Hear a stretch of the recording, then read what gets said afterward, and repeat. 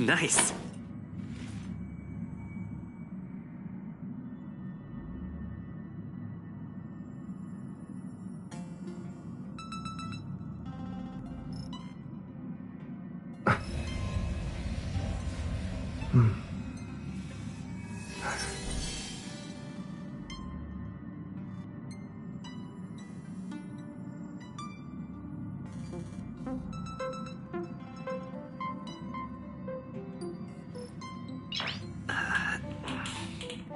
Nice.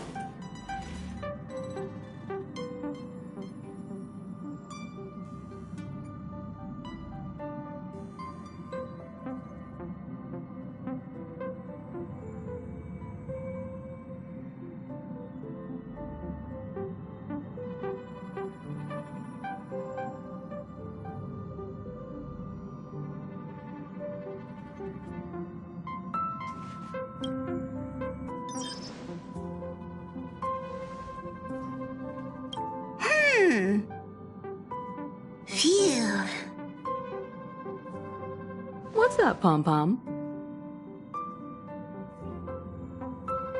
Just got a message from the Xianzhou La Fu. Looks like it'll conflict with our original schedule.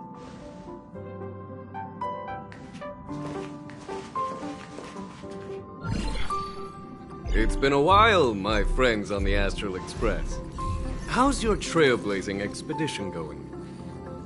Soon, the Xianzhou La Fu will be holding the Luminary War Dance. Those who have aided the La Fu in overcoming the crisis are cherished allies of the Xianzhou. Thus, on behalf of the Seat of Divine Foresight, I'm extending an invitation to attend the ceremony. Your presence would be greatly appreciated. Well, things aren't getting lively.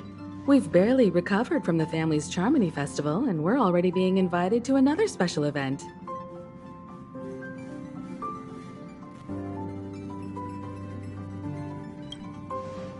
Why not think about it this way?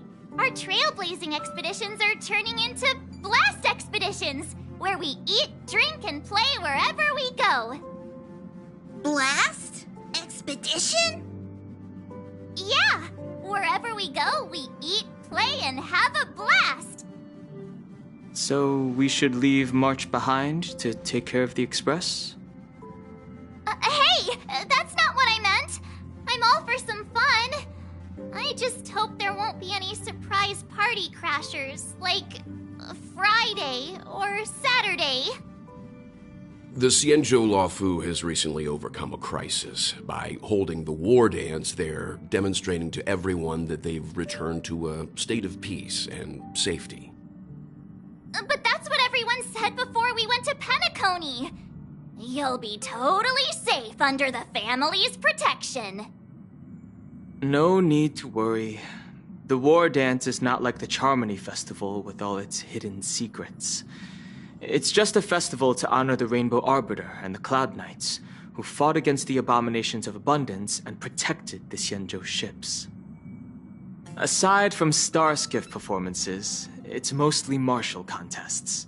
Nothing too different from the Taiki and Roboball contest we've seen before. What do you think, Himiko? Since we've accepted Miss Black Swan's proposal, we should probably head to Amphorius for refueling. There's certainly no rush. This trailblazing expedition is quite unique, and the Express needs to be fully stocked and prepared before moving on to the next stop.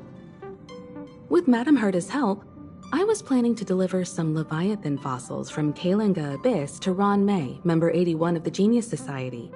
It could earn us some favors before we set off. However, it may take a few weeks. So that means we're not going to the La Fu. Being an adult means maintaining relationships, whether we like it or not, March. Since we've been invited, it's only right for the Astral Express to attend the ceremony. So here's the plan. Pom-Pom will take everyone to the Xianzhou La Fu. Mr. Yang and I will meet up with Ron May and fulfill our promise. Meanwhile, you, March, and Don Hung will represent the Express and attend the war dance. What do you two think?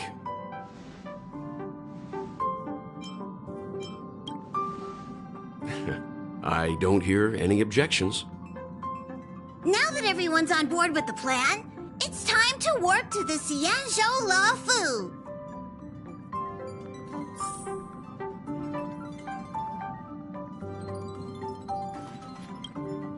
Kalinga Abyss. What does she expect to find there?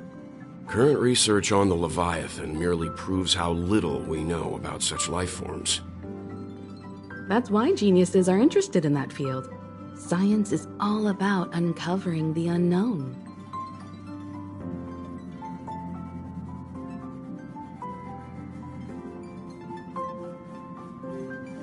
Don't miss us too much. If I stumble upon some cool Leviathan fossils, I'll bring a few back as souvenirs for you.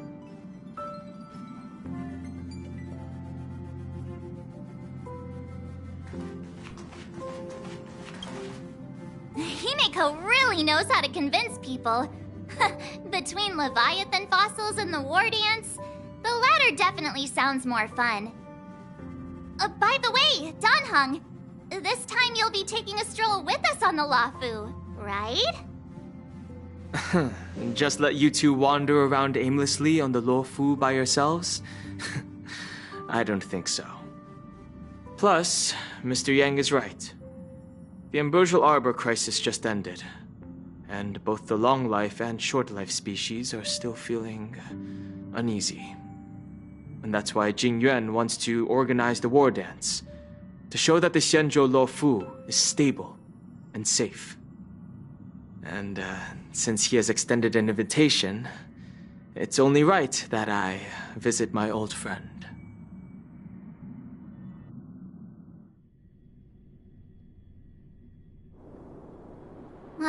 Coming back to this place brings back so many memories, you know?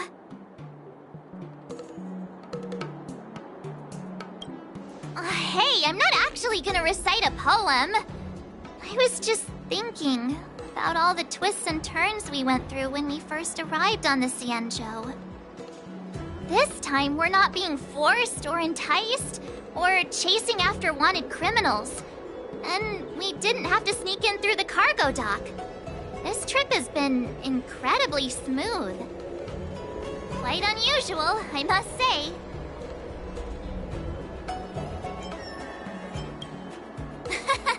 I'm just hoping for the best. You're the one jinxing us.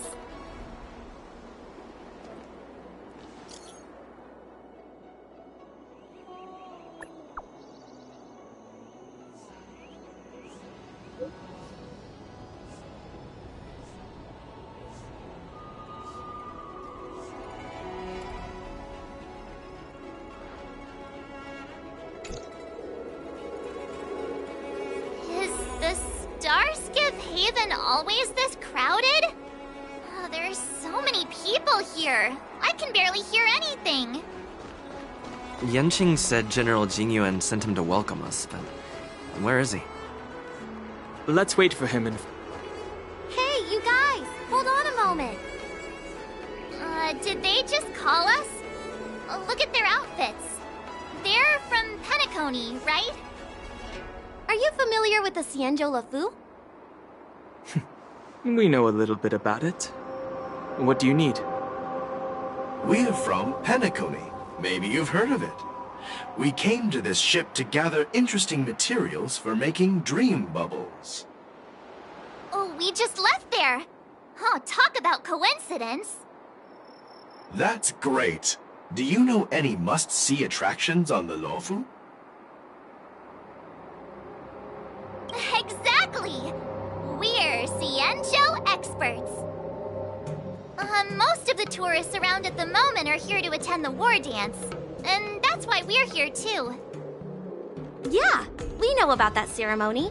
But isn't the fighting ring still closed? I've heard the ring was actually converted from a huge decommissioned Luofu fighter jet. The radiant feldspar is bigger, I guess. But for now, all we can do is wait until the war dance starts in a few weeks, before we can board it. We've still got work to do, so we can't just sit around waiting for it to start. That's why we're asking you about some must-see attractions. We're looking for unique experiences that you won't find on Penacony. Our clients love these kinds of dream bubbles the most. You're the expert here. Give them some suggestions.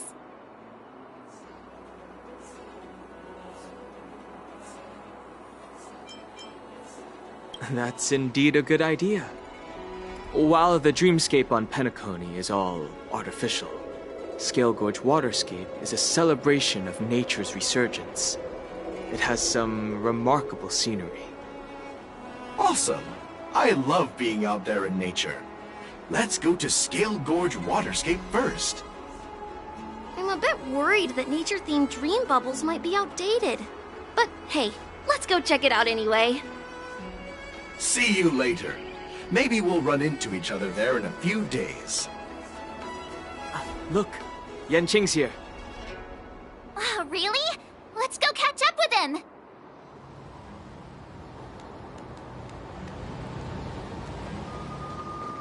Quite a different experience looking down on Starscape Haven. There you are! Everyone, this way!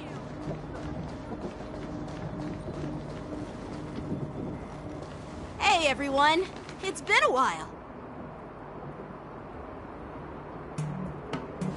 It doesn't feel like it's been that long since we last saw you. But, Yanqing, are you? What's up, Miss March? They say kids grow up really fast. Yanqing, are you a little bit taller than before? We've only been away for a few months.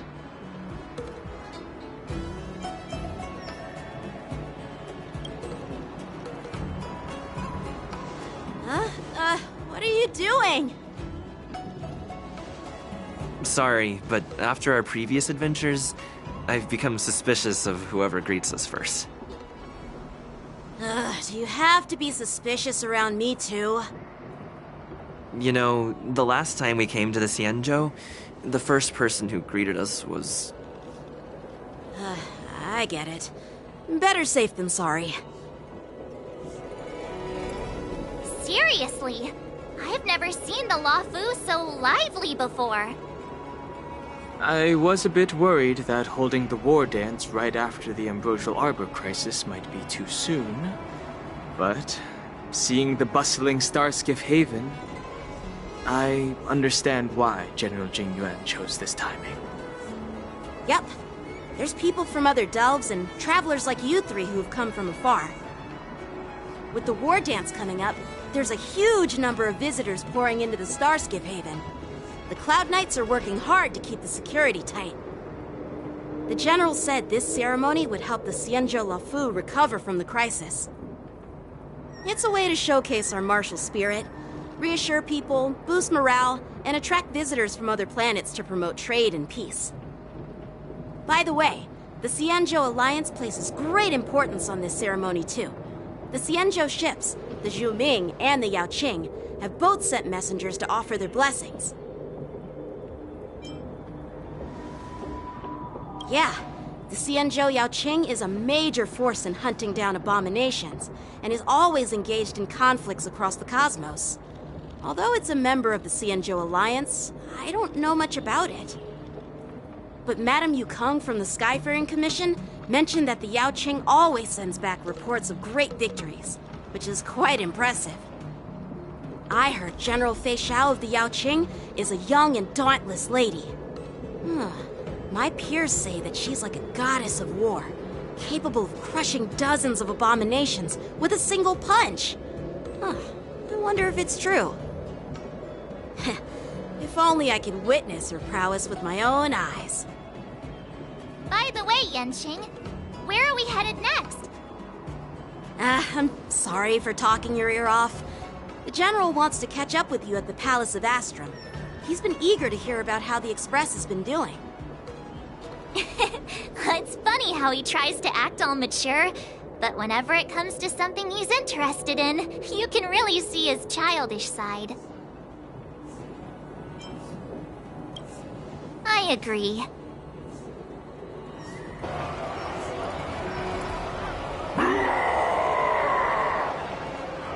All units, assemble quickly! Get ready to protect the crowd!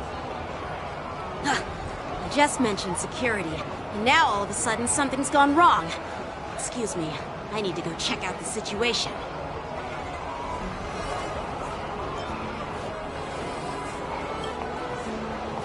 Hey, what's that supposed to mean?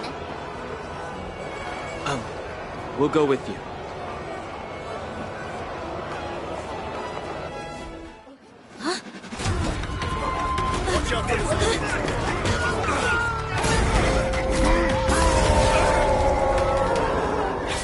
Protect the civilians. I'll deal with him.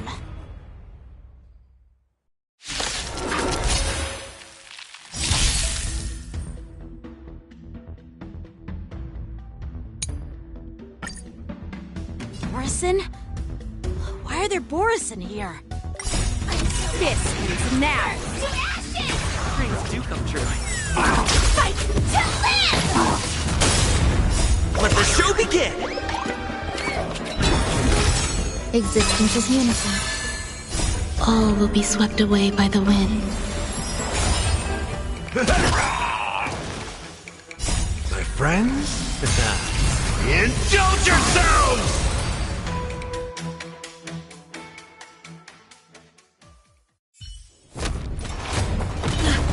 Not good.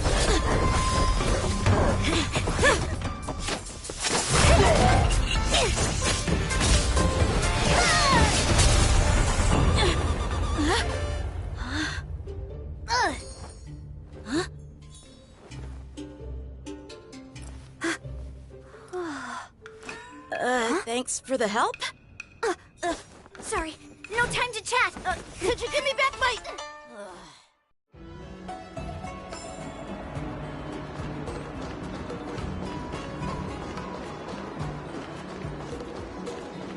Wait! My sword! I'm sorry, but I'm afraid we'll have to put our plans on hold for now. I need to find out what's going on.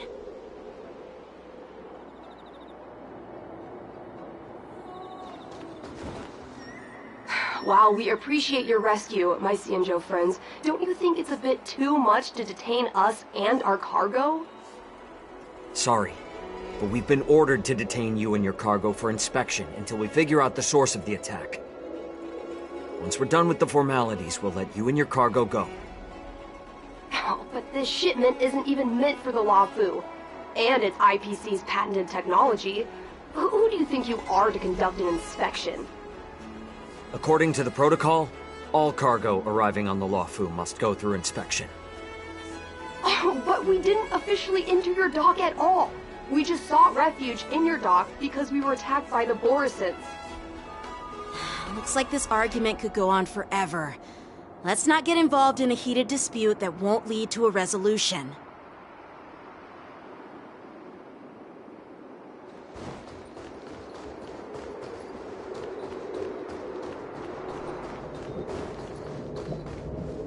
Who's in charge here? I need some answers.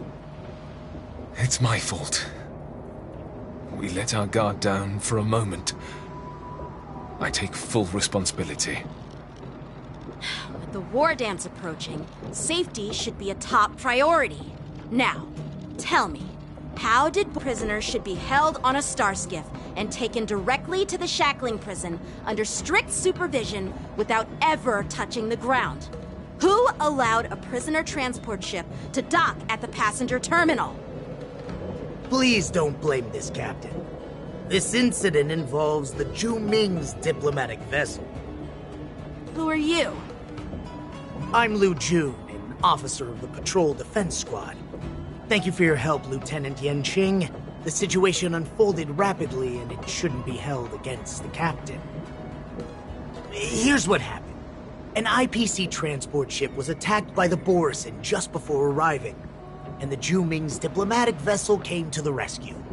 They fought off the Borison pirates and imprisoned them on their ship.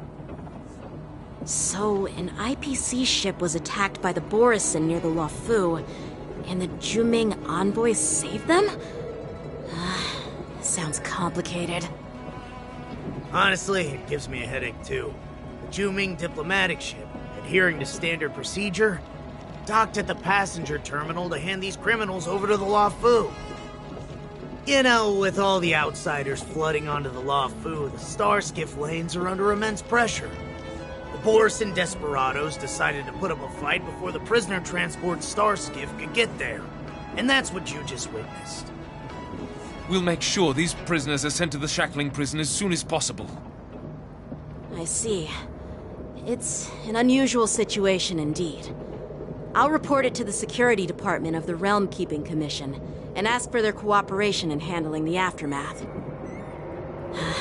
Maybe I should gather more details from others so that the Seed of Divine Foresight can have a better understanding of the situation.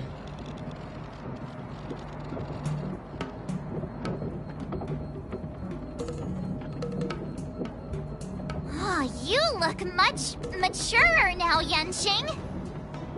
Please don't tease me, Miss March. The situation on the Xianzhou before the war dance is like a calm lake that can be disturbed by even the smallest pebble, capable of generating far-reaching ripples with even the slightest disturbance. What are those people? I mean, those monsters we just dealt with?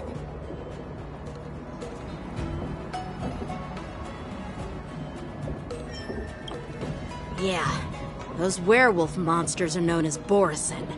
They are abominations of abundance, and we've been fighting them for a very long time. The Borison have been a powerful force for a long time, plundering and enslaving many worlds.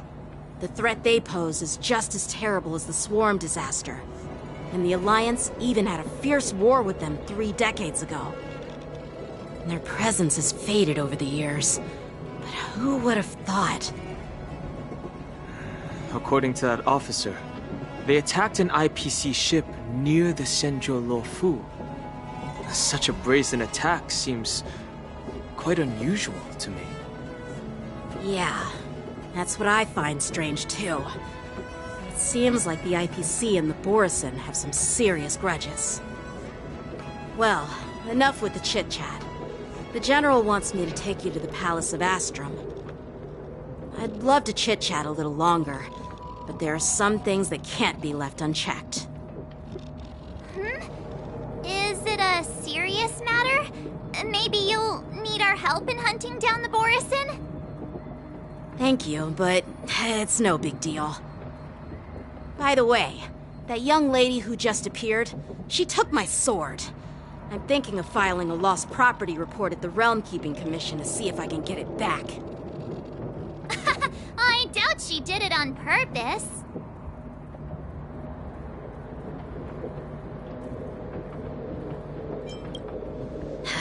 Don't remind me. I just zoned out for a moment, that's all. All right, let's not keep the General waiting. Don't worry. There aren't many people out there with that kind of talent. It shouldn't be too hard to find her.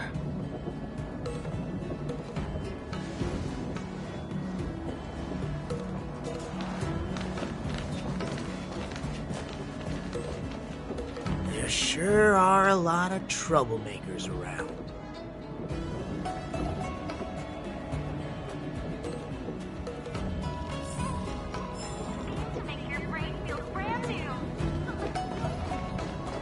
Success and failure.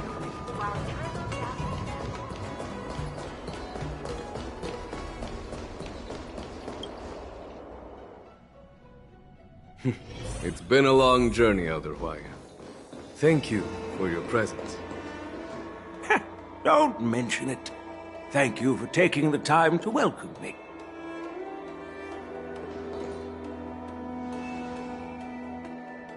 General, I brought our guests from the Express. Oh, I'm sorry for my bad timing. I didn't know you were meeting a guest, General. Don't worry, you're just in time. It's been a while, my friends from the Astral Express.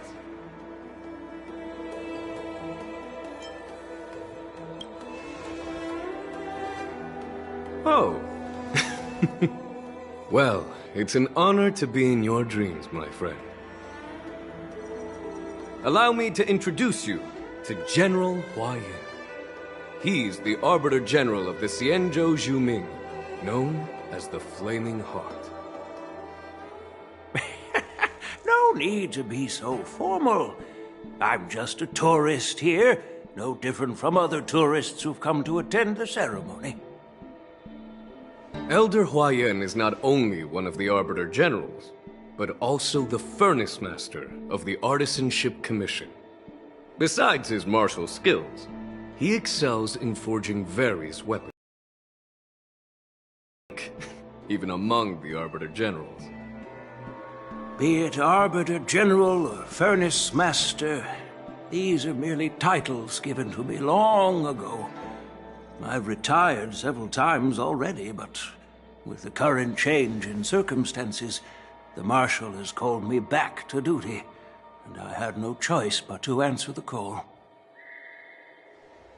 Well, in the end, I'm to blame. Living such a long life naturally brings its share of disapproval. It's an honor to meet you, General Huayan. It's my honor to meet you, General Huayan.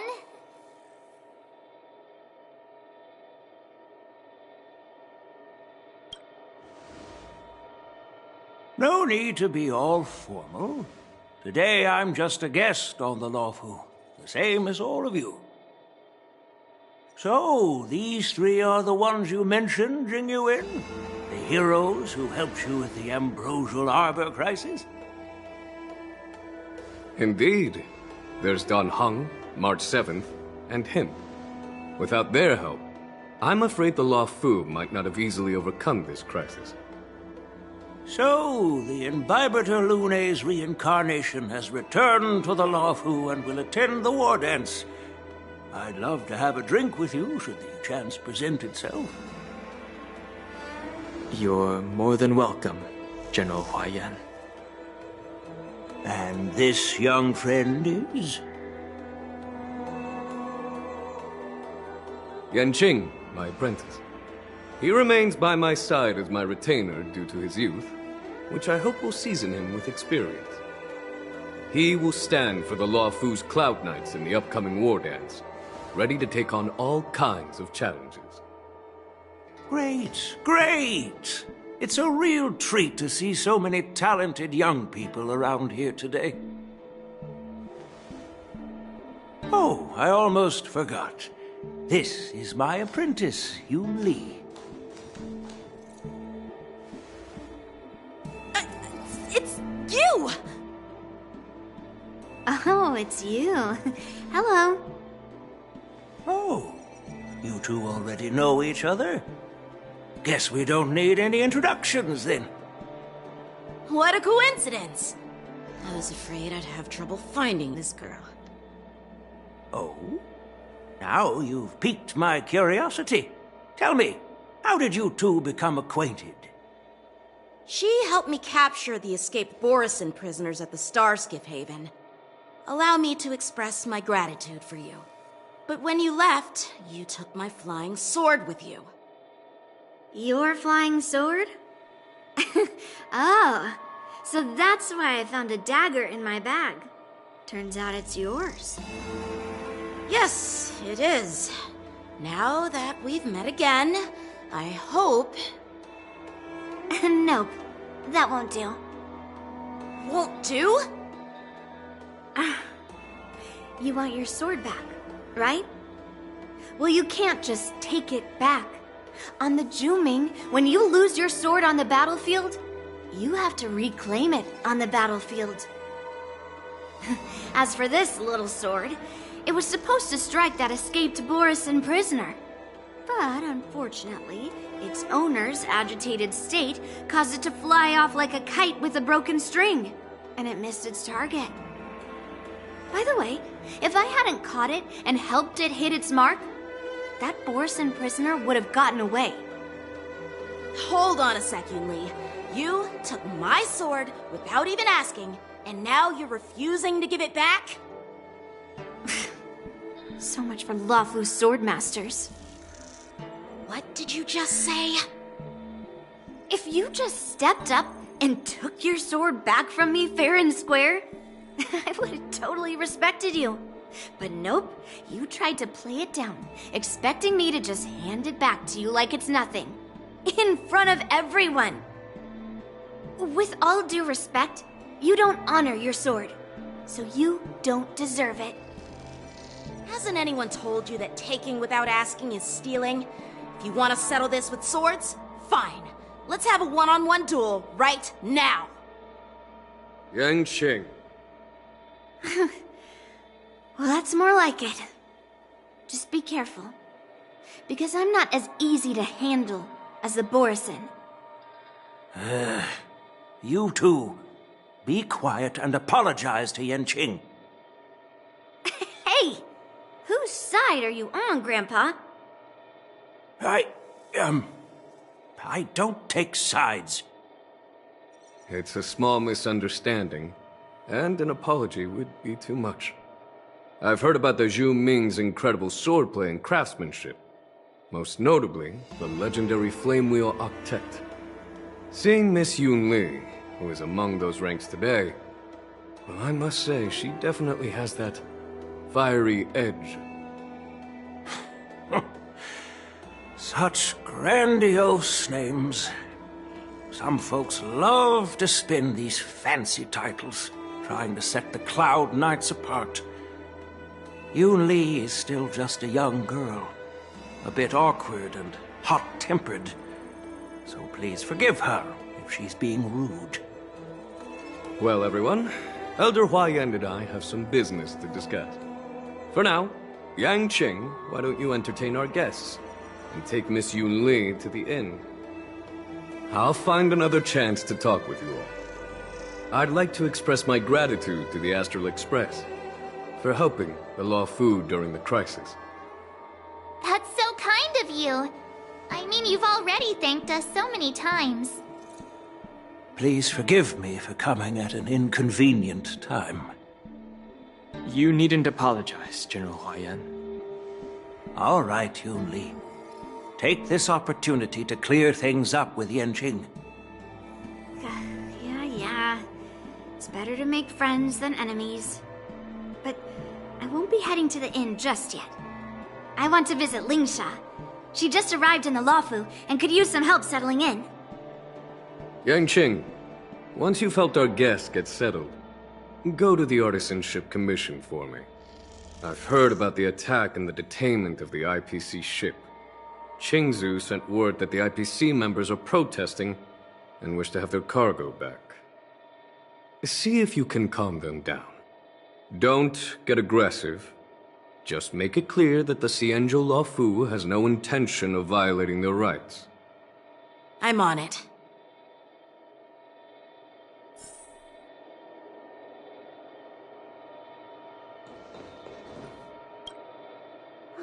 This trip is totally worth it. Compared to the Zhuming, the Luofu is so much livelier. But it's a shame the Luofu swordmasters don't seem that great.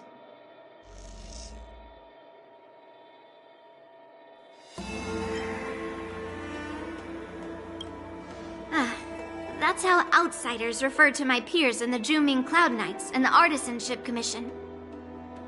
We all train under Grandpa's guidance, learning the art of crafts. He always says that empty titles bring pointless challenges and conflicts.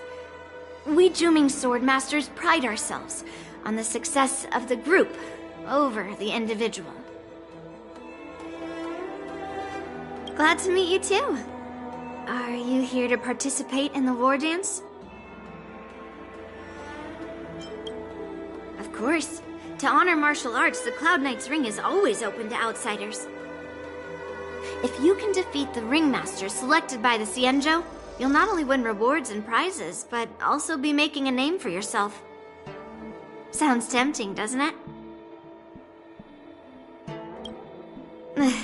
I have some things to do.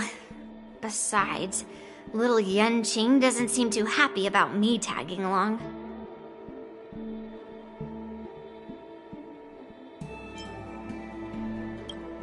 Yeah, you're right.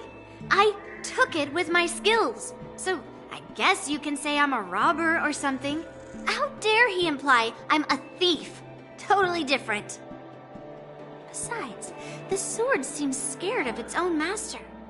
I'd like to ask him, you claim to cherish your sword as your life, yet you don't even recognize the state it's in right now? I didn't intend to keep his sword. I was planning to take this chance to return it to him. But now, I've changed my mind. I'll give that poor flying sword some proper maintenance. I won't consider returning the sword unless he learns how to say please, hello, thank you, and sorry. So he can forget about it for now.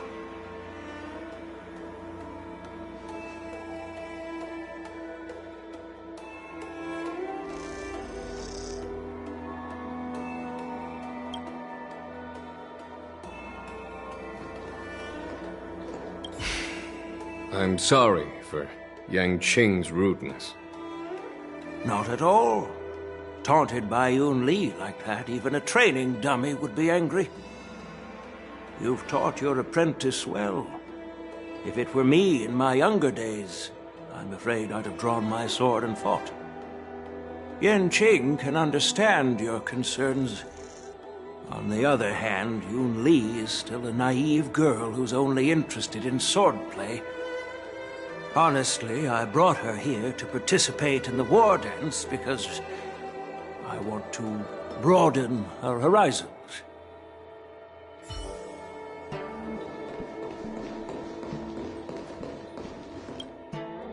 This is the report Qing Zhu just sent me. Let me take a look.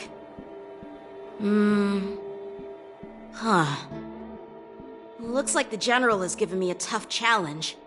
He wants me to try and help put the IPC's mind at ease. Well, it's not exactly a test. As Cloud Knight officers, we not only learn the art of war and martial arts, but also occasionally have to handle diplomatic disputes. It's just, talking things out isn't as straightforward as duking it out with weapons on the battlefield. This is especially true when you're up against the IPC, with their non-stop corporate babble. Well, let's not worry about that for now. Shall I take you to the inn?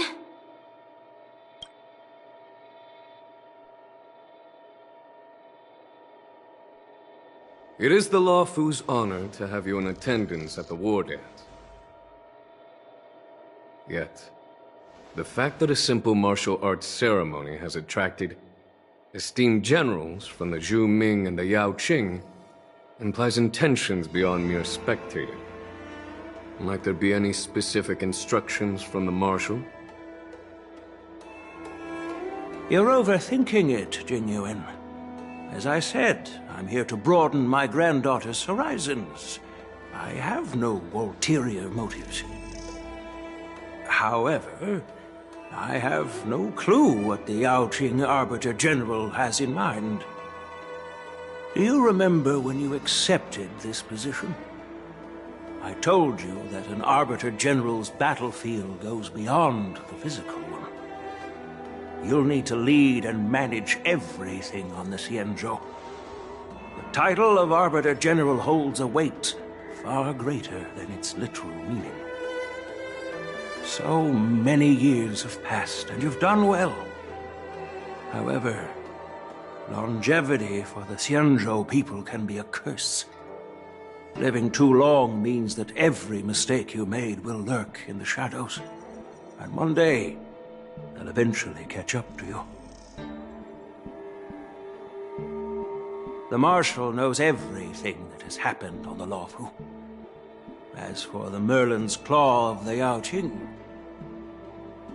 she has come specifically for you. Speaking of which, why hasn't she arrived yet? They say the Merlin's Claw strikes like lightning. Being late isn't her style. That's not true, General Huaiyan. She's been here a while, but I'm sure you've heard of her unbridled nature. As soon as she disembarked from the star skiff, she mentioned having something to attend to and simply disappeared. You must be the messengers from the Xianzhou Yao Qing, I assume. We are Jiaoqiu and Moza, retainers of the Merlin's Claw. It's an honor to meet you in person, Arbiter Generals. Now this is interesting. A guest who doesn't come to visit but sends a message instead. What does she mean? Tell me, what could be more important to her than coming here?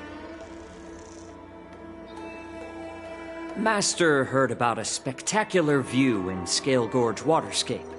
I believe she went there to enjoy it. A spectacular view? Ha! Did you hear that, Jingyuan? This person is being sarcastic. Please do not misunderstand me, General Huaiyan. I was simply stating the truth. Master thought it would be inappropriate to keep you waiting, so she sent us here. Once she's finished with admiring the scenery, she'll personally come and apologize to the both of you.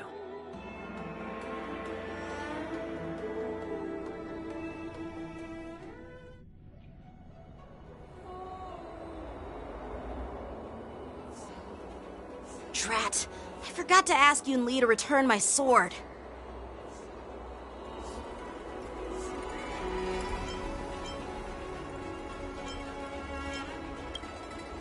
No need to bother. The Juming envoys won't be leaving the Luofu anytime soon. I'll ask for it later when we meet again.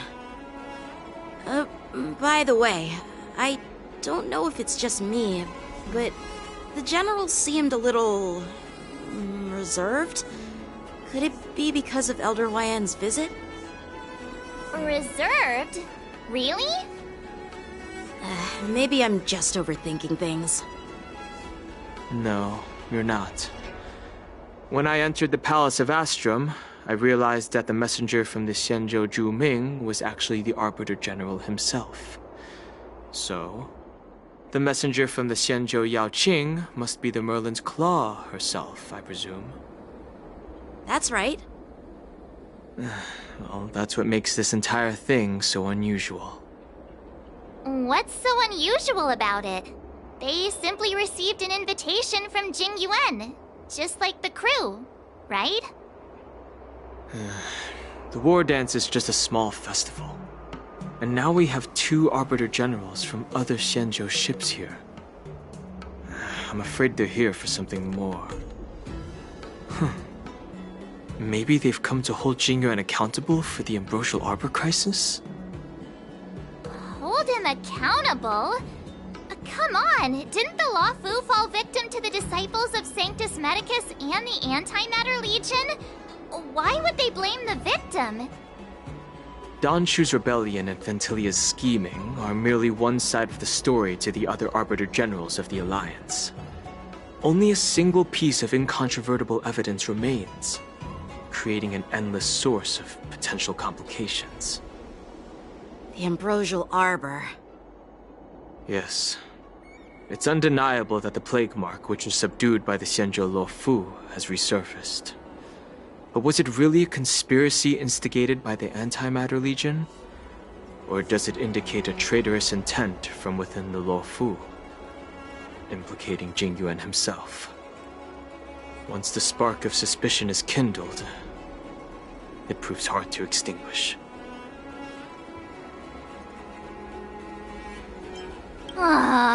What was I thinking?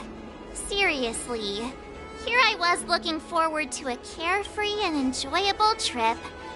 But it seems wherever we go, drama is just around the corner.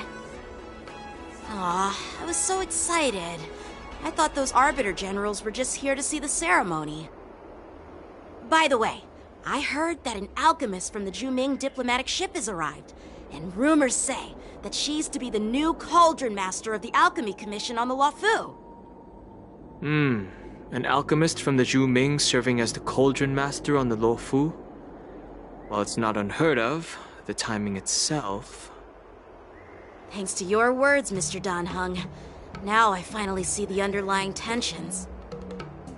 The General is under tremendous pressure right now, but I was completely oblivious to his troubles.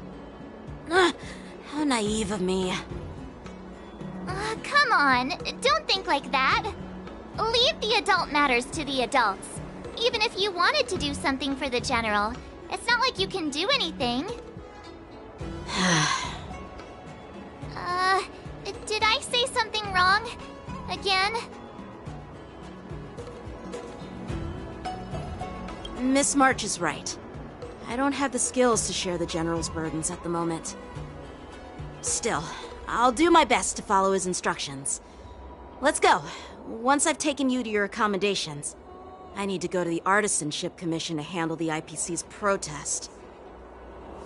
He looks like he has a lot on his mind. We can't just let him go alone. Why don't we accompany you to the Artisanship Commission? This is too much trouble. While I appreciate your kindness, dealing with the IPC's workers could be tricky. I'm afraid this will cause trouble for the Express. No worries. We're pretty experienced in dealing with the IPC. You've heard of the 10 Stone Hearts? We've dealt with quite a few of them, right?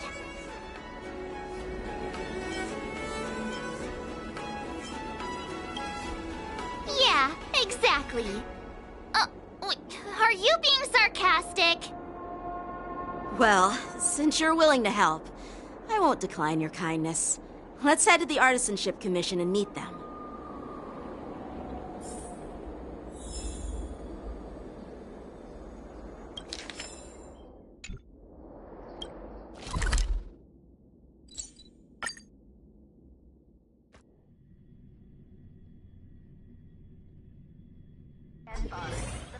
Can I really reason with you, Xianzhou people? I think I get it now. In your words, this is called looting a burning house, right? Ugh, that toxic voice sounds familiar. Haven't I heard it before in Arum Alley? You know what? This isn't my first time dealing with the Skyfaring Commission. I can handle your unreasonable ways. But straight up snatching IPC cargo, isn't that going a bit too far? Just as I've said it many times already. Once we've inspected the cargo and completed the security check, you can be on your way. Is there something wrong with your ears, or is it just your brain? I'm hearing you loud and clear. I'm thinking clear. And my answer is crystal clear. Not a chance. Keep detaining my cargo, and I'll file a complaint directly with your general.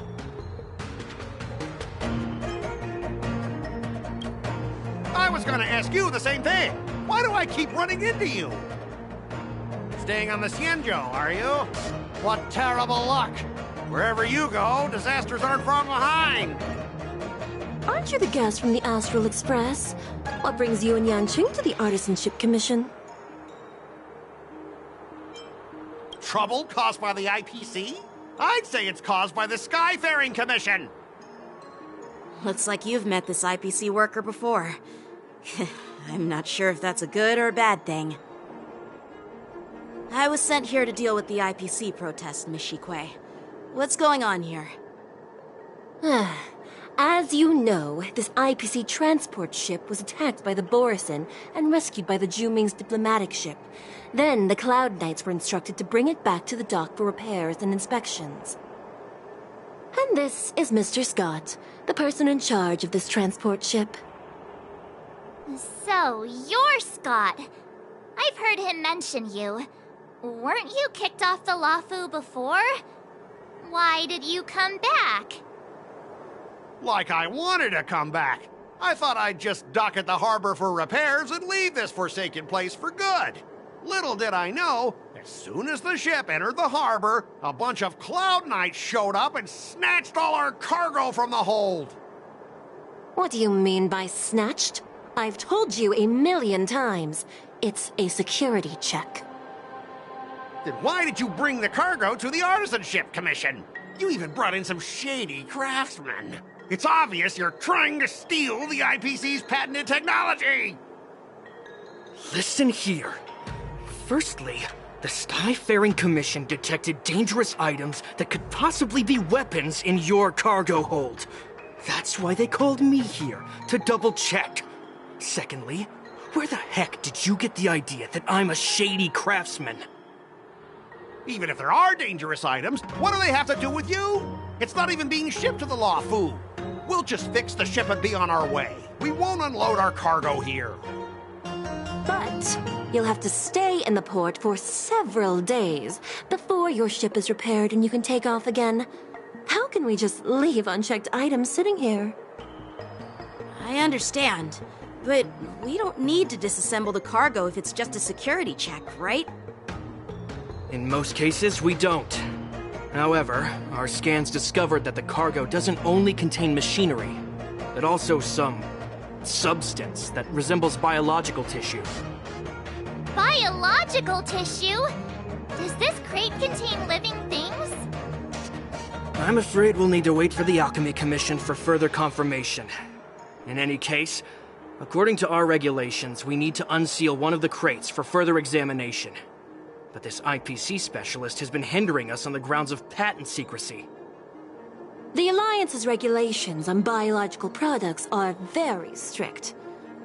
Without further inspection, there is no way for the Skyfaring Commission to release the cargo.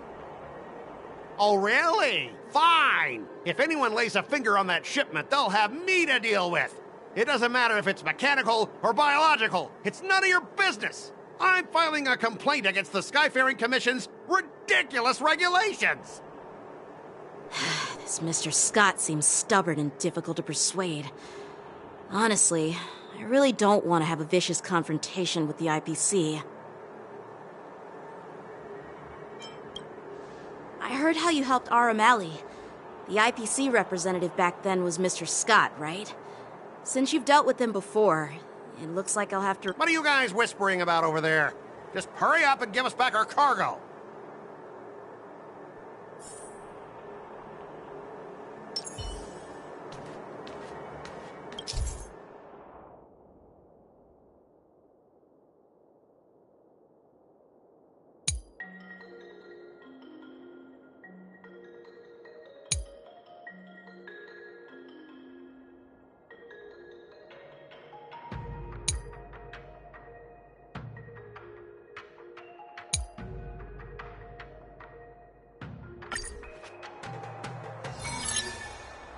As I recall, this guy won't listen to reason and can only be persuaded with intimidation. But he does seem to follow rules to some extent. Let's use that against him.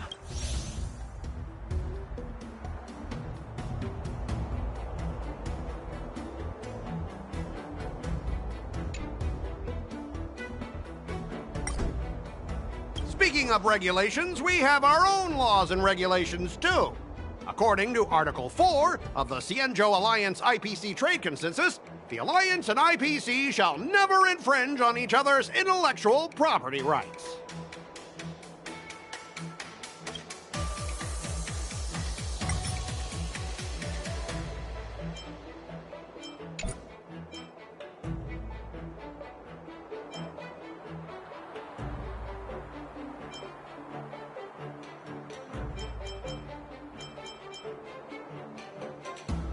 Hey everyone! Meet my old friend Scott. He's very talented, especially at imitating animals. Stop it! Let's focus on the business at hand. What's the point in dragging up the past? Oh, you're amazing! Can you teach me? Which animals can you imitate? Just forget it. Even if we set aside the secrecy of intellectual property, these prototypes built by the Intelligentsia Guild are incredibly valuable, beyond your wildest imagination. If anything goes wrong, you won't be able to pay for it even with your lives.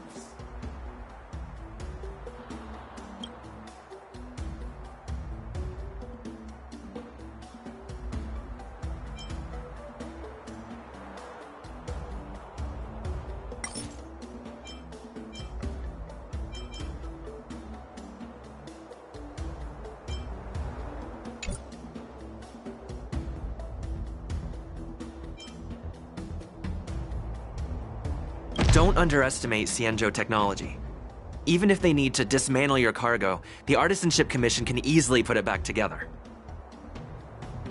Yeah, go ahead and brag about their skills. After all, you're just a negotiator they hired.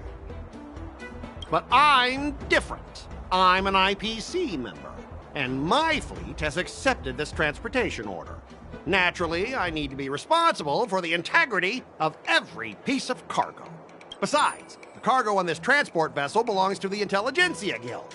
If you want to inspect the cargo, shouldn't you at least call in a member of the Intelligentsia Guild to be present? I'm pretty tight with Dr. Ratio from the Intelligentsia Guild. Almost like family. Doesn't that make me practically a member of the Intelligentsia Guild too? What's all this nonsense? Even if you were married to him, you still couldn't represent the Intelligentsia Guild. All right, that's enough. I'm not going to repeat myself 100 times. I thought you were reasonable and civilized, but now it seems you Cienjo folks just don't understand the basics of business. We've signed a confidentiality and security agreement with the Intelligentsia Guild, and if we breach it, we'll have to pay a hefty sum. Even if we sold the souls of every employee in the marketing development department on this planet, it still wouldn't be enough to cover the costs. Listen up, kid. I don't mind delaying this transport for a few more days. Once the engines are repaired, our ship will leave immediately, and you won't have any reason to inspect the cargo. If that's the case, I can assure you the Cloud Knights won't let your ship leave. Oh, really? Then you'll receive a ton of complaints from the Intelligentsia Guild and the IPC's Marketing Development Department. You're too young. I don't think you understand the chaos your rash decision will cause. Since you put it that way, Mr. Scott, I'll take it as your agreement to the inspection procedure. Now... Not so fast, you little brat. According to the IPC regulations, I have the right to arm myself and protect the property on my transport ship. I thought you were reasonable and civilized. But now, it seems the IPC just wants to play by its own rules. My apologies, Mr. Scott. Stop him, guys! For the Amber Lord! For the Amber Lord!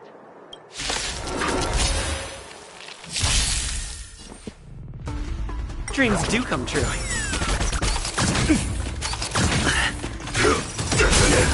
Until everything burns to ashes!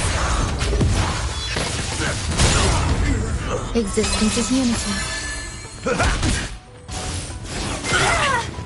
Fight to live!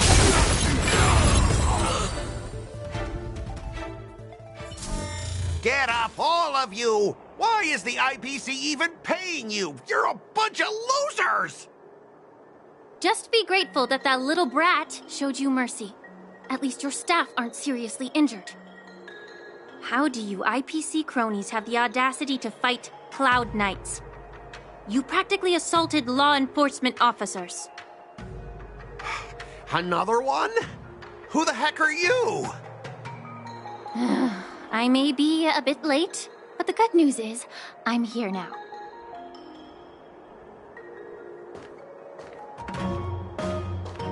Allow me to introduce myself.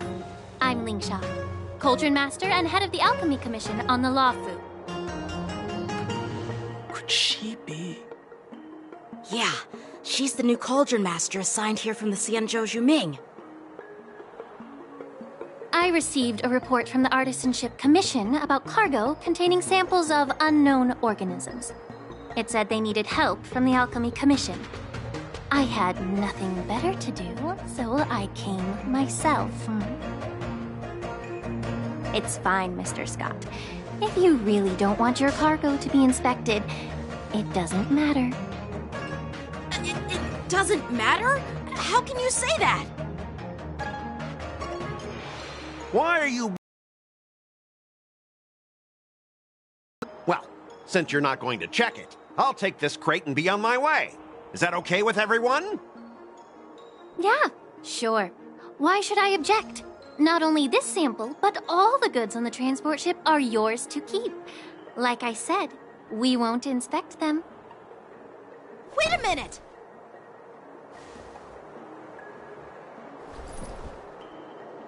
Well, that's more like it. If only the young displayed a more reasonable attitude, we could have sidestepped that altercation just now. Our ship will leave in a few days once the engines are repaired. Your ship can leave whenever you want, but I'm afraid I can't say the same for your cargo. According to the import and export regulation signed between the Xianzhou and IPC, all biological shipments can only leave the port when they have confirmed to be of no threat, or when all biological activity expires. Since we can't determine if your shipment is safe for the environment, I guess we'll have to wait for its biological activity to expire. Let me check the previous cases. Normally, it'll only take around 47 star calendar years. Only 47 years? Why so surprised? You're still young and full of energy. I'm pretty sure you'll live a few more decades. Have some confidence in yourself. Ha! Typical of a long-life species. Your words are dripping with sarcasm. While you may not care about time, I do. I'll be demanding double compensation from the Skyfaring Commission for every minute wasted. Sure thing, Mr. Scott. You seem pretty confident that your career and life will last long enough to witness this victory unfold.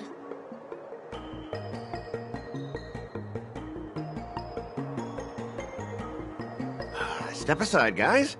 Let them do the inspection. But, Mr. Scott... Come on, we're already in enough trouble. Just let them do the security inspection. And if needed, I can always grovel before the Intelligentsia Guild later. I'm just using my head for what it's apparently good for, right?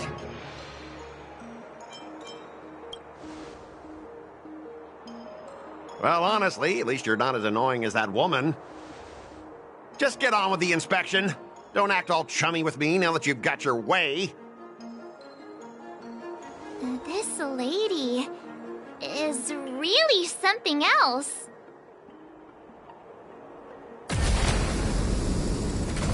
Is this the IPC product? Listen up. Any damages caused by inspections will be filed with the IPC.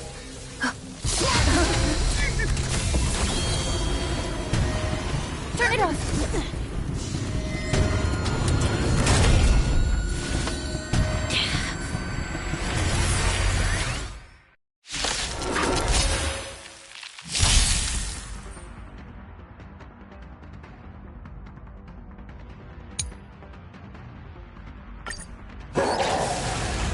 Oh, how unexpected. That was a surprise. Dreams do come true. The mood is set, just let the show begin!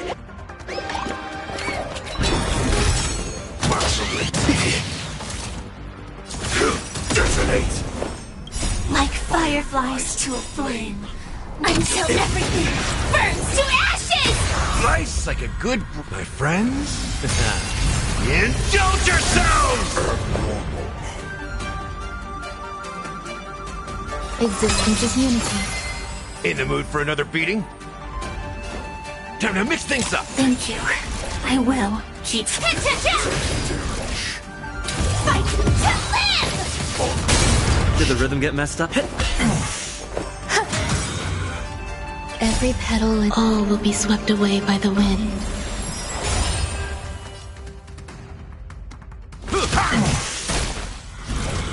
Set the seas aflame! Shut it down. Were you seriously planning to leave this stuff unchecked at the dock for days? That's way too dangerous. I had no idea about it. You must have accidentally triggered the cargo's defense program. I don't think trying to shift the blame is a wise choice. But seriously, I don't know why that thing suddenly started moving. I swear on the Amber Lord. Enough. Miss Shikue, please escort our IPC guest to the Skyfaring Commission. I'm on it. Please follow me, Mr. Scott.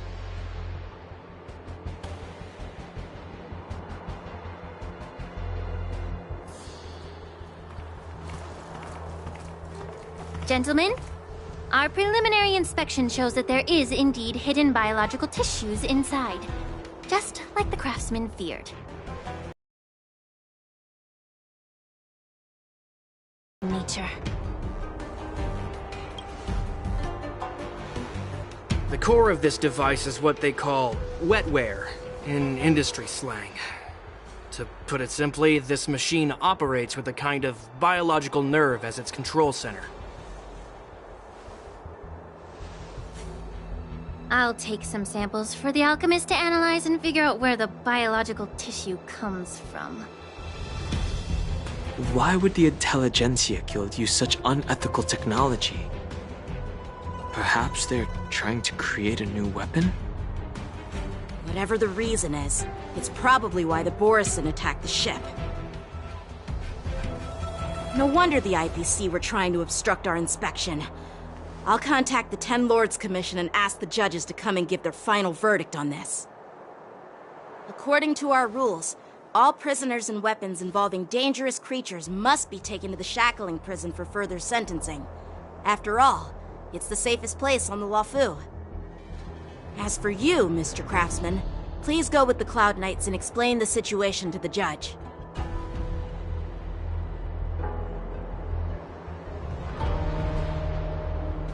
I had a feeling that the IPC members would cause trouble, but I didn't think they'd be this tricky.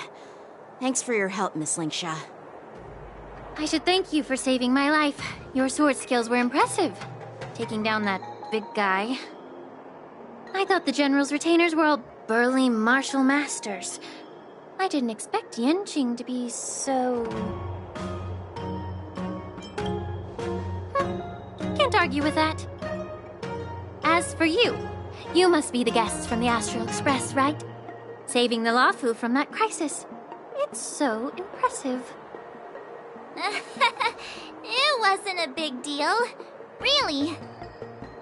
It's still early, so why don't we get some tea at the Alchemy Commission? We can discuss your suggestions for revitalizing the commission. I'd be happy to accept your invitation. And you three are coming too, right?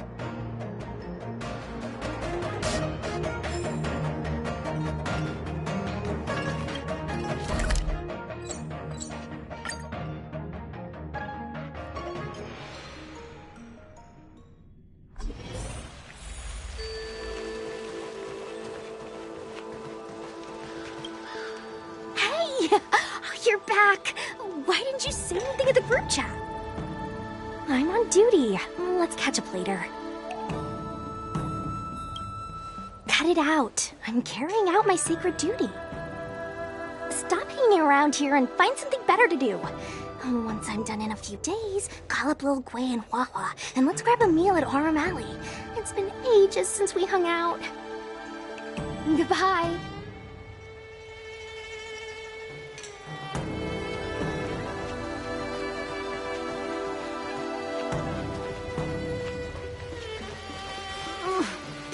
Just give me some peace and quiet.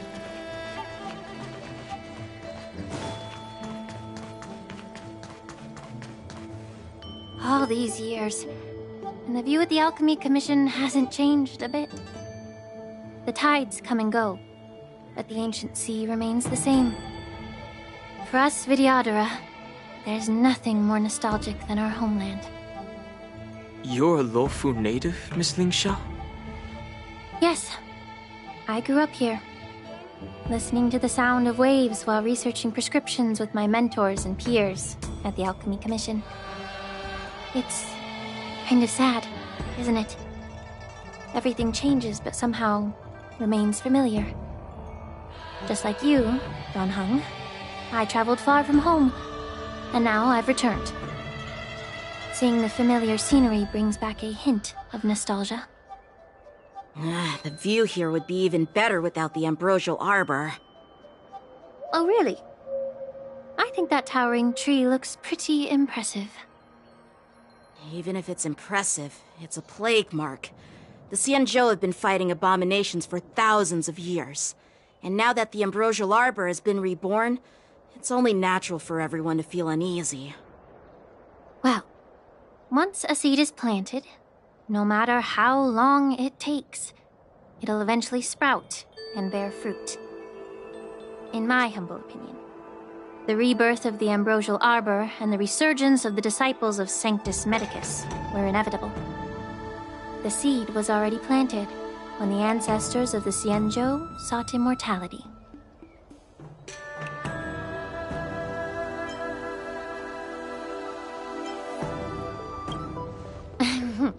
My bad. Well, since you went through the entire Ambrosial Arbor crisis firsthand, Dan Heng and Lieutenant Yan Qing, I'd like to discuss something with you. What would you like to discuss, Miss Linksha?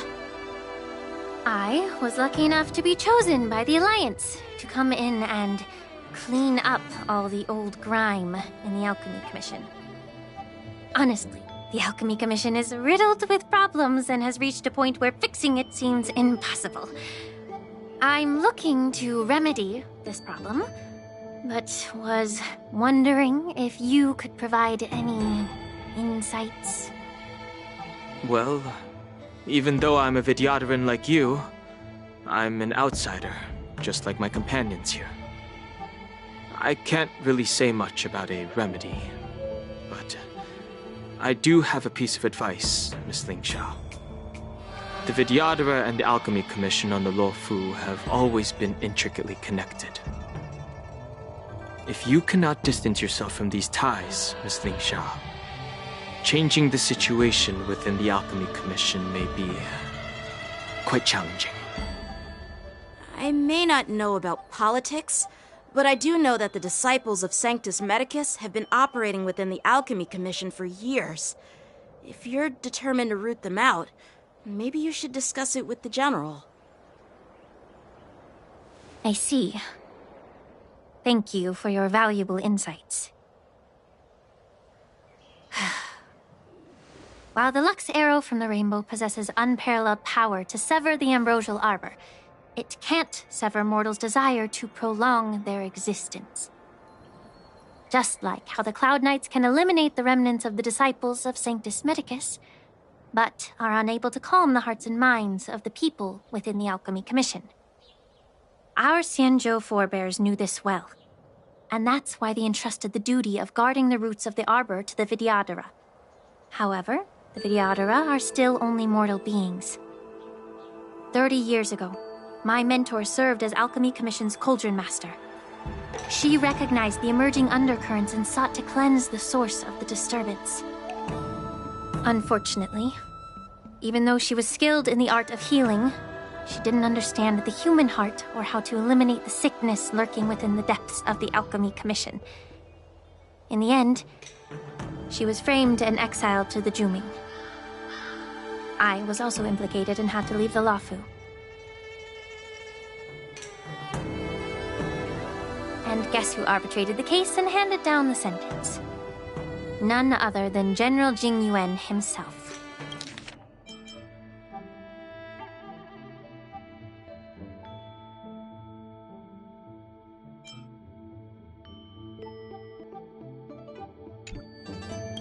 What? You heard it right.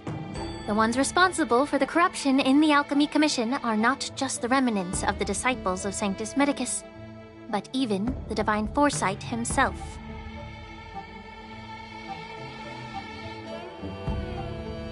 Alas, why is your face turning pale, Yanqing? Don't worry about it. I understand that when someone holds a position of power, they may sometimes have to make tough decisions. I won't hold any personal grudges against him. Besides, at our age, holding personal grudges is a luxury we can't afford. Linksha, you're back! Ugh, I've been waiting ages for you.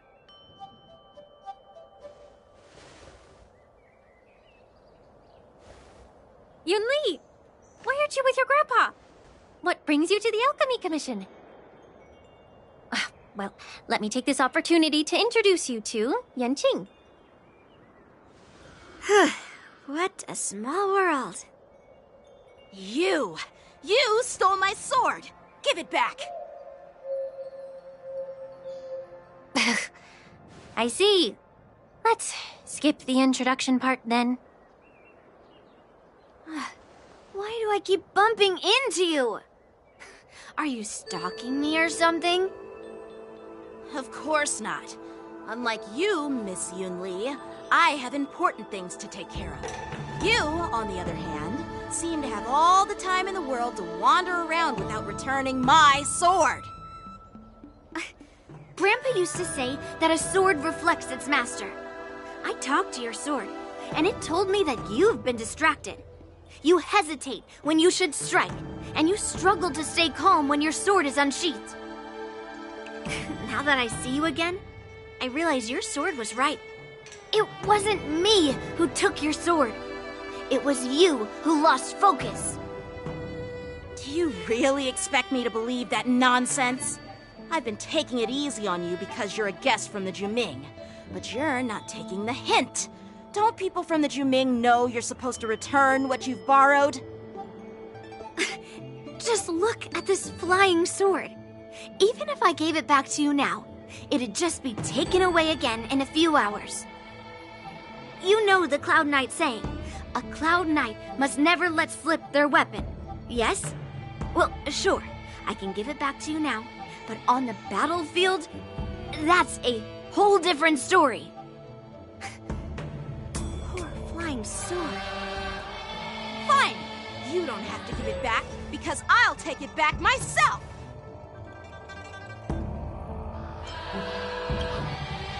Between these two, who do you think is tougher? Don't get me wrong, I'm just curious. Get ready to separate them. It is my first day at the Alchemy Commission. A brawl is definitely not how I imagined celebrating it. Well, since you don't approve, I won't draw my sword here. I didn't mean it in that way. Since you've already drawn your swords, you'd be disappointed if you didn't get to test one another, right? I've received reports that the delves near the Alchemy Commission are still infested with abominations. Seems like my predecessors left quite a mess. So, if you two want to determine who's better, why not focus on them instead of each other? Clearing out some abominations? Sounds boring. It's the Cloud Knight's duty to eliminate those abominations. You don't have to ask me twice, Miss Lingsha. I'll help you get rid of them. Oh, you think you're the only one who knows how to behave? If Lingsha needs anything, I'll gladly draw my sword and help her out. It's so heartwarming to see both of you being so sweet and caring. So then, shall we get going?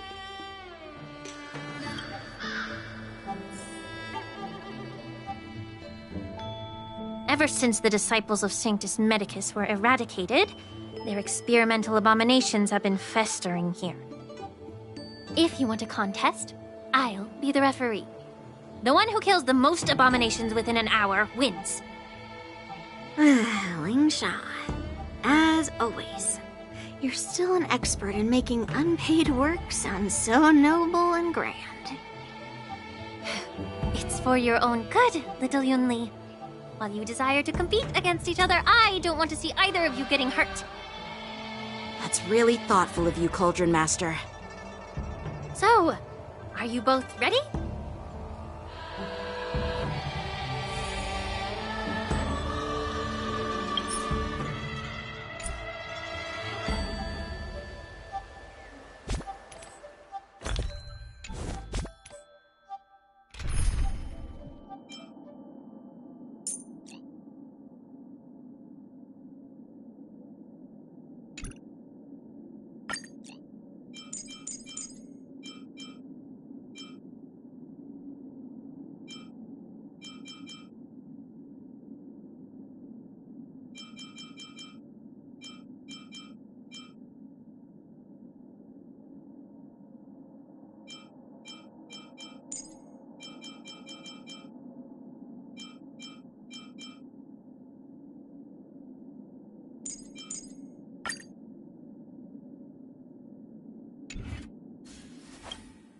Ugh. Looks like my Let me say it again. Be careful when you draw your swords, and make sure... Can we...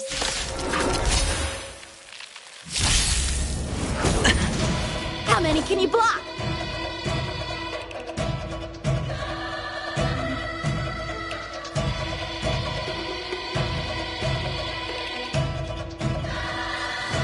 Strike with heart!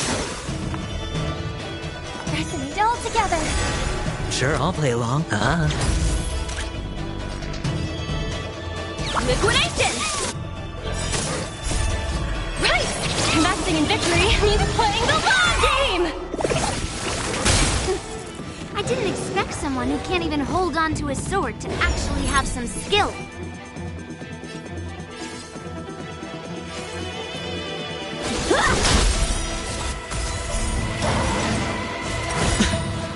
All in. Bust. Or maybe I'll take it all. No dirty trick. Down to earth! You've got style with those moves, but you're not striking where it counts. It's such a shame to see you misuse your sword like that.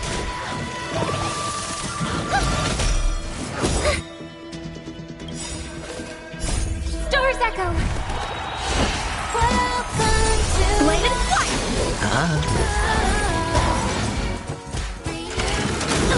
All in. Bust. Or maybe I'll take it all. Watch your head. Liquidation! No dirty tricks. Strike with heart! Swords descend!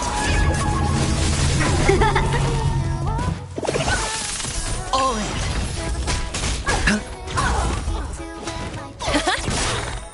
Right! Investing in victory means playing the long game! Through clouds!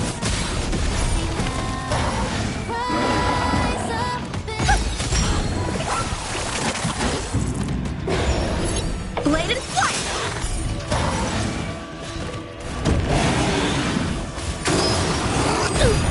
Watch your head.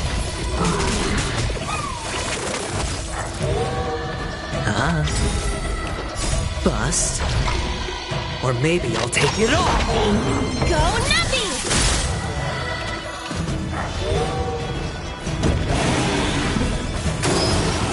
Better cut our losses. Strike with heart! All in.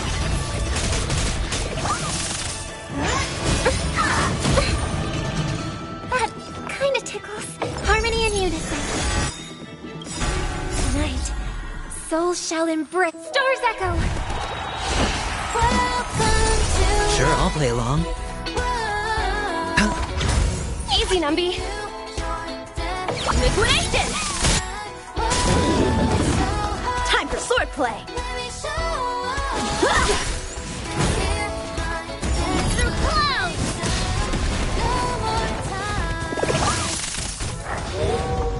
How many can you block? Bladed flight! Swords descend! Go Nuppy! I win, Miss Yoon Lee! You got lucky. Why don't you just give me back my sword, sincerely apologize, and then go cry your eyes out to your grandpa? Consider yourself lucky that I'm not interested in your rusty sword, as I don't have the nasty habit of snatching other people's weapons. All you did was chop down a few monsters. Don't get carried away with yourself.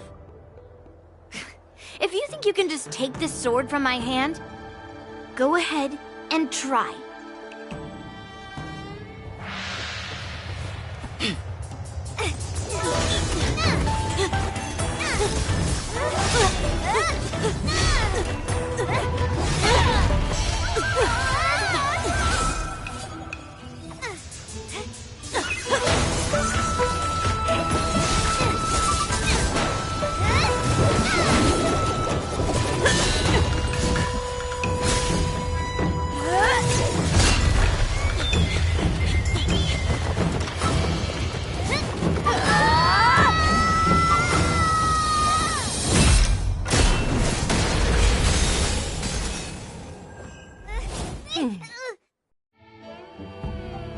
lot, my young friends. However, both of you have shortcomings. One of you focuses on dodging and weaving, while the other relies on brute strength, trying to take down targets with a single strike. Who are you? Me? I'm just a patient seeking medicine from the Alchemy Commission. A passerby, if you will. I thought I'd see my fill of impressive fights during the war dance. Yet here I am, able to witness a remarkable fight at the Alchemy Commission, of all places. Well, the Lawfu is never short of surprises. However, I have a small suggestion for you. Why don't you settle this dispute fair and square in the war dance's ring? That way, you can resolve your differences with a proper duel and put your grudges behind you. Grudges? No, not at all. Yunli and I, we were just sparring. Sparring? You summoned your flying swords and she swung her sword with full strength. No grudges between you. I don't believe it. Aha! What brings you here, Lady Fei Xiao? Have you finished your health consultation with the Dragon Lady? Fei Xiao? Grandpa always talks about you. Could it be that you're... The Merlin's Claw of the Xianzhou Yaoqing? Looks like I'm quite famous on the Xianzhou Lawfu, too. Of course. Everyone has heard of the great general. Known to all, and unbeknown to none. Great general? Isn't that title a bit too narcissistic? I don't like it. Ooh, I heard there's a dozing general on the Lawfu, so I came up with a humble nickname for myself. The Lacking General. Lacking in worries, regrets, and rivals. Sounds much better, right? Yeah, that's a befitting title that sounds both humble and impressive. Now that the sparring session is over, Yanqing and Yunli, shouldn't you politely thank General Fei Xiao for her guidance and bury the hatchet? Here's your sword. Keep it safe. Or it might get taken away again. By the way, we haven't settled the score yet. I'll defeat you fair and square next time we fight. This is how she apologizes? Now that I finally got my sword back, I should report to the seat of divine foresight. I'll take my leave, General Fei Xiao.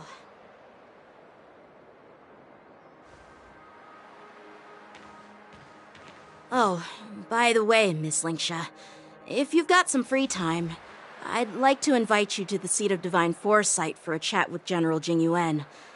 I think there's more to those personal grudges you mentioned earlier.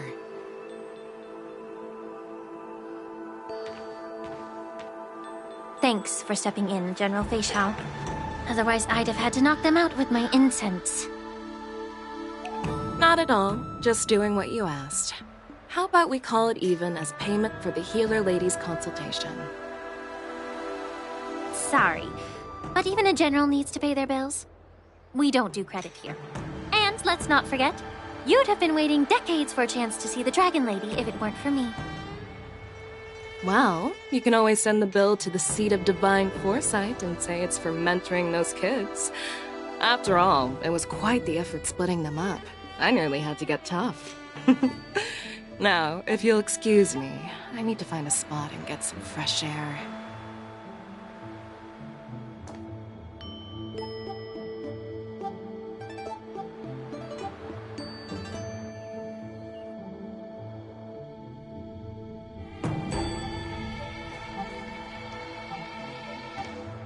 Back already? You've met with Jing Yuan and wandered around for a few hours. So, what do you think? It appears that the Divine Foresight is using this war dance as a show of strength to convince everyone that the Luofu is prospering after the Ambrosial Arbor crisis. But... I know you're going to say but, right? But the influx of people attending the war dance is like a breeding ground for disorder and rumors. One wrong move, and the Luofu could be in a world of chaos. The Cloud Knights on the streets remain vigilant, so at the very least, General Jing Yuan is aware of this. As for other matters, I'm unable to say. I'd prefer to be excused from future meetings with generals. I'm just a military healer. And now all of a sudden I'm thrust onto the center stage having cordial chats with two generals? My work doesn't lend itself to being in the limelight either. Just stop whining. At least you're in one piece, right? Before getting in touch with General Jing Yuan, I wanted to put aside my assumptions and see his momentum. That includes the overall bearing of the Cloud Knights on the street, what people are saying, and how those close to him behave. The might of an army dwells not within its pawns, but within the force of its collective momentum. Recognizing this fact reveals the true measure of power. Thanks for enlightening me, General. A perfectly clear statement turned confusing thanks to your translation.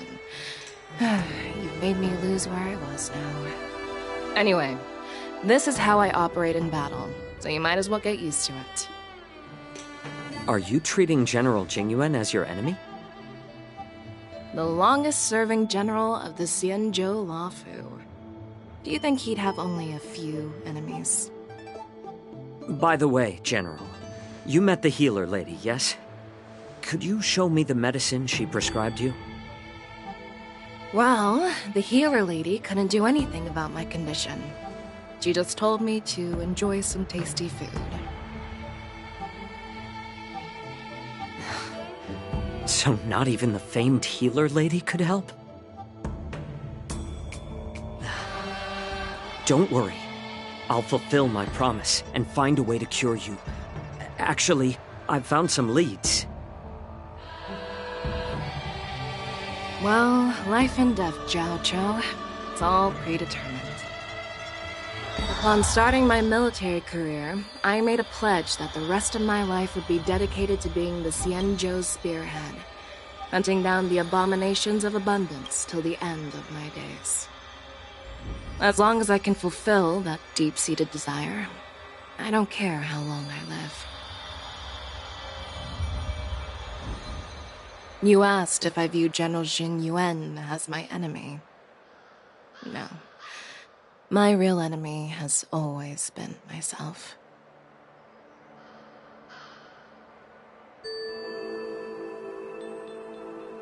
Enjoy some tasty food. So, what's for dinner tonight? Jeez. You really know how to read the room, don't you? You guys figure it out for yourselves. I'm due to catch up with an old war friend I've not seen for quite a long time.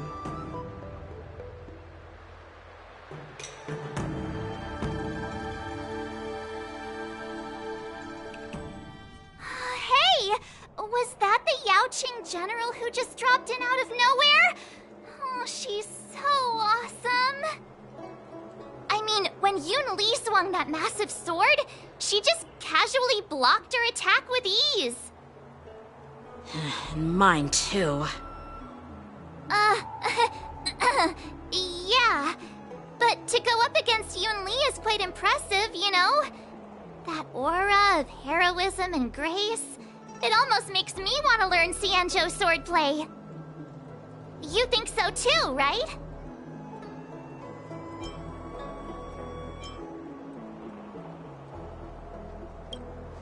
Can't you put a little more enthusiasm into it? Thanks for the kind words, Miss March. The war dance is coming up, and I've been chosen to represent the Cloud Knights in the ceremony. I've had my fair share of defeats lately, and even though I know there are always more skilled sword masters out there, Seeing General Fei Xiao's skills today has made me feel a bit uneasy again. Don't underestimate yourself. After all, generals won't fight in the ring during the war dance. Just remember the state of mind you had when you single-handedly took on me and Blade, putting life and death aside. With that mindset, you can prevail against most challengers. I see. Thanks for the advice, Master Dan Heng. By the way, now that today's events are over, General Jing Yuan wants to invite all of you to the Seat of Divine Foresight. He has something important to discuss. I bet it's about how to deal with the generals from the Yao Qing and the Zhu Ming. I really don't want to get caught up in grown-up games so soon. I just hope Generals Fei Xiao and Huaiyan can see the truth. We don't need any more chaos on the Luofu before the war dance.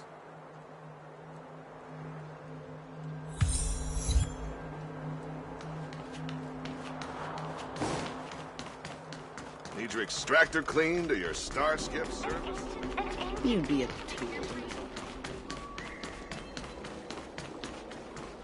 Good quality, good price. Hassle-free chartering. High-end barge. Would you like me to relay your message? What is your purpose for entering this?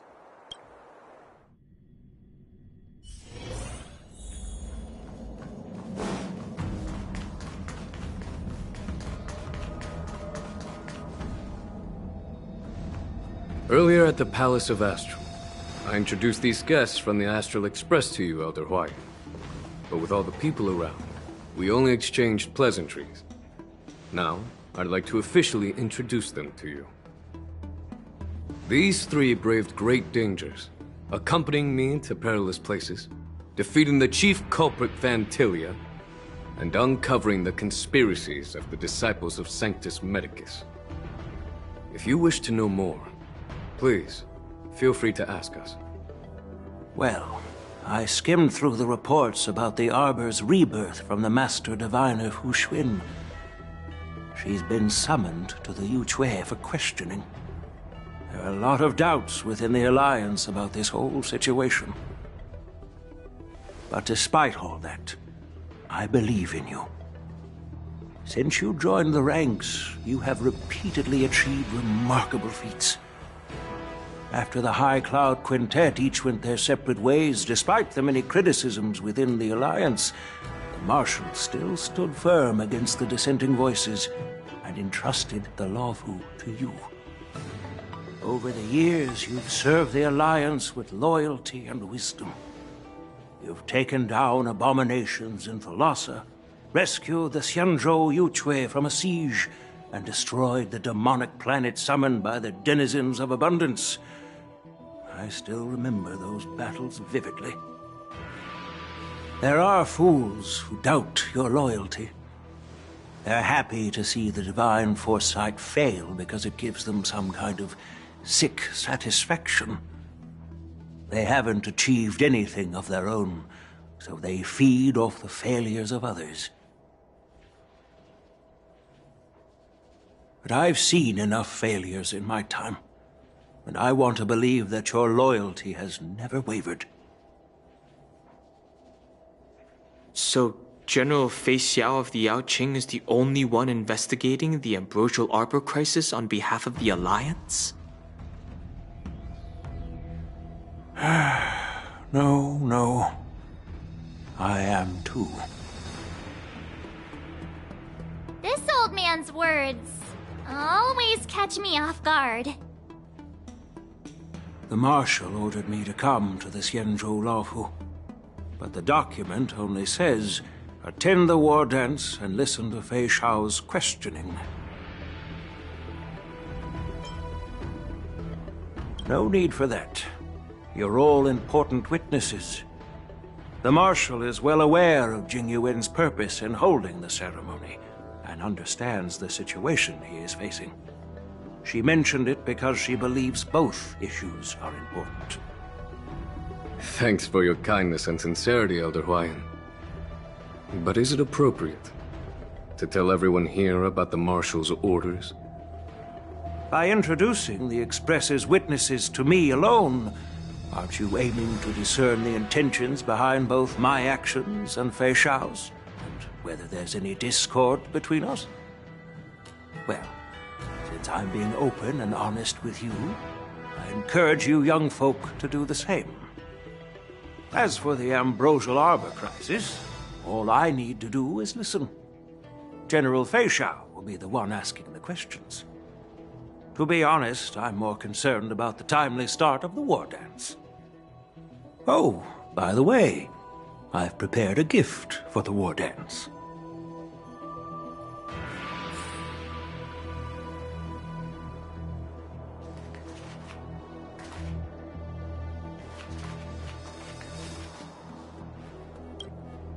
Yes, it's this case right here.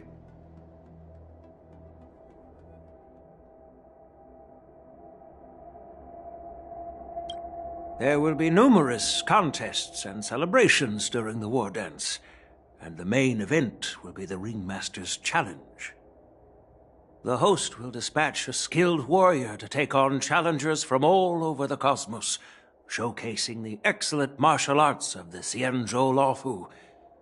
When you mentioned that the Astral Express would be attending the ceremony, I thought the High Elder of the Luofu would be the Ringmaster. You humor me, Elder Huayan. The healer lady is just a young lady who knows nothing about martial arts. How can I assign her as the ringmaster? I'm no match to you when it comes to joking. What's this box for? Why don't you open it, General Huayan? This sword case is intended for the War Dance's award. It's empty now. But in a few days, a precious sword will be delivered and stored inside. I don't mean to boast about our skills, but this sword represents the pinnacle of the Zhuming's craftsmanship.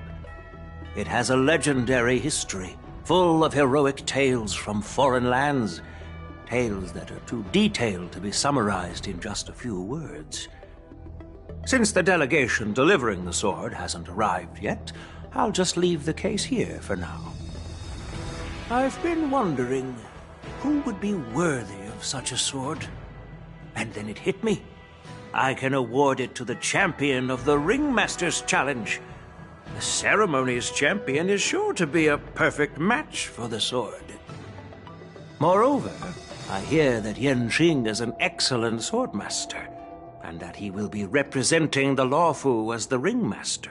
So it seems like a perfect gift for him. Thank you for your generosity, Elder Huayan. If you want to give me a sword, just say the word, Grandpa. No need to beat around the bush. You've got confidence, my girl, but I don't think you can best Yanqing. I know you're all about swords, Miss Yunli. It's just a shame that it's the sword that ultimately chooses its rightful master. Yeah, and even if someone gets their hands on such a precious sword, it'll probably end up in someone else's. The outcome of our duel at the Alchemy Commission is still up in the air. Since you're interested, why don't you represent the Xianzhou Juming and challenge me in the ring? That's exactly what I had in mind. Nobody knows who's gonna come out on top.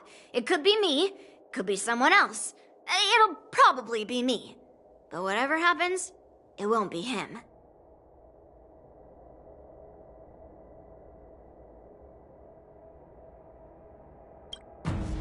Not to be rude or anything, we've been watching their drama. I'm dying to find out who beats who. Quiet down. We have other guests here. I've prepared this sword to add some excitement to the ceremony, not to have you two squabble. It's not a good look for the Alliance. While you both seem confident that you'll win, you need to remember there can only be one winner and one loser in the ring, which could lead to hard feelings. Actually, I have an idea.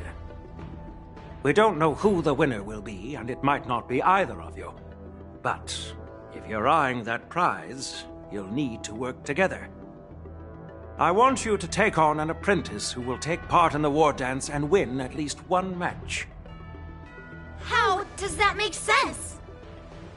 In my humble opinion, while a Cloud Knight is commendable by securing victories, it's even more so to pass on your skills and spread the way of swordplay. I'd be greatly pleased if this apprentice could represent the Express in the war dance by displaying their Cloud Knight flair and prowess. Well, Elder Huayan's idea is quite interesting. Imparting swordplay skills requires teamwork, and both the winner and the loser will learn a valuable lesson regardless of the outcome. The question is, whom should the two of them take as an apprentice? Huh? Who? Wait, me? I noticed just now that Miss March seemed quite interested in the outcome of your sword fight. So I thought, why not teach her the art of swordplay? Oh, wait. Are you serious, General? Why am I being dragged into this all of a sudden? I've never practiced swordplay before. I'm a total newbie. You really think I can learn it? Well, you'll probably realize I have no hope and give up on me. And that'd be so embarrassing. Isn't this a perfect chance for you? I remember you mentioning that you wanted to learn some sword moves. Yeah, I did say that. But this is all happening so quickly, don't you think? Miss March is like a piece of jade in the rough, just waiting to be shaped. The war dance is the perfect opportunity to see what heights she can reach. I appreciate your kind words, General Huayan. But won't teaching me swordplay be a waste of Yanqing and Yunli's time? They should be preparing for the ceremony. Plus, I heard that each swordmaster has their own special moves. What if they let something slip while teaching me? If everyone knows each other's tactics, won't that make it hard to catch people off guard during the war dance? That's considerate of you, March 7th. But don't worry. It'll take you at least a decade of hard training before you can even start learning special moves. No need to freak out. A few Juming swordplay tricks will mean you'll be more than equipped. Really? Looks like March's curiosity has been piqued. The whole point is to know each other's moves. Defeating your opponent in just one move? How boring would that be? Plus, what really decides a swordsman's fate isn't some special move. It's the solid fundamentals. So Miss Yunli has already agreed. What do you say, Yanqing? General, I haven't graduated yet. How can I be qualified to teach swordplay to others? So you're admitting your defeat, huh? If you're not even confident to teach, why don't you let me be the ringmaster instead? Yanqing, teaching an apprentice is also a way of honing your own skills and gaining insights. You've been an apprentice for years. It's about time you looked at swordplay from another perspective. I see, General. Then count me in. Now that Yanqing has agreed too, it all comes down to Miss March giving her nod. It's up to you to make the final decision, March.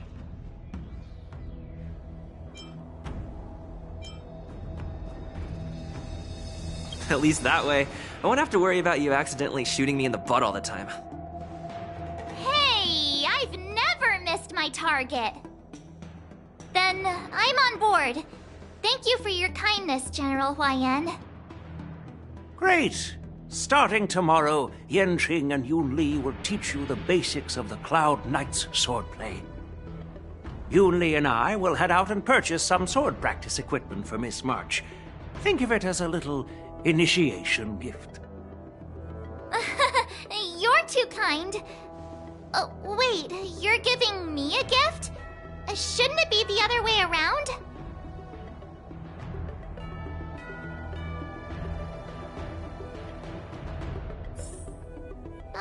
General Huayan's gone. Wait, why does something feel off about what we talked about? I think we strayed off topic. How did things even get to this point? Yeah, I brought you here because the General said he had some important matters to discuss. But how in the world did Yun Li and I suddenly become Miss March's swordplay mentors? Because General Huayan wants us to stick around on the Luofu for some time.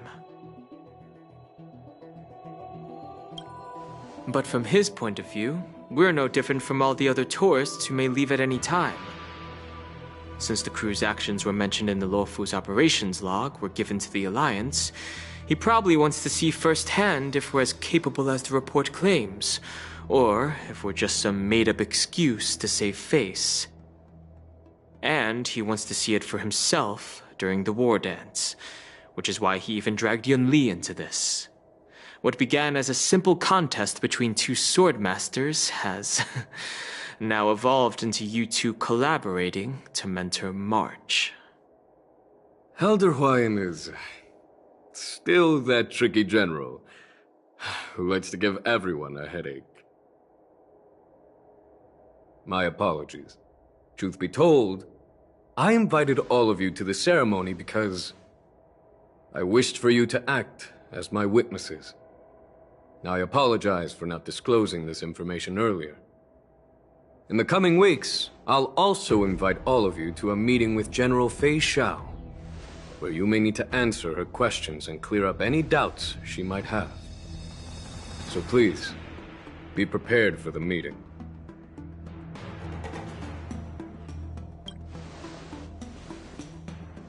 Don't worry, General. No matter what happens, I'm prepared to stay here as the Express's witness and answer any questions. Thank you, everyone. General, I know there isn't much I can do to share your burden, but... As the Luofu Ringmaster, I won't let anyone defeat me in the war dance. I know.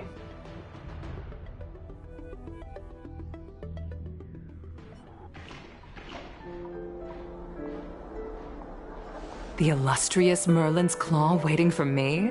And for so long, too? It's quite an honor. It's been a while, General Fei Xiao. It's been 30 years since we last saw each other. Right, Yukong? Yes. Back then, you were the vanguard of the Yao Qing's Verdant Knights, and I was a pilot of the Luofu's Rainbow Orbit fleet. Who would have thought that upon meeting again, you'd be a general, and I'd have given up flying? Really does feel like a lifetime ago. Well, I wouldn't say I haven't seen you in 30 years. After all, your great victories are announced through the Yellow Bell resonance system every day. So I'm well aware of your great feats. How's your health holding up? Still stable, I suppose. Do you still remember the medic who saved me in battle? That healer with the odd name and peculiar temperament. What was his name again? Was it Pichu? Or Kachio? Jiao Cho. He's been my retainer and personal healer, delegated by the Alchemy Commission from the Xianzhou Yao Qing. Over the years, he's dedicated himself to managing my condition. It's thanks to him that I'm still in good health today. Given my background, I'm happy to have made it this far. I'm relieved to know that you're safe and sound. Well then, since you and Elder Huayan are here, I imagine you must have received orders from the Marshal? As your friend, may I ask how the Alliance intends to punish the General of the Luofu? The Arbor's rebirth has frightened the elders who lurk behind the scenes. They fear the resurgence of abominations, much like what happened 30 years ago. Although the report from the Luofu explained all the details, we don't know if the Ruin Legion really invaded, or how exactly the Stellaron Hunters and the Astral Express became involved. This puzzle has many missing pieces. As you know, the fugitive Jing Liu, who mysteriously disappeared many years ago, has resurfaced. This time, she has brought along an Outworlder and a coffin, claiming to offer the Marshal a method to fight against the Eons. The Lawfu Preceptor has also leveled accusations against Jing Yuan for neglecting the Alliance's principles. She asserts that Jing Yuan enabled the exiled Imbibitor Lunae to re-enter the Lawfu, thereby unlocking the lunarescent depths within Scale Gorge Waterscape, which in turn disrupted the Vidyadhara's dutiful watch over the Ambrosial Arbor. It is for these reasons that I have come here to the Lawfu today. Well, duty calls. Perhaps I shouldn't have mentioned all of this to an uninvolved person, but since we once fought together, I didn't want to keep you in the dark. Perhaps pretending you didn't hear any of this would be for the best. I understand. I'm sorry. I was out of line. I know I shouldn't be defending General Jing Yuan right now, but... well, you know how I am.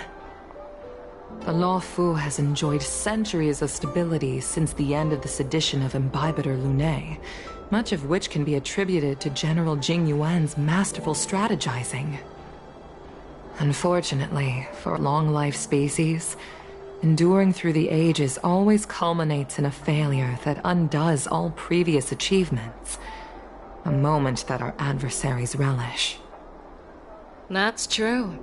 And that's why I'm also here for another purpose. To visit Hule. Hule? You mean that Hule? The Borisin warhead? The same Hule who has been imprisoned in the Shackling prison for over 7 centuries? The nemesis of the Foxians who will never be forgiven and shall be imprisoned until the end of the cosmos. I can't quite remember the exact wording, but yes, the very same Hule. Usually, only emissaries from the Xianzhou Yaoqing Skyfaring Commission visit him once every century. Why do you have to visit him now, of all times? The Foxians and the Alliance made a pact to combat the abominations, aiming to achieve justice and free their kin. That werewolf monster is to be forever imprisoned in the dark recesses of the Shackling prison, facing unending retribution. Given the situation on the Lawfu, those on the Yaoqing are concerned about Hule's imprisonment. I'm afraid that the routine visit every century is no longer sufficient to ease their concerns. That's why I was sent here, to reassure them. It's all bad news. Well, not everything. There might be a silver lining. Oh, by the way, I found some clues about the thing you asked for. Tell me more. The Verdant Knights followed the route you mentioned and discovered the wreckage of the Whistling Flame ship. Unfortunately, there were no survivors and no cargo. However, someone had already been on the scene before we arrived. Our people? Or someone from the IPC? No, neither. Yukong, have you heard of a person named Ron May?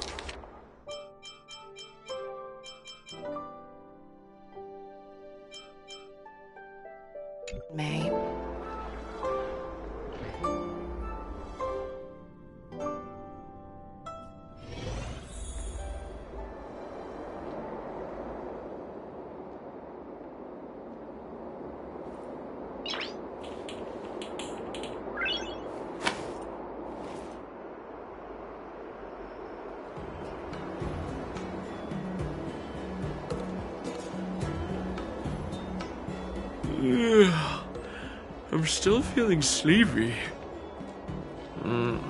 Did I oversleep? Where did March and Donhung go?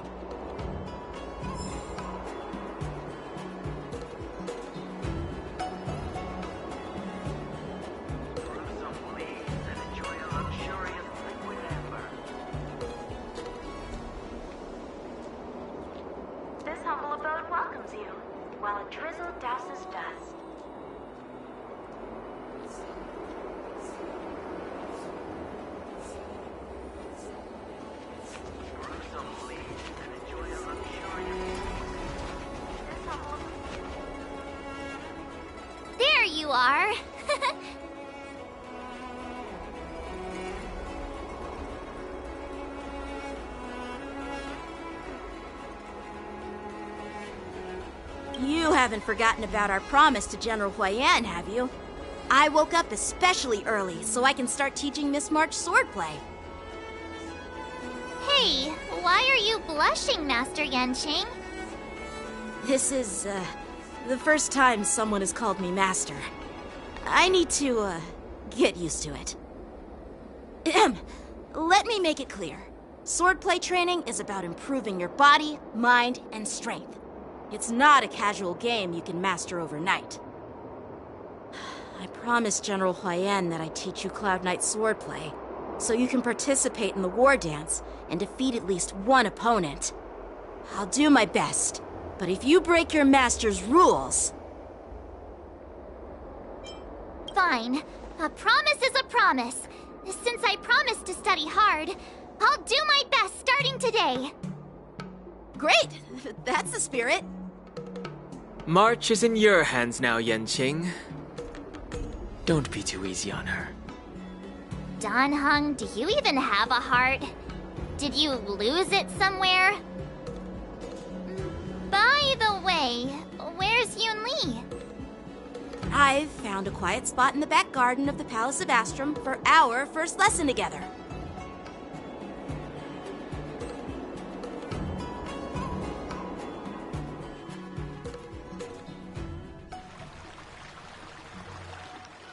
Seriously? It's the first day, and you two are already late? Why is everyone on the Luofu so laid back? So disappointing. Master Yun Li, you're already here. Sorry for keeping you waiting. Oh, wait. Were you trying to teach her in secret? That's sneaky. I'm just showing you what Luofu etiquette is all about. She might be my apprentice, but it's customary for the master to personally escort their apprentice to the place of learning. As the host, I'll be teaching Miss March the essence of Luofu's swordplay, after which she'll emerge victorious in the war dance ring. You won't be complaining about Luofu's swordplay then. Stand aside, rookie. Let me show you how we Zhu-Ming swordmasters treat their apprentices. Quickly, over here, Miss March. This is a reverse mentorship gift from me to you. I hope you put it to good use. What's this? Xianzhou clothing? It's so beautiful! Sword practice requires precise movements. This outfit is tailored to fit perfectly and allows for smooth movements. I even added some small accessories. I put a lot of thought into it. You're awesome, Master Yun Li! See? See? How can you compete with me? I'll teach March 7th the essence of Zhu-Ming swordplay so she can win the contest with my sword skills. Actually, I've prepared something too. Huh? You have a gift for me too, Master Yanqing? Since you want to learn swordplay, Miss March, you'll need suitable weapons. So, I went out of my way to prepare a pair of swords overnight. Unfortunately, I didn't have time to ask the craftsman to customize the swords for you. But I did my best to choose ones that look nice and are suitable for a beginner. I hope you like them, Miss March. Thank you, Master Yanqing! Bet you didn't see that one coming, did you, Yun Li? The real competition is just getting started. I'm so lucky to have two great masters. But why does it feel like things are getting a bit weird?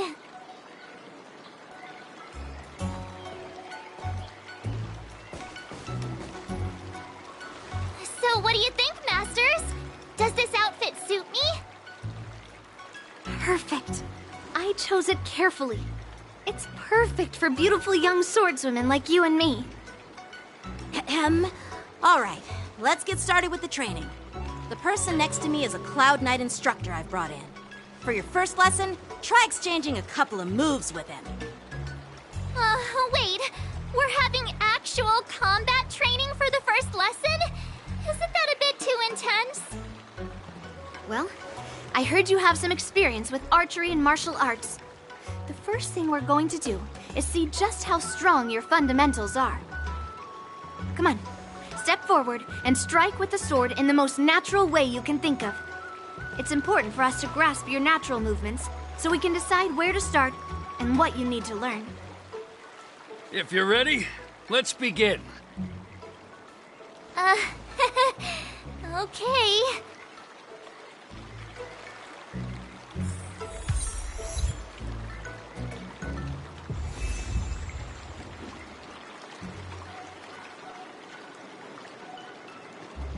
Well, I heard you have some experience with archery and martial arts. The first thing we're going to do is see just how strong your fundamentals are. Come on, step forward and strike with the sword. All right, let's get... Are you ready? Yeah, I'm ready. Then I apologize in advance, Miss March.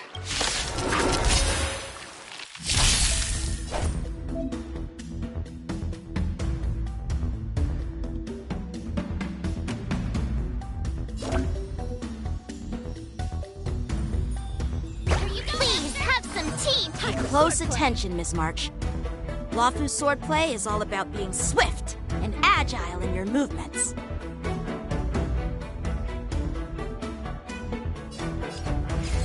Strike with heart!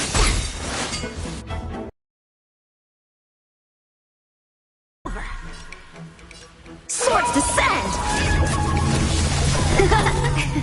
Ignore him. Strength is everything.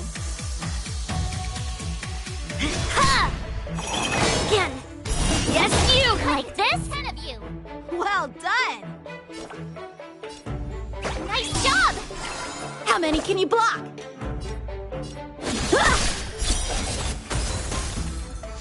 Within the self, not the sword. Time for swordplay! Right on time. Ready to shine. Mountains fall! Awesome! With a blue hawk, I'm starting to get the hang of it. Blade and flight! You'll make good practice. Time to show you what I can really do. Azure Dragon, White Tiger, less cards. Watch this! What are you mumbling about? Isn't this sword technique? Shouldn't I be saying something cool? Strike! Yes, you! How many can you block?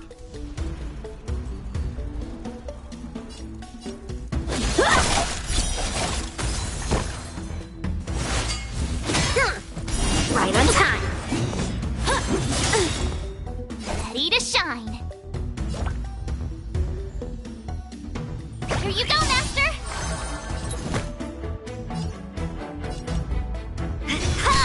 Time for swordplay! Melt! Descend to earth!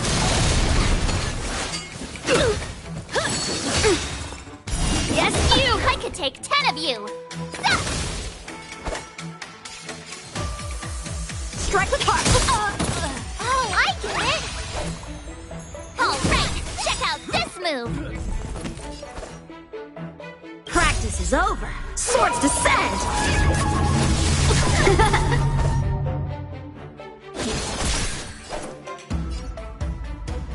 Yeah! Melt! Lead through clouds! Right on time. Time to show you what I can Azure Dragon, White Tiger, less cards! Watch this! Slap! A one-time enemy!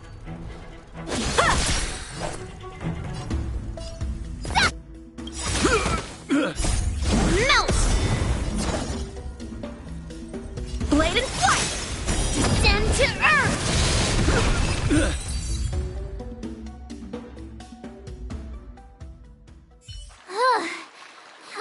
expect the first lesson to be so intense. Miss March has quick hands and a flexible body. She's a perfect fit for practicing Lawfu swordplay. However, she lacks strength, and her strikes were a bit unfocused. But don't worry, that's totally normal for beginners. Once she starts practicing Juming swordplay, she'll make heaps of progress. Given the situation, I believe Miss March should start by working on her strength. Seriously, do you actually know anything about swordplay, or what? I could ask you the same thing. Dual swords require agility, so what's more important than footwork? Instead of focusing on her strengths, we should address her weaknesses.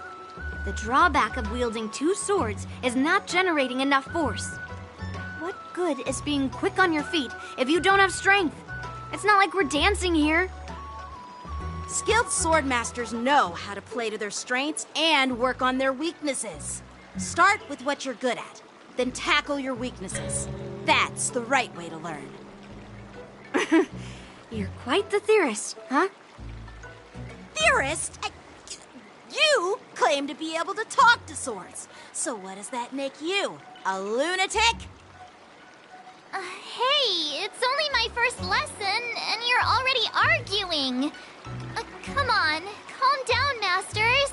I'll have to improve both my footwork and strength anyway, so it doesn't matter which one comes first. But it does matter! Just listen to me, March 7th! Aww.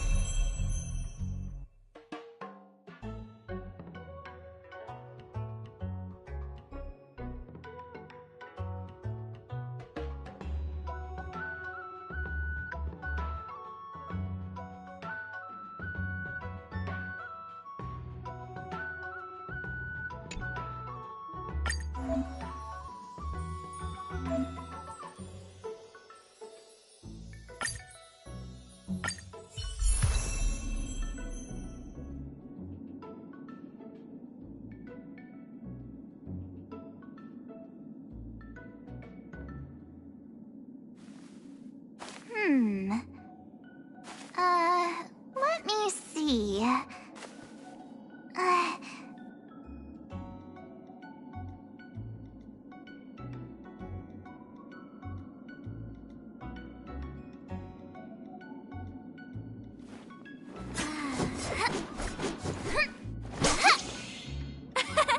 We did it! This is what they mean by no pain, no gain.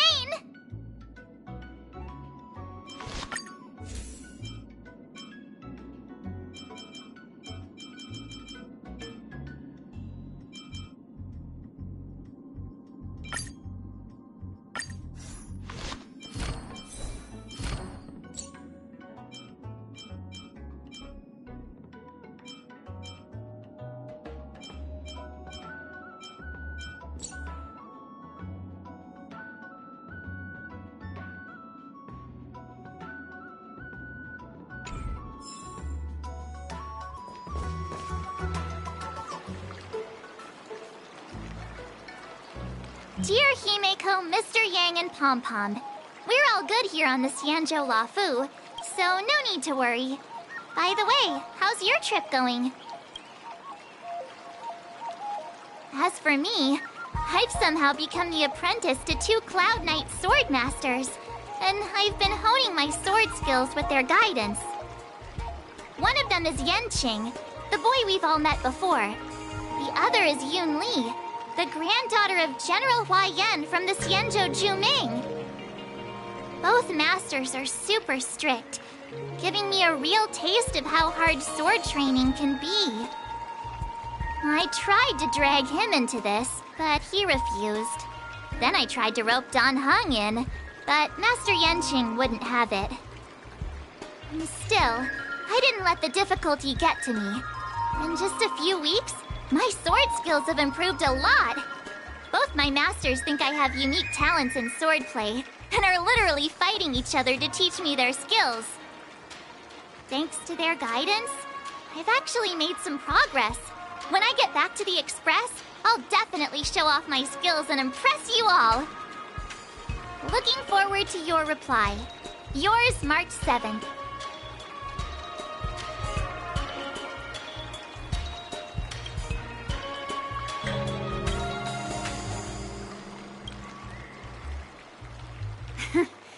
Well done. Let's call it a day.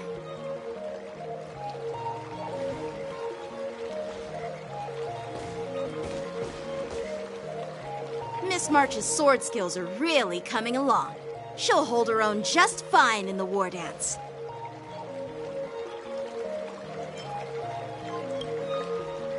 Just you wait and see. I'll show off my skills in the ring and win a match. I'll make both of you proud. Can you believe it?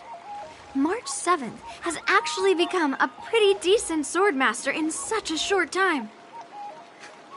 Now I understand why Grandpa always had a grin on his face while training me.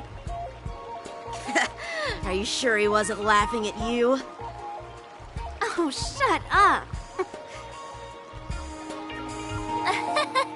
It's all thanks to your amazing guidance, Masters. Miss March, you're really getting the hang of wielding dual swords. If you're keen on advancing, trying out different Xianzhou blades could improve your touch.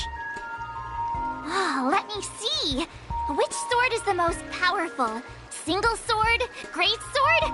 Or maybe a flying sword? There's no such thing as the most powerful sword.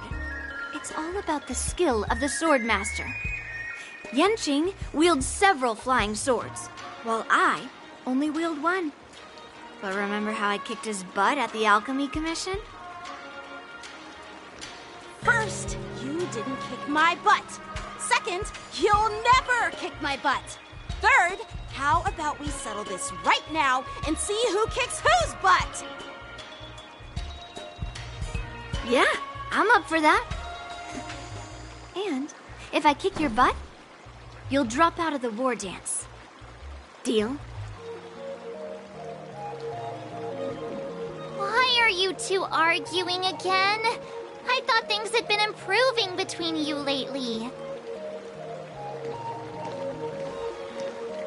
There was talk that the leading disciples of the Luofu and Juming generals were supposed to face off in the war dance, but for some reason, they suddenly teamed up. Turns out, the rumors are true.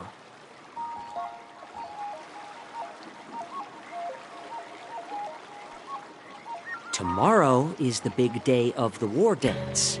Shouldn't you two be focusing on honing your skills instead of teaching swordplay here? You're... Oh, that's right. You're the pink-haired fox from the Yaoqing. This is Mr. Jiaoqiu, the healer working for the general of the Xianzhou Yaoqing. Ah, got it. So, you're the participant attending the war dance on behalf of the Yaoqing, and you were trying to sneak a peek at our training? Sorry for the misunderstanding. I don't know anything about martial arts. I'm just here on the General's orders to take care of some official business. I didn't mean to interrupt your training. I'll be on my way. If you knew nothing about martial arts, why were you smirking earlier? Well, my curiosity got the better of me, I suppose. When I heard Miss March's pondering about what to learn, I couldn't help but wander over. From my professional experience, cleavers, slicers, chopping knives, and carving knives are all just tools. Kind of like frying, sautéing, boiling, and deep frying in cooking. They're just ways for people to show off their skills. How you use them really depends on the ingredients you're working with. It's like your sword teaching methods. If you align your ingredient, in other words, your apprentice's natural tendencies, with the right cooking method, by which I mean the teaching method that best suits her, she'll make double the progress in half the time. For example, golden eggplant tastes best when fried, cloud peppers when stir-fried, and yellow boulder beef when simmered. It's all about discovering the nature of the ingredients. Apprentice.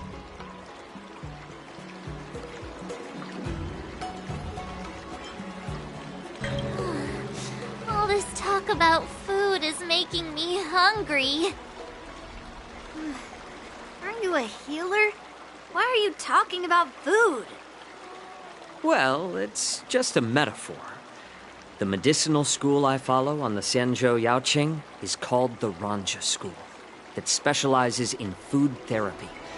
So it's only natural that I know a thing or two about cooking. So, you're the General's cook? I'm a healer. But anyway, a cook who isn't interested in health doesn't make for a good advisor. Fine. Call me a cook if you want. Seeing the way you're looking at me, it's obvious you think I'm just some feeble academic who likes to blabber on about martial arts. But, in reality, I know a thing or two about killing. After all, the art of healing inherently encompasses both life and death.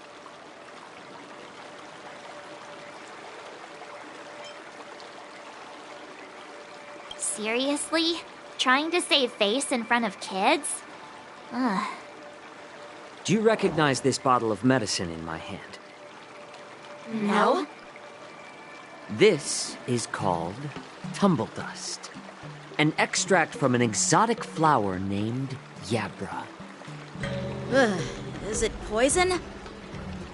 Well, it depends on how it's used. With just one drop, it's able to numb a patient's body during surgery, making them painless throughout the entire... Increase the dose or the potency, making the blood thin and resulting in the loss of all senses. Even long-life species cannot escape its effects. This thing can save lives or take them. It's more powerful than the swords in your hands. That may be so, but still, I prefer settling things with a sword than, you know. Huh. Looks like I did get you all wrong. You're not a feeble scholar, but a sinister and despicable one. Hey, why the insults all of a sudden? I'm just sharing some medical knowledge here, not persuading you to poison anyone. Seems like you get real excited when talking about poison. I can't tell if that's an honorable thing or sinister. Picture this. Two individuals. The one standing is full of malice. The other lying down is honorable and righteous. How can the one who's lying down label the one standing as sinister? In the throes of combat, where life and death hinge on a singular moment, every idea fades into nothingness. The only thing that matters is staying alive. Surviving the battlefield reshapes all notions of worth, be it integrity or treachery. In my eyes, their significance is negligible. Perhaps you've underestimated Yunli and me, Mr. Jiaoqiu. We may be young, but we've seen our fair share of war. Well, then you should know that the war dance is nothing more than a contest. So why are you so focused on it?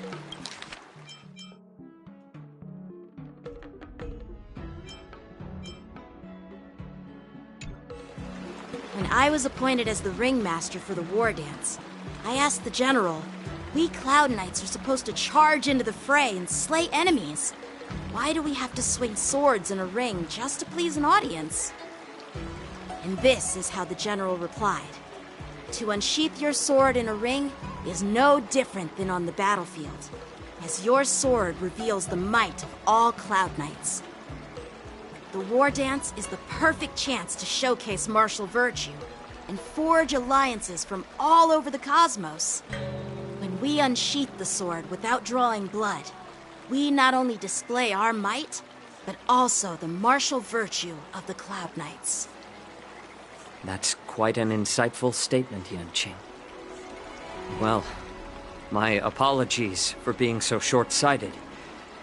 I've been on the Luofu for quite some time, but I haven't had the chance to see the ceremony venue for myself yet. Hearing you speak so highly of it has piqued my curiosity. Would you mind showing me around? You want to see the Sky Splitter ship where the War Dance will be held? Let's go! I bet Yun Li and Miss March haven't seen it either, right? Well then, I'll give you all a tour.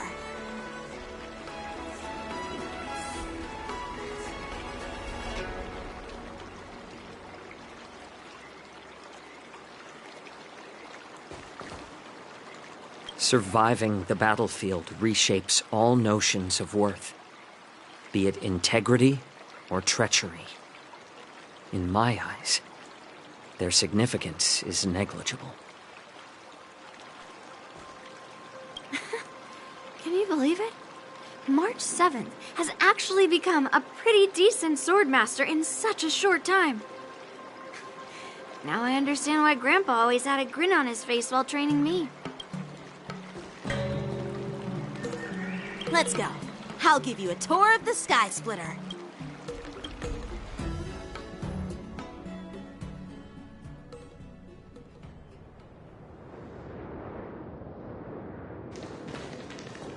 Looks like a lot of other visitors have also come to catch a glimpse of the Sky Splitter.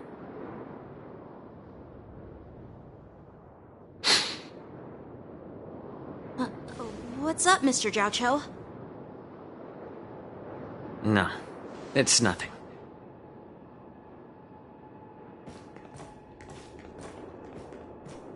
Do you see that airship in the distance? That's the Sky Splitter, the venue for the War Dance ceremony. It doesn't look all that impressive from this distance. The Sky Splitter is actually a decommissioned Luofu military vessel. People aren't allowed on board until the War Dance officially commences.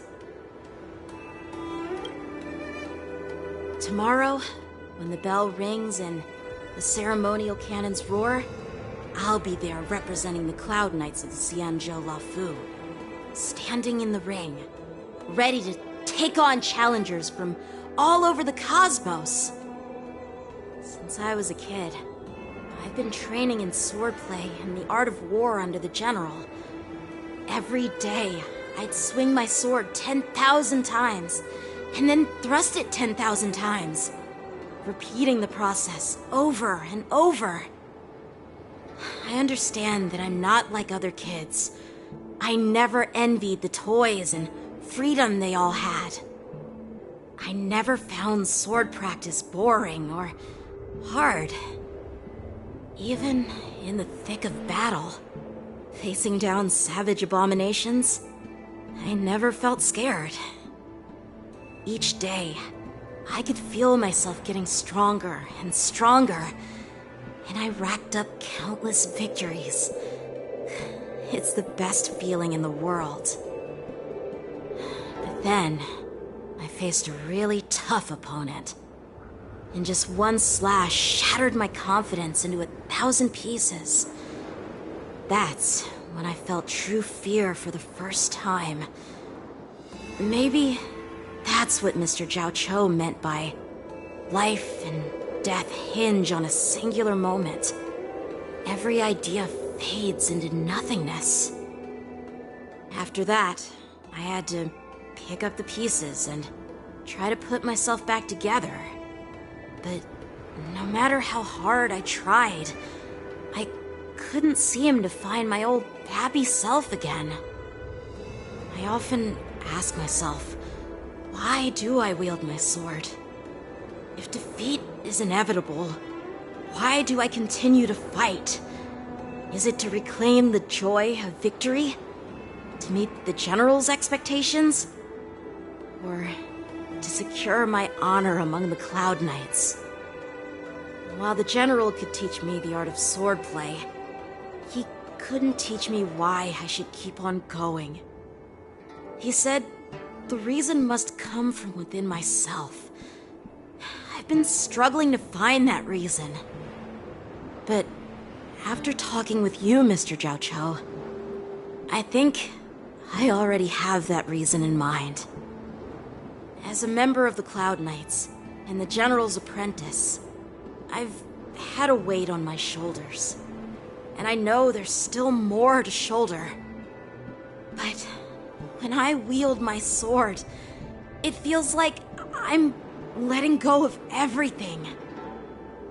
I love the feeling of giving it my all, facing any obstacle in front of me, pressing forward. That's why I wield my sword. Word. Oh, Yanqing. So young, yet so grown up. By the way, how old are you exactly? Age doesn't really matter. All swordmasters will understand how I feel. I get it. Looks like all the kids on the Luofu live tough lives. So, how about you, Miss Yunli? It's not polite to ask a girl her age, no matter which Xianzhou ship you're on. I'm not asking your age. I'm asking if you have a dream like Yanqing has. You don't talk like a cook. You sound more like a TV host or something. Need I repeat myself again? I'm a healer. Well, I don't have a dream like Yanqing does. The only reason I'm participating in the Ringmaster's Challenge is because I made a promise to my grandfather that I'd win the precious sword he's contributed to the war dance. Sounds like that mind of yours is just filled with swords. I bet you've got nothing better on your mind. My father was a craftsman on the Xianzhou Juming. Because of his foolishness, many innocent people fell victim to the cursed swords he forged. Since I was a kid, it's been clear to me that not everyone deserves to have a weapon in their hands. Giving them a sword is no different than being cruel to the innocent. So, whenever I come across someone unworthy of a sword, I can't help but want to take it away from them. Given that Yanqing is the war dance ringmaster, I'm stepping up to challenge him.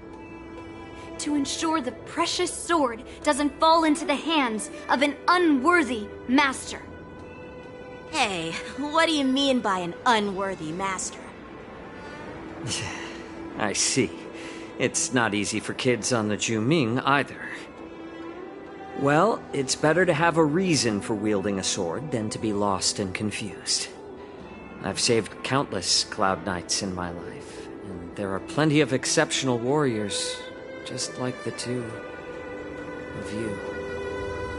What happened, Mr. Jiao Cho? Oh, nothing. I was just reminded of some old friends and old tales. Judging from my professional perspective as a healer, both of you possess remarkable vitality. Your energies flow like raging fires and mighty gales. The upcoming fight will definitely be impressive. Well, we've seen the Sky Splitter and toured the Stargazer Navalia. I guess it's time to say goodbye for now. What? You're leaving already? But you haven't asked me about my dreams. I've been working hard too, you know. It's getting late, Miss March. Unlike you lot, I'm a grown-up bound by responsibilities and duties. The tasks entrusted to me by the General won't complete themselves. By the way, Yanqing, Is it normal to have so many people wandering around in an automated area like the Stargazer Navalia? Actually, this is a restricted area. But since you're all guests, I made an exception, so you could take a look around. I understand. Well, I'll take my leave. I wish you both the best of luck in the ring tomorrow.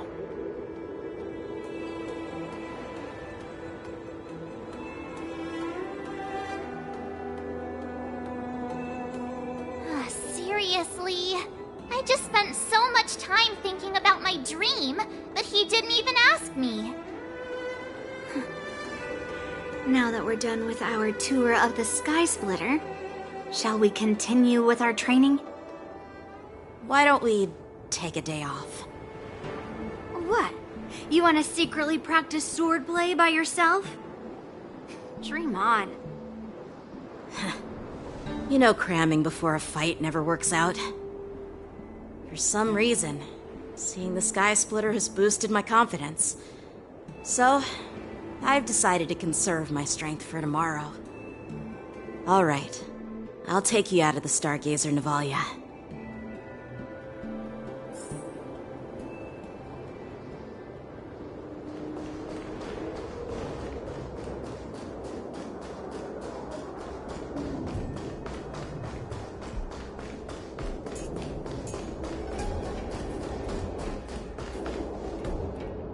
Just shut up, Red Fang! This is not a beast ship. I need some time to take care of things.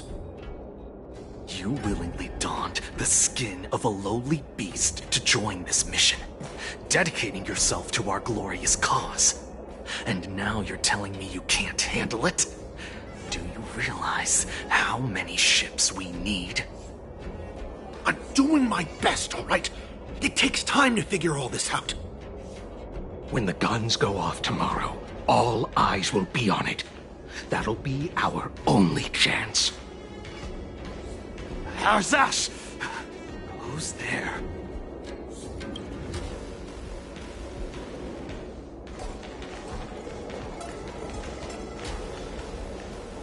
Who are you guys? An impromptu inspection. Why are there outsiders loitering in Stargazer Navalia? And a bunch of kids at that. Hey, kids, didn't your parents ever tell you to stay away from the Stargazer Navalia? I know it's an automated facility, but it doesn't mean you can just break in and do what you want. First of all, I'm an adult. Second, I didn't just break in. Yeah, we flew here on a starskiff. Like, whoosh! Well, I'm not trying to tell you off, but this place is off limits to the public, you know? Big sis! Let's go! I want to play in Ever Hunt Planes!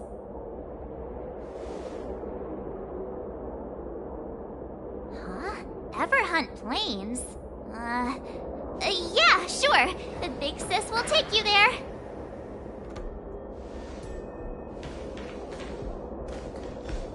Shuha! You should have let me. Shh, the overhaul is done, and everything looks good. We should...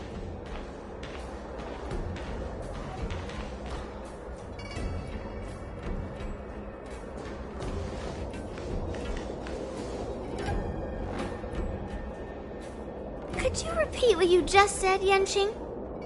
What did I say? Big sis, let's go. I want to play in Ever Hunt Planes. Come on.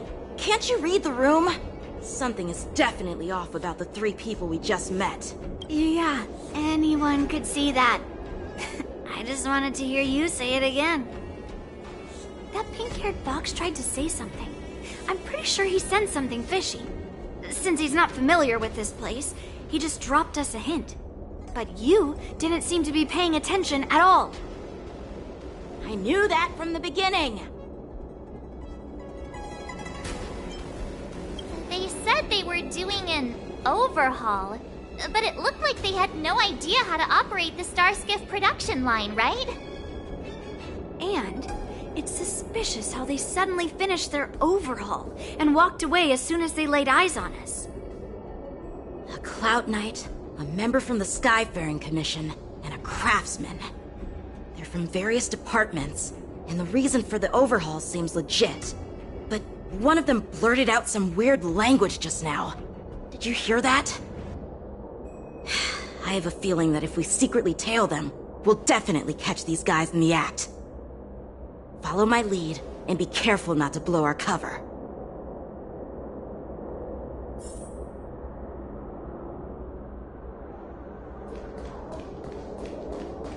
Never mind who they are. Let's just film them.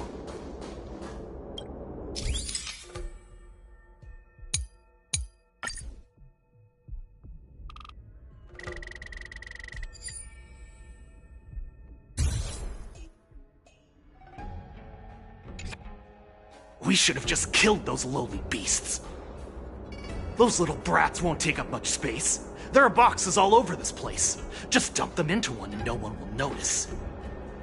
Cut the theatrics, Gulak. Even the slightest slip-up could interfere with Lord Moktok's plans. So where are we heading next? To check the freight skiffs. We've got a lot of preparations to do. Also, don't forget to take those crates with you. Weapons, supplies. We've got to be well prepared. Otherwise, we're screwed. So, are they smugglers? What exactly are they up to? I have no clue. They seem to be moving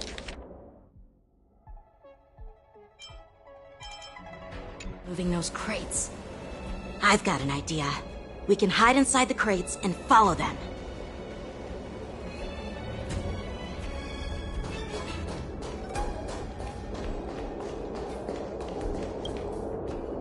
Ugh, so cramped in here. I can hardly breathe. Just hang in there.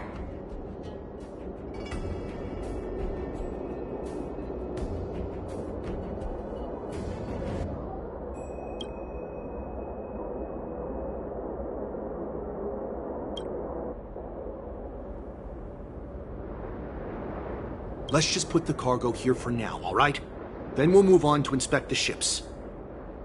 Lord Moktok said that as soon as we're done, we're to board the freight skiff and leave this place. Don't worry, I've changed the shipping schedule. You two, come with me. Is it just me? I keep smelling that stench of lowly beasts everywhere we go. Don't be so paranoid. Looks like they're planning to escape on the skiffs in Stargazer Navalia. They keep talking about their plans, but where do they come from? And what do they want to do on the Xianzhou? They're definitely up to something bad. Wait, they disappeared! Let's catch up to them.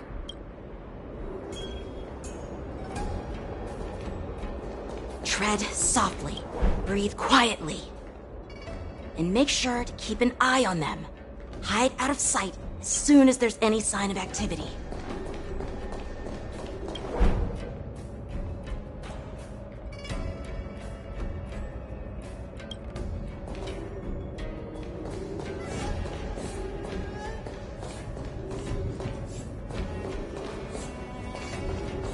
Watch out! They're on high alert!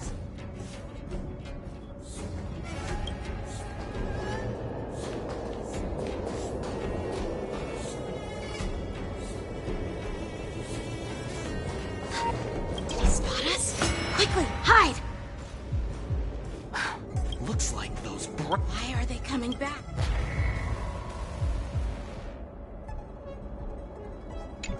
Looks like they're planning. They keep talking about. They're definitely up.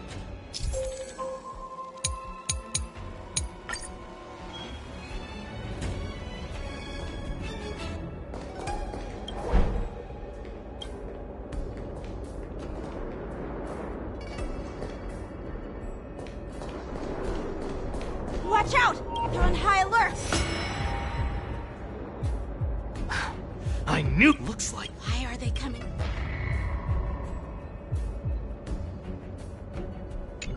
Looks like they're planning... They keep talking about... They're definitely up.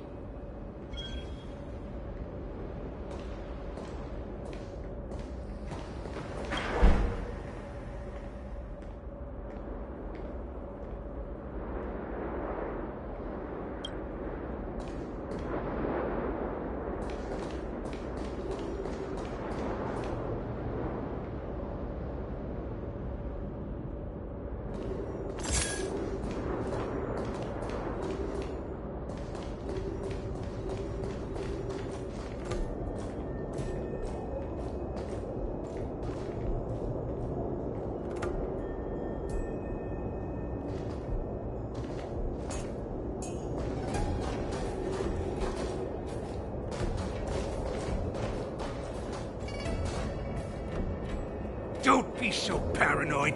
We're running out of time. Get over here! Shuhard, I'm coming!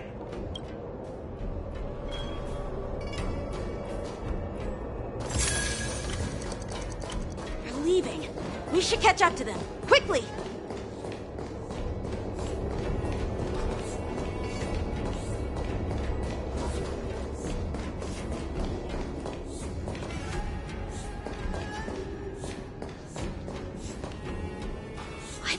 Up to? They're all wearing official uniforms, but I'm pretty sure they're not members of the Skyfaring Commission, the Artisanship Commission, or the Cloud Knights. This is way too suspicious. Never mind who they are. Let's just film them. That way, if they do anything bad, we'll have solid evidence against them.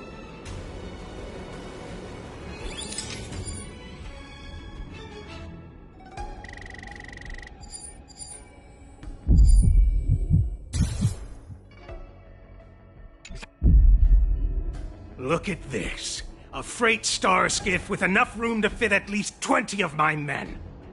I'll let the others know and have them prepare more star skiffs. Once we're past the checkpoint, there will be beast ships waiting for us. Lord Moktok is ready. The revival of our ancient bloodline all hinges on this operation. What did he just say? Beast ships?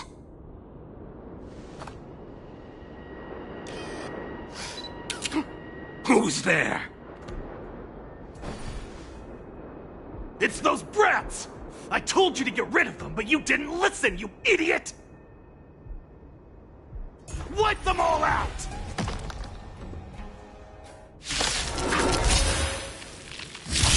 Orson? Adusa! Die, you lowly beasts!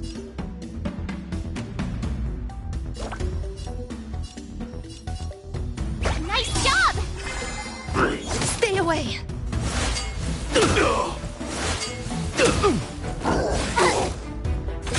Detonate! Until everything burns to ashes!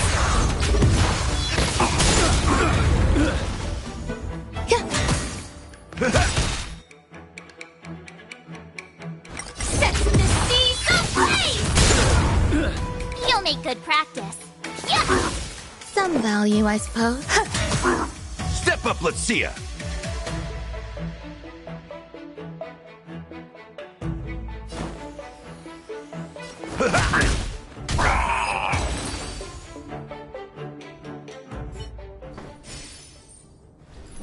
How is this possible?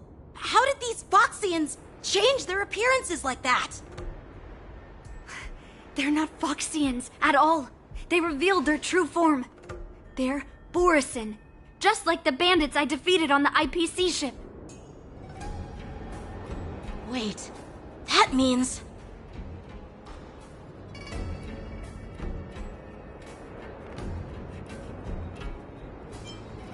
What kind of trick did they use? When we were tracking them earlier, they looked just like normal Sanjo Foxians. It's not just a simple disguise of wearing our clothing and shaving their whiskers. They're somehow able to alter their appearance to be indistinguishable from Foxians. They They even have official IDs for the Skyfaring Commission, the Artisanship Commission, and even the Cloud Knights? Let me check this fake Cloud Knight's tag. Maybe it'll give us some clues. Lujun, an officer of the Patrol Defense Squad? Wait! What's the matter? I encountered a patrol officer named Lujun before. It was a few weeks ago, when we were transporting the Borison prisoners. If they can forge official identities and move around the Xianzhou without raising suspicion... Oh no, this is bad. Even worse. If you find one cockroach on the Express, it usually means... There are more Borison hiding on the Xianzhou. I bet their plan is much bigger than just stealing information. We've got to report this to the Seat of Divine Foresight.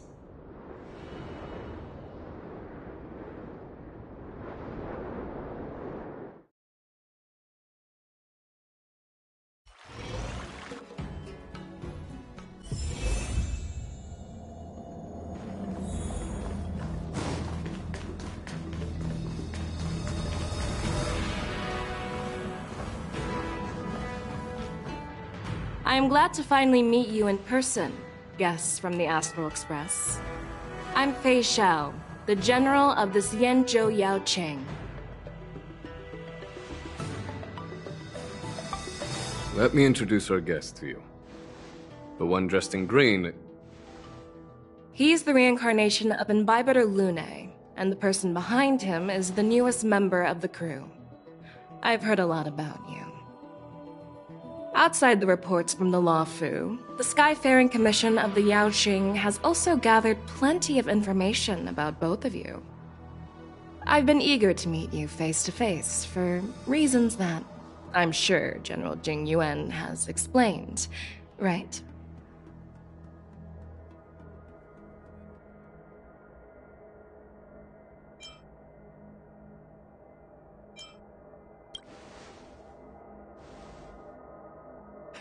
Straight to the point. I like it.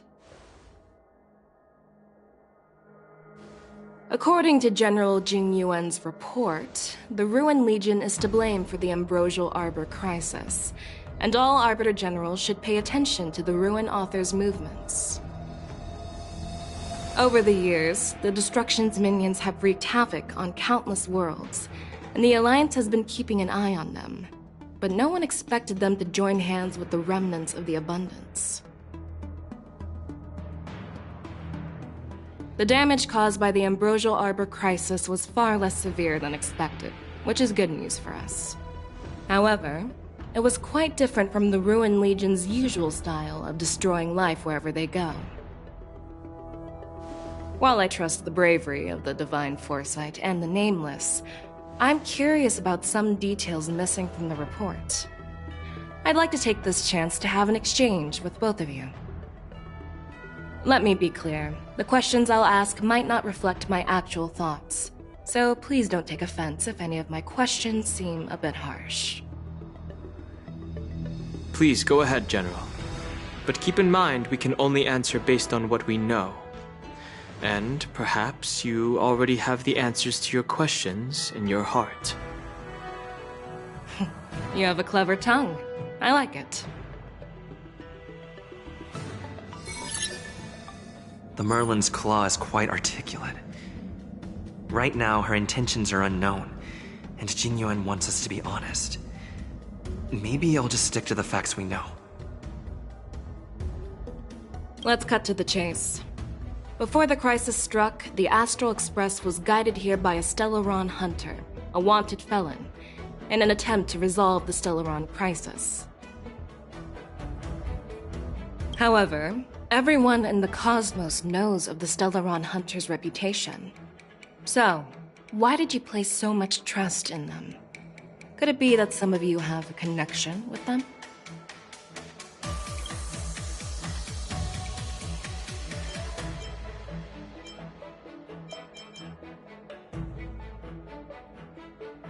Apart from the Lafu, There are many other worlds suffering from Stellaron corrosion. For example, Eurillo 6, the world that the Express stopped at before reaching the Luofu, was one of them. To the Express, Stellarons act as roadblocks on the Silver Rail and pose risks to the warping process. And that's why dealing with Stellaron issues is part of the duty of the Nameless.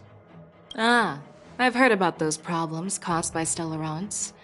The Express connects various worlds, so it makes sense for you to take care of this. The cosmos is a mess, and the Trailblazers are just doing their best to fix it. I understand. Let's move on to the next question. The report suggests that Don Shu, the master of the Disciples of Sanctus Medicus, colluded with the Lord Ravager and used the power of the Stellaron to resurrect the Ambrosial Arbor. But here's the thing. Don Shu was just a chief alchemist. Even if she colluded with our enemies and summoned the Stellaron, how did she manage to bypass the Videodora guards around the Ambrosial Arbor?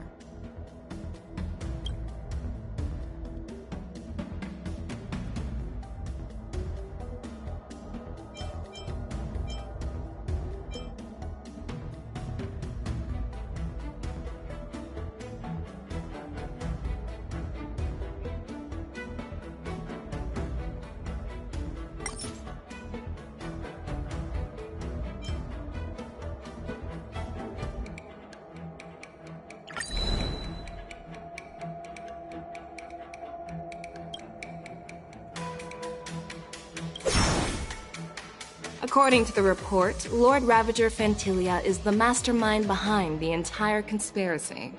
She disguised herself as an ambassador of the Skyfaring Commission and traveled with you, only to vanish without a trace later on. It seems too convenient to label her as a scapegoat.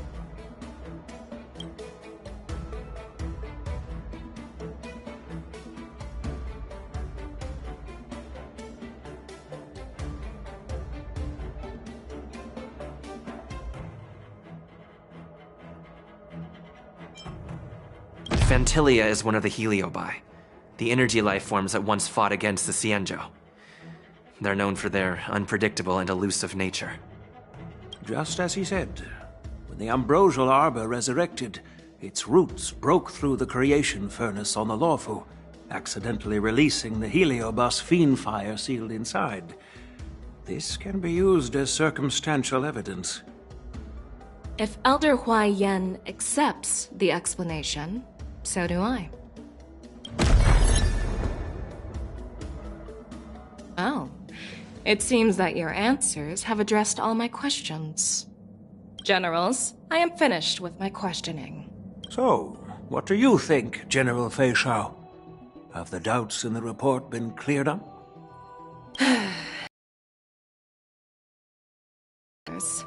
Even though there are some tricky details, my intuition tells me there is nothing wrong. However, the 3 questions I posed earlier were not just for the Nameless, but for you too, General Jing Yuan. First, the Disciples of Sanctus Medicus grew uninterrupted on the Luofu, yet the 6 charioteers were not aware of it. That was a dereliction of duty.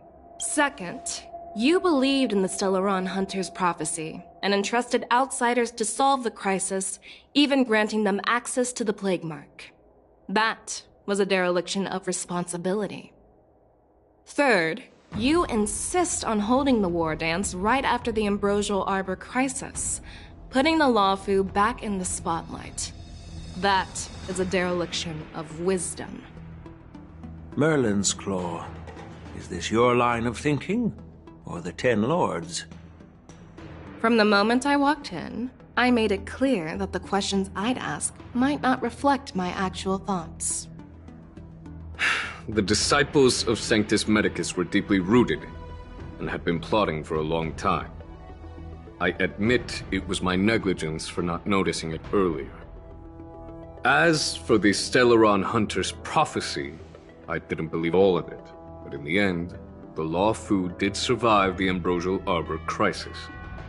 So, I think it's safe to say that Elio's prophecy about the future holds some merit. And as for the war dance, do you think I'm unaware of the risks? However, risks can also be opportunities. The Law Fu has lain low for too long. I believe it's time to stir up the dregs hidden in the depths and wash them away once and for all. Just as I expected from our sophisticated divine foresight. You have a way with words. I like it. But, unfortunately, ever since the report was submitted, the Alliance has been filled with rumors and speculation. Even within the Law Fu, there are people accusing you of neglecting your duties, resulting in the Ambrosial Arbor's resurrection. So what are your thoughts on all of this, General Fei Shao? As a fellow Arbiter General, I fully understand the difficulties of this position. Personally, I think all these rumors are meaningless drivel. Across the sea of stars, the divine foresight knows better than anyone else what happened on the Law Fu and the meaning behind it. Just as what happened on the Xianzhou Yaoqing recently. You mean the Xianzhou Yaoqing is also... The scouts of the Verdant Knights have sent back reports that Borisin are making trouble again. The Borisin packs that were once divided and scattered have started swallowing each other up, forming larger and larger packs. Moreover, there's an entity named Mongus behind it all. An entity? According to the report, this entity isn't actually a Borisin. It's a woman claiming to be the messenger of the Master of Immortality. She's described as having 12 faces and 12 pairs of fangs, as cruel as poison, and as elusive as quicksand. The Borisin believe she'll give them a chance to rise again. That's Ventilia. That's right. You're lucky that I'm the one who came this time. If it were the Patina Justice or the Seer Strategist, this conversation might not be so friendly. I've always had faith in my instincts, so I don't doubt your good intentions. But the Alliance has its fair share of questions and doubts about the Law Fu. So, my plan is to come up with an acceptable answer to satisfy the Alliance. What's in this plan, General Fei Shao? General Jing Yuan, you already know what has to be done. But since you don't want to be the bad guy, I'll take care of it for you. You need the final word from the Ten Lords Commission to quell any doubts. And for that, I'll have to ask the two Nameless to visit the Shackling Prison. No, I'm not imprisoning you.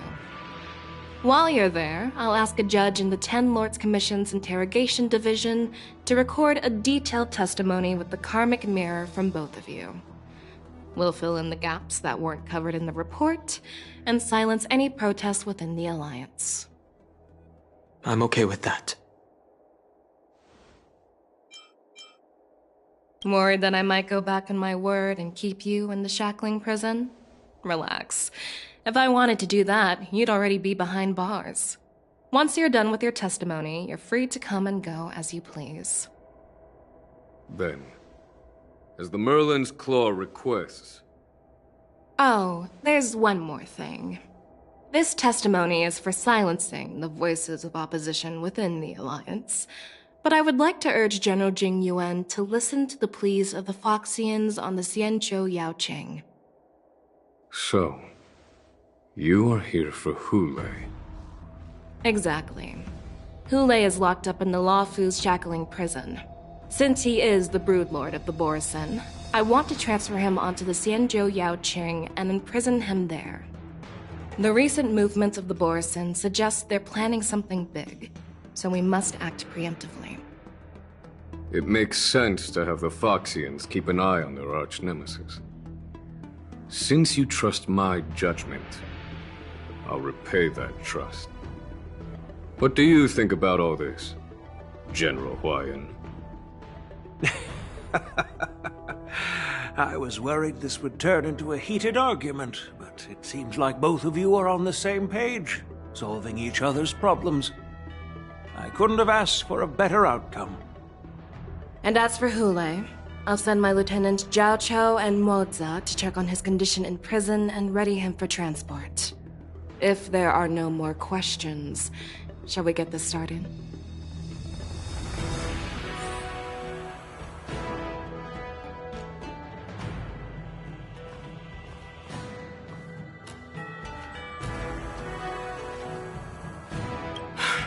I'm really sorry about all this. But the testimony in the shackling prison won't take up much of your time. I'll call for a messenger to take you to the interrogation division. You just need to give your testimony, and then you can head back. So no need to worry. As you wish, General.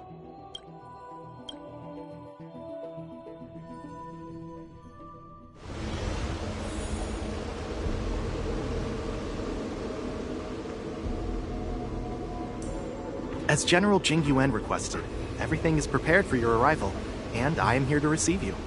The judges at the interrogation division also know your purpose in coming.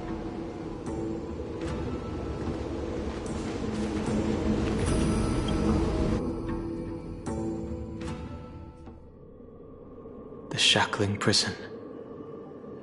I didn't expect to be back here after all these years.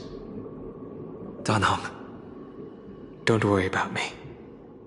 If you're ready, I'll open the gate for you. This is one of many entrances used for temporary access. Since you're not actual prisoners, it makes sense for you to use this entrance. Please come on in, dear guests.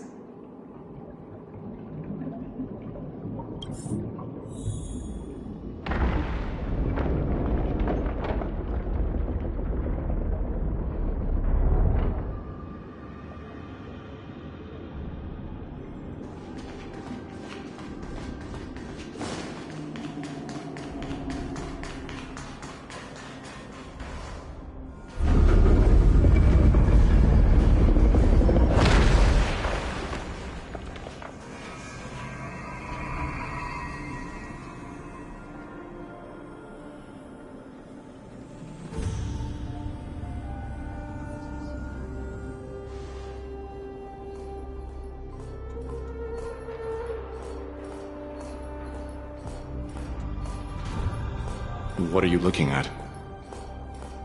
The shackling prison on the Luofu is completely different from the one on the Yaoqing. It's completely underwater. Whether it's in the clouds or underwater, breaking free would still be a piece of cake for me. Still thinking about your old jailbreak tricks, huh? Forget it. You're free now. Just don't do anything stupid, or the judges will throw you back in there and lock you up for a few hundred years. You'll see me again in just a few days. Taking Hule back to the Yaoqing means a lot to the Foxians on the ship, and to the General herself. So stay alert.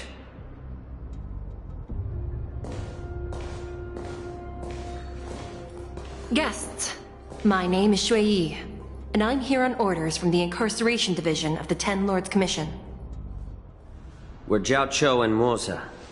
General Fei Xiao sent us to extradite the Borisin criminal Hule to the Yaoqing.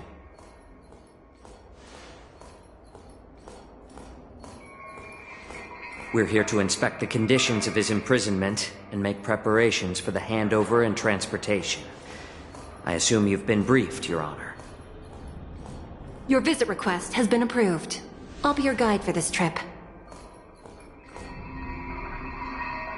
Prisoner Hule, the warhead and brood lord of the Borisin abominations of abundance and the arch-nemesis of the Foxians, is responsible for 2,123 wars of aggression and countless associated crimes.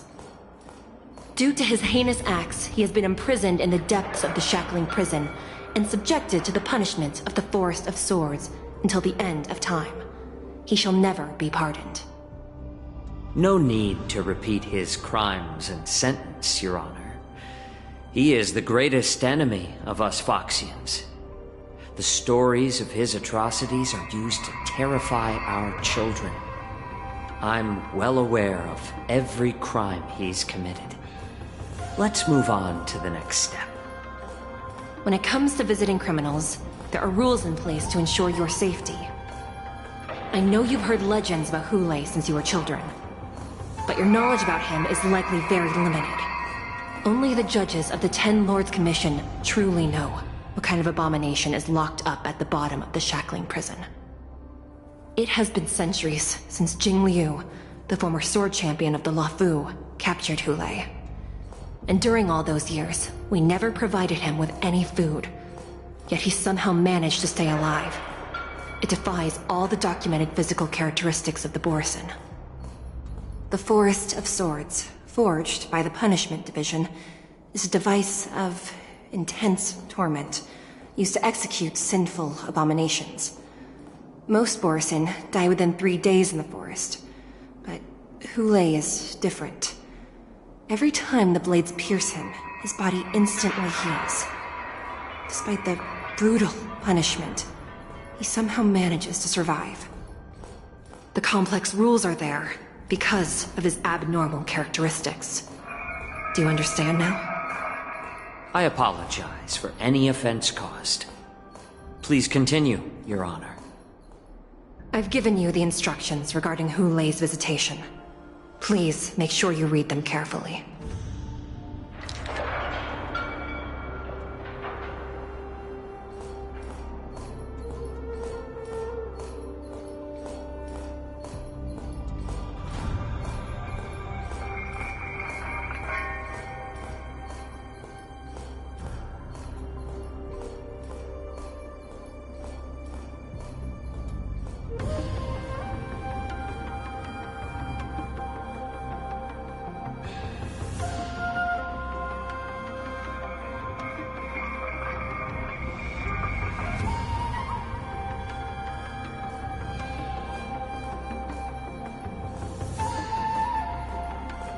And please, take this pellet before proceeding.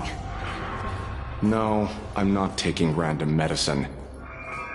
Then you won't be allowed to visit Hule. Just swallow it already. Hule is like all Borisin. He can release a pheromone called lupatoxin that induces fear. Thousands of years ago, we Foxians were enslaved by the Borisin. Not because we were naturally weaker, but because of their lupatoxin. This pill is for our own mental well-being. I understand. I knew you were a reasonable person. Now that we've taken the medicine, let's proceed.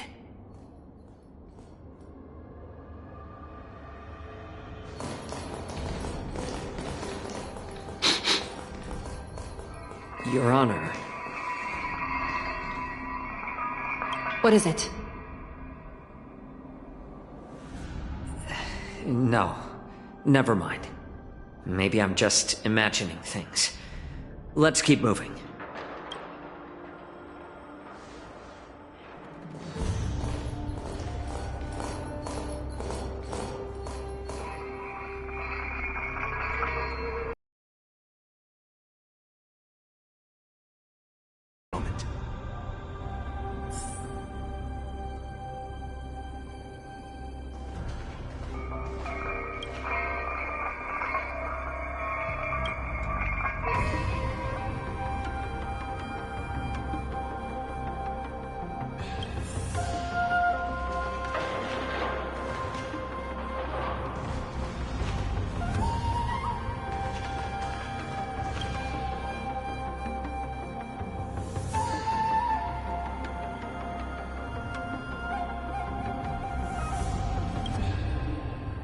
Welcome, dear guests from the Express. Judge Hanya of the Interrogation Division. We've met before.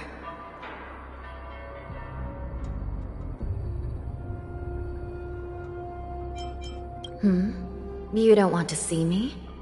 Well, in that case, I can call in the judge who's an expert in acupuncture, or the one who's handy with axes and saws, or the one who knows all about whips and ropes.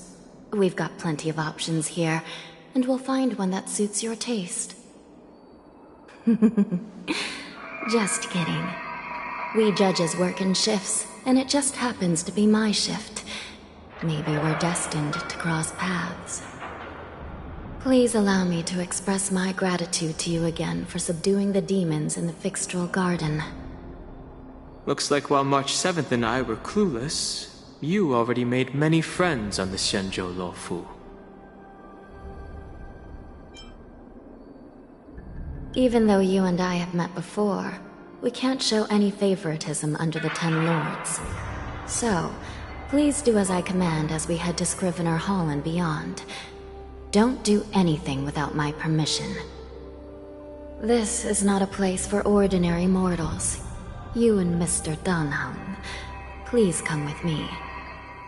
Please lead the way, Your Honor.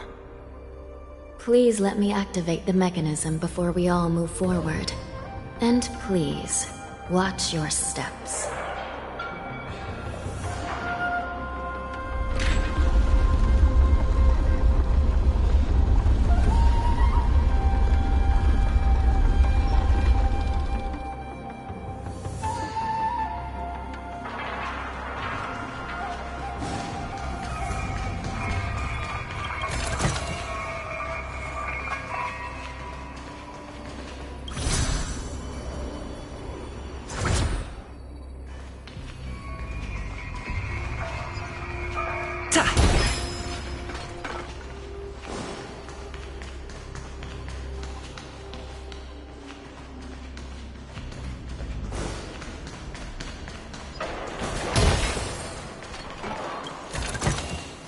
Looks good.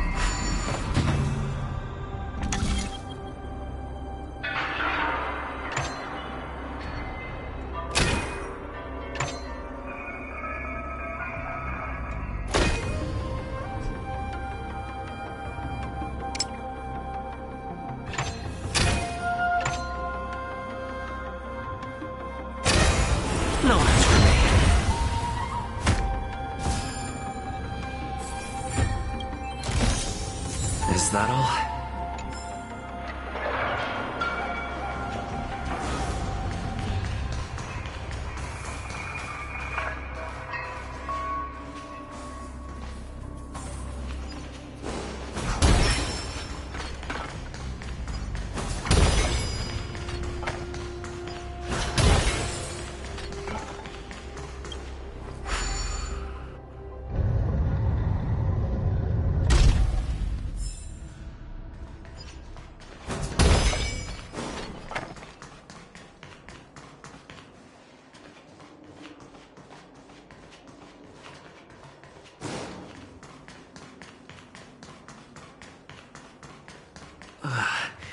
It's freezing. This place is filled with the cold air from the northern peak of the polar delve.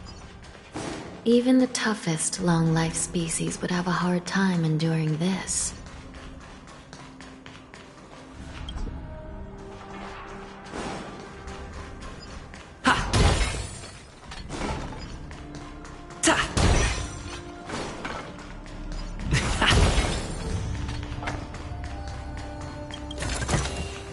Looks good.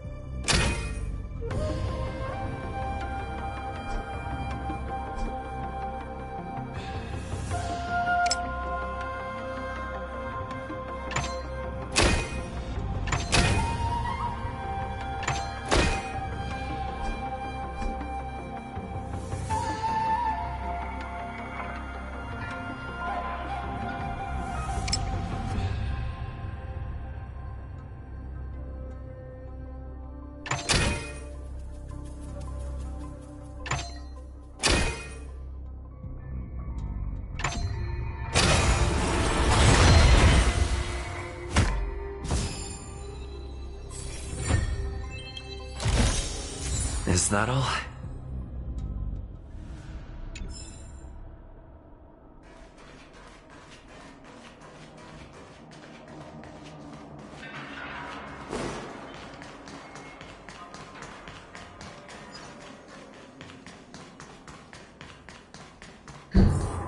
Did you hear something just now? Let me check it out. Ugh, what an eyesore. This place is packed with boxes and crates.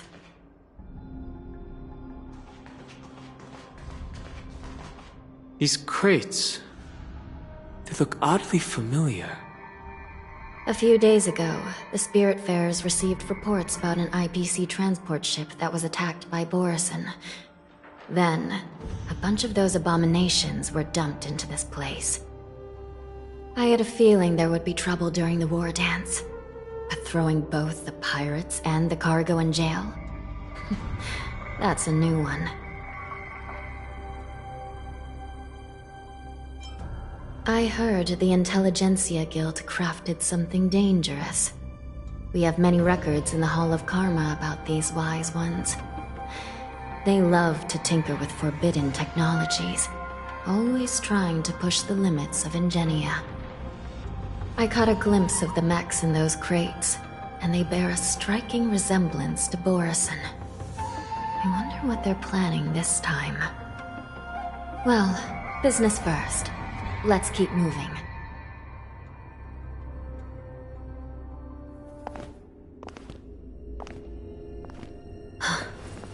Strange. I don't remember checking the containment facilities a second time.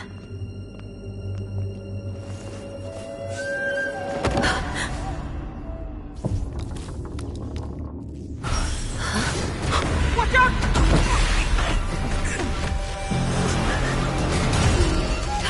Emergency! All wardens prepare for action! Emergency! All wardens prepare for action!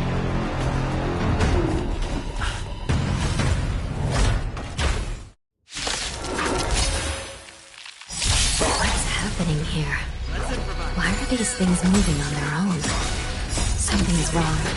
The guards aren't responding. Eternal. All will be swept away by the wind. Still the same one. Let the show begin! My friends, indulge yourselves!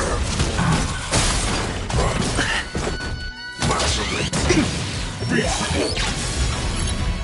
thing is going wild, just like a Borison. Looks like we're on our own for this one. Set the seas ablaze! Shut it down. But how is this even possible? The Spiritfarers follow the protocols, cutting off power to the mechs and sealing the crates.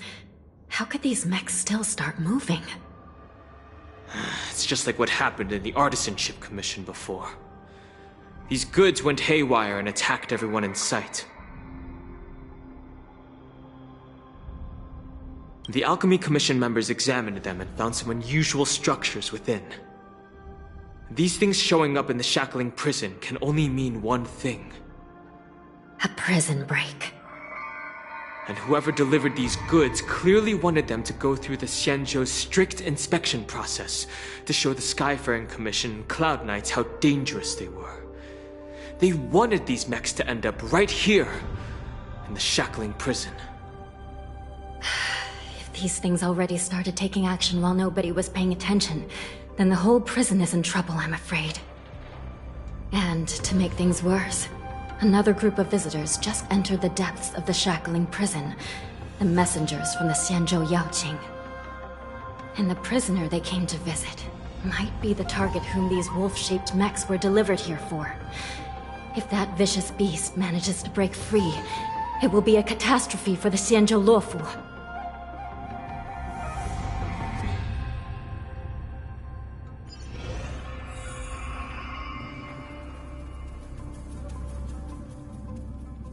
Here we are. Have we arrived already, Your Honor? Shouldn't there be a cage here? The most notorious felons are locked away in the solitary delves, deep down in the prison. I've given you the diagrams for lighting the lanterns. Please take a look.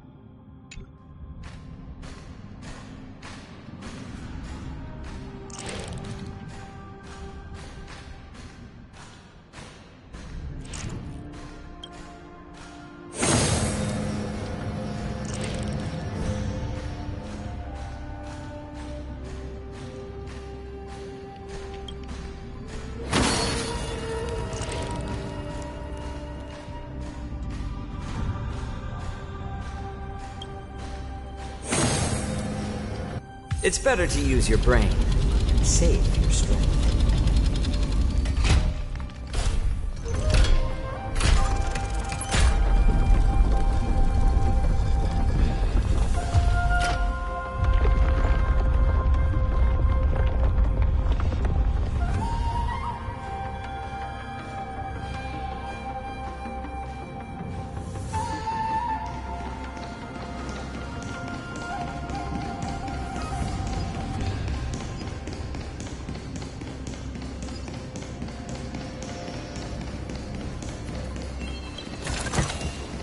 Oh, this should be spent wisely.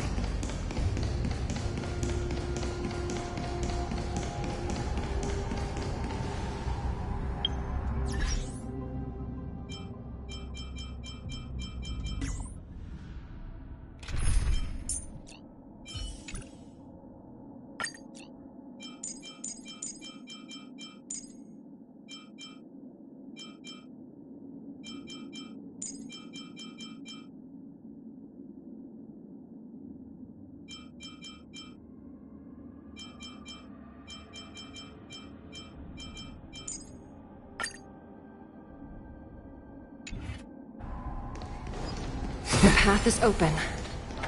Once we descend to the bottom of the prison, please do not do anything reckless.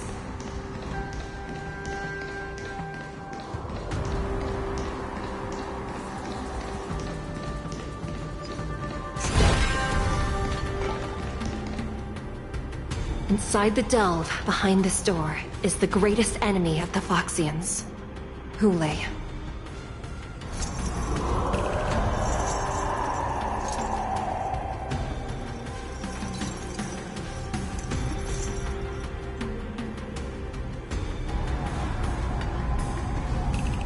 According to custom, envoys from the Yao Qing visit the Xianzhou La Fu once every century to check on this abomination's imprisonment and condition. Even though the Ten Lords Commission sentenced Hule to the Forest of Swords, suffering every day for the rest of his life, I understand that the Yao Qing messengers want to see him dead. Unfortunately, for the past 7 centuries, they've had to return disappointed. Because this beast simply can't be killed.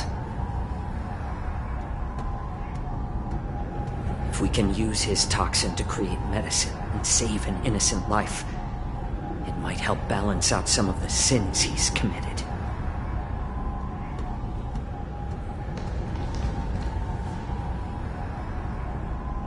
Could you be the key to a cure for the General, Hule?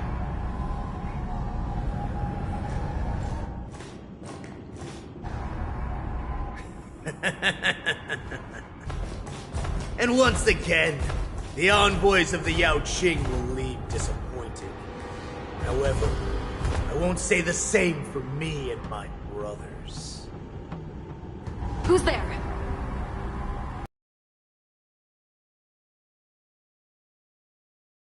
You can call me Mock Talk.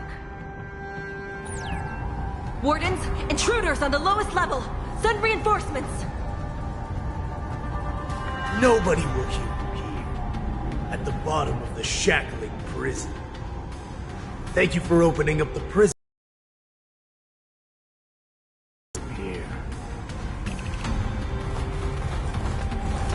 No wonder I kept smelling that familiar stench. So it wasn't just my imagination. Do your thing, Morza. We mustn't let these abominations get any closer! Detestable things. There are too many of them. Once we were inside the shackling prison, we found soldiers available everywhere. I weep for the departed. It too shall fall. I suggest you surrender now. Of course, I'll still kill you. But I promise it'll be swift. Or maybe I'll take it off! Net markers activated. Time for a good old counterattack.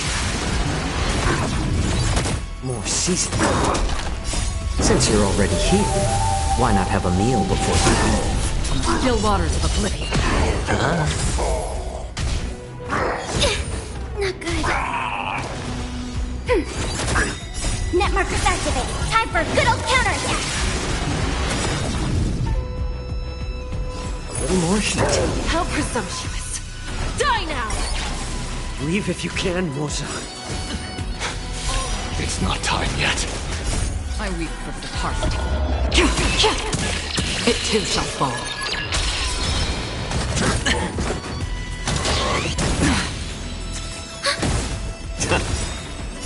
Since you're already here, why not have a meal before you leave? Destined for oblivion.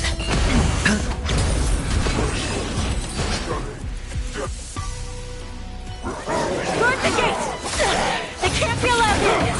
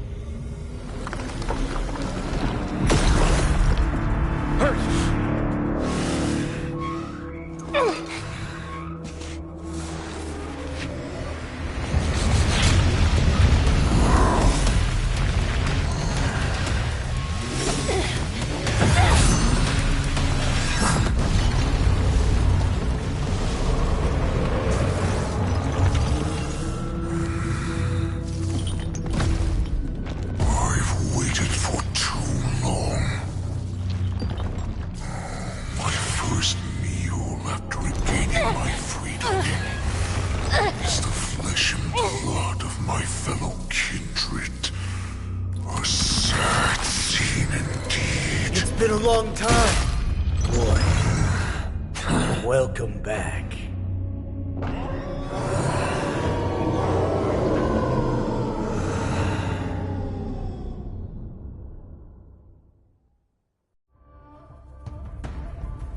How many times has the old verdant home spun around since our last hunt? Duran's whelp, tell me your name!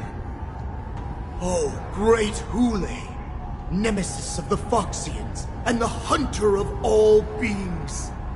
I'm Moktok, a humble counselor of the Rhino Hound Pack. I am only one insignificant heir spawned from your bloodline.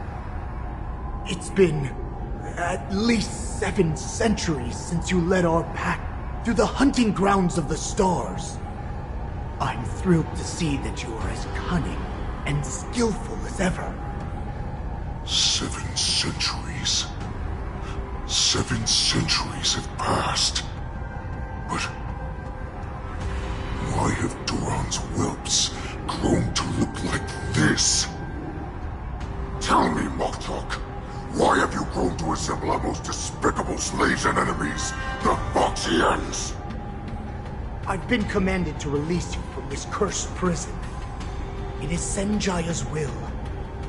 That's why I had to take a magic pill, don the skin of a lowly beast, and play along with their hypocrisy. Since you have an escape plan, tell me, what's our next move to get off of this ridiculously large ship? My brothers and I will lock down this prison, trapping the prison guards inside. This will buy us some time. The rest of my crew, who are undercover like me, secure the vessels for our escape. According to the plan, we only have a tight 2-hour window to get out of here. Originally, I intended to carry out the plan tomorrow, but they're planning to transfer you to the Xianzhou Yaoqing now. So I seized this opportunity to set you free. What a reckless plan, you idiot! Even if we manage to get the ships, our chances of escaping are slimmer than the Foxians slipping through my claws! But we have no other choice. The angel serving under the Master of Immortality sent me with a message. Only your return will end the prolonged divisions among the Borisin. Every one of my crew is ready to lay down their lives if it means setting you free.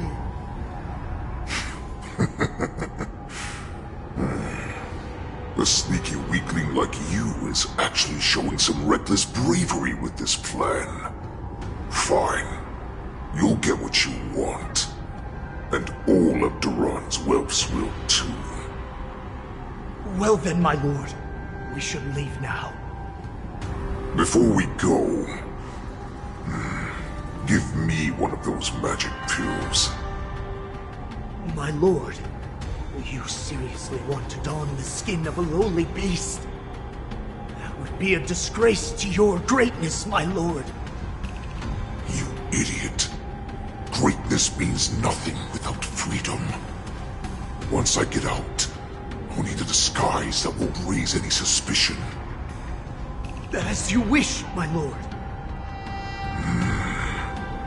Is that Foxian slave my meal?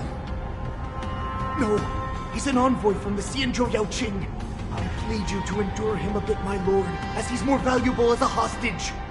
Take him, guys! Time to move out!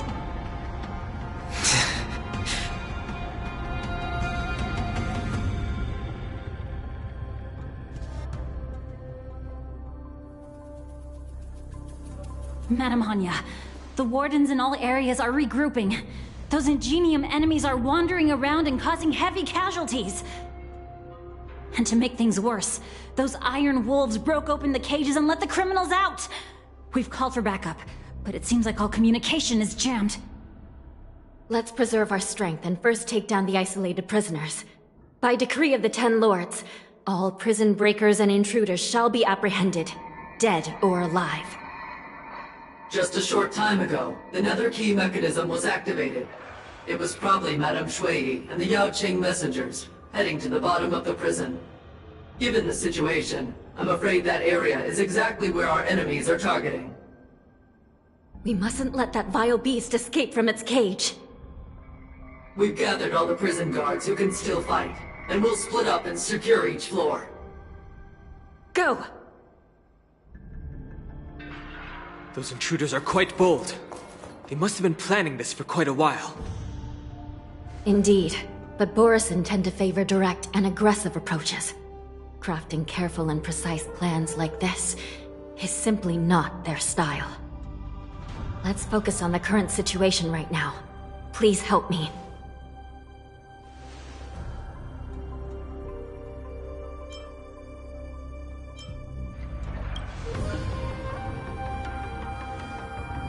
What's the fastest way to the bottom of this prison, Miss Hanya? If we don't get there quickly, we'll soon be outnumbered by all the enemies inside. We'll have to bend the rules. Please, follow me. By decree of the 10 Lords, all prison breakers and intruders shall be apprehended, dead or alive. Yes, ma'am!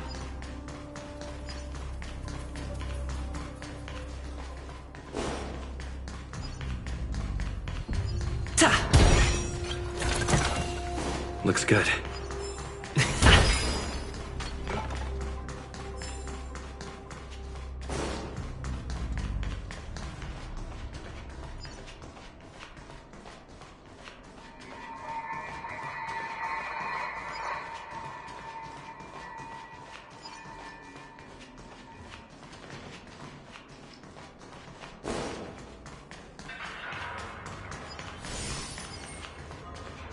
Hold your position here. Yes, ma'am.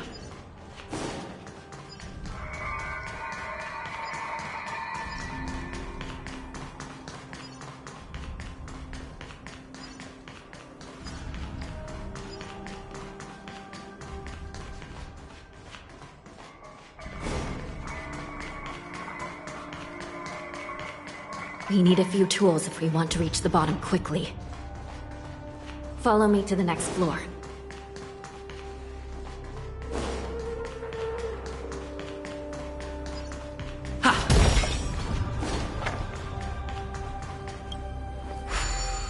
The path is cut off. Someone must have altered the mechanism. No matter. It'll just require a bit more work to get through.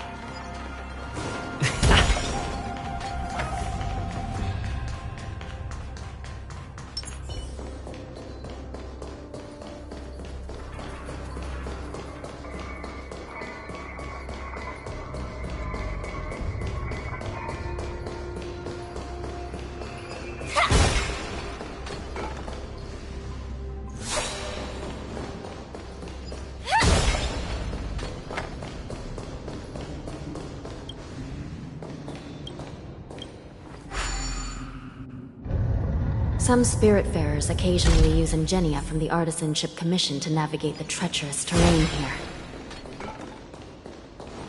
Normally, using devices like the shifting screen is strictly forbidden, as they could help prisoners escape. But, given the urgency of the situation, let's just ignore the usual regulations.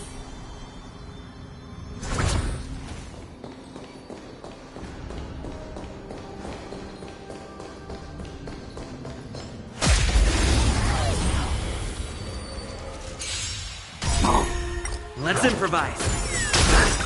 Let the show begin! My friends, indulge yourselves!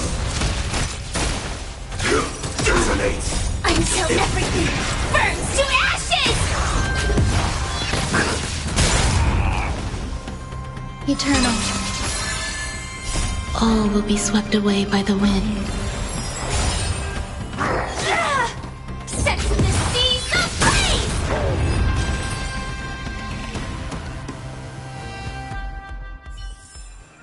Every victory is hard won.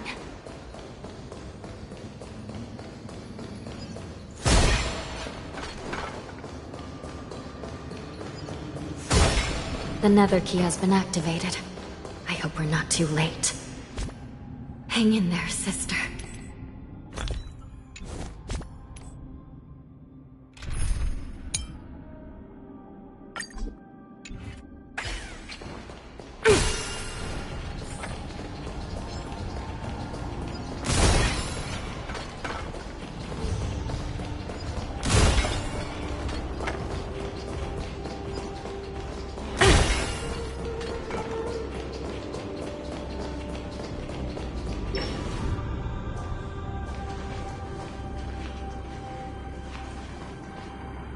Looks like there was a fierce battle here not long ago.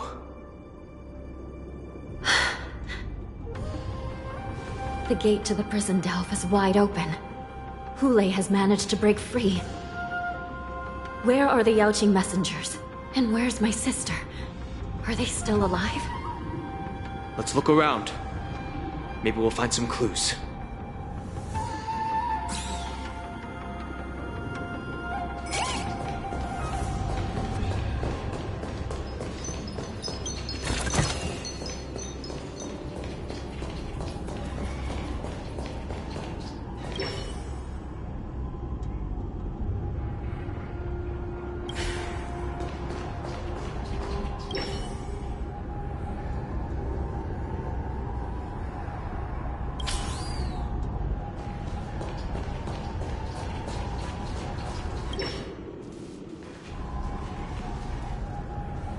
Xueyi is here.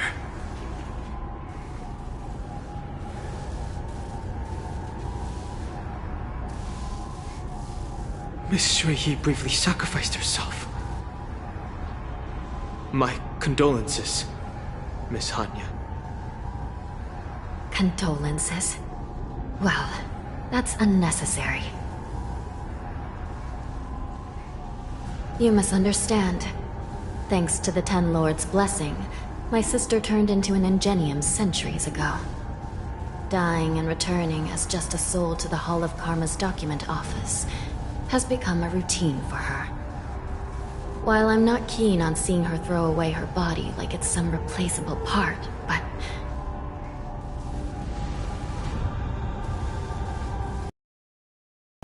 Have you seen bodies that might be the Yaoqing messengers? One of them is a Foxian wearing exquisite clothes, and the other wears a dark cloak, like a fugitive. No. I haven't found any Foxian bodies. Only Borisin ones.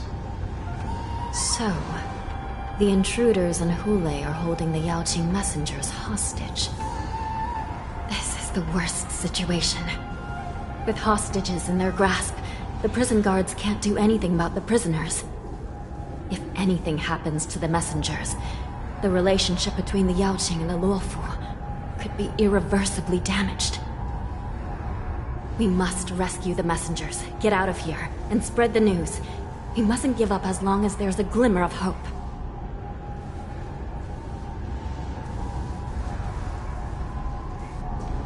What have you found, Miss Hanya?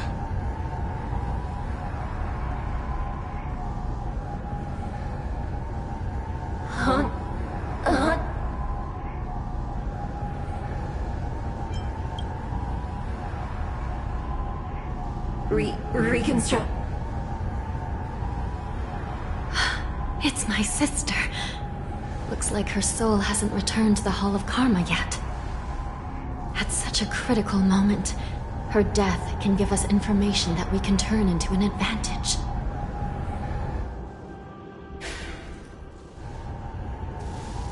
Let me see. The damage isn't too bad. If I can fix it up, my sister will have a temporary body.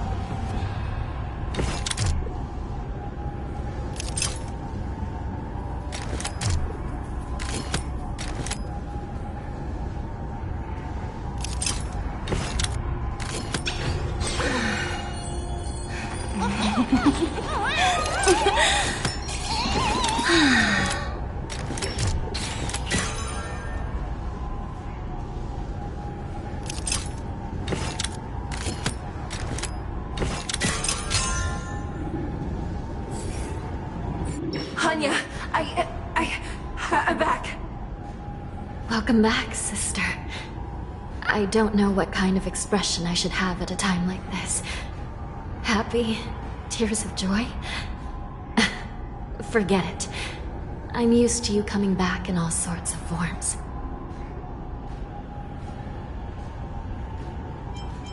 Now is not the time for jokes. This side crane can't hold all of me.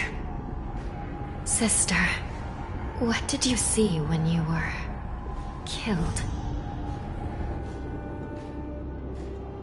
One of the Yaoqing messengers escaped, and the other one was taken hostage and brought upwards?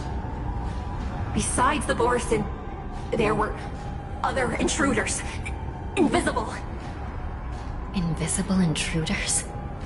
What does that even mean? How many conspiracies are tangled up in this mess? Do me a favor, sister. The intruders have cut off all communication between inside and outside the prison. And now you're the only person, the only bird, who can slip out undetected. Make sure you deliver the news to the outside world. I understand. Please be careful, sister. You are different from me.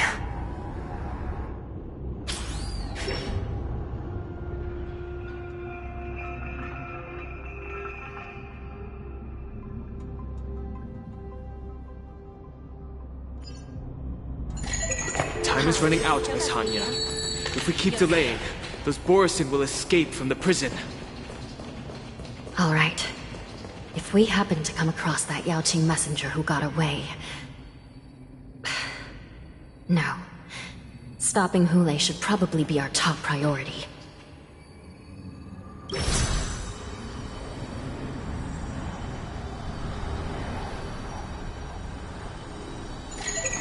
Hi, this is Toga speaking.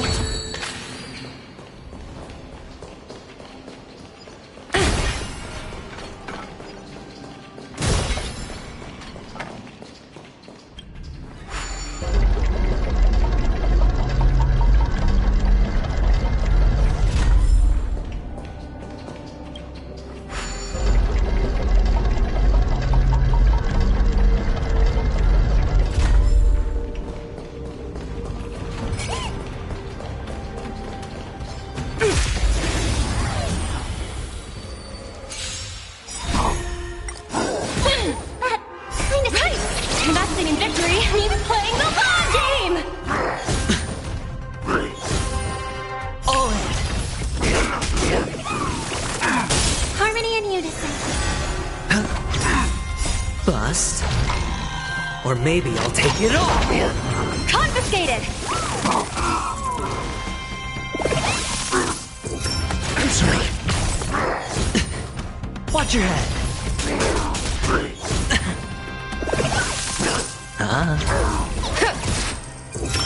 Just freedom. Knowledge, the measure of truth and falsehood.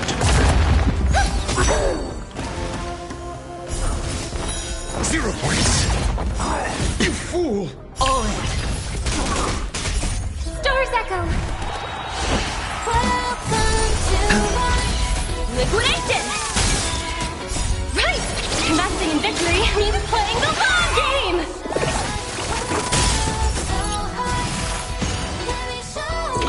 Answer me. Freedom.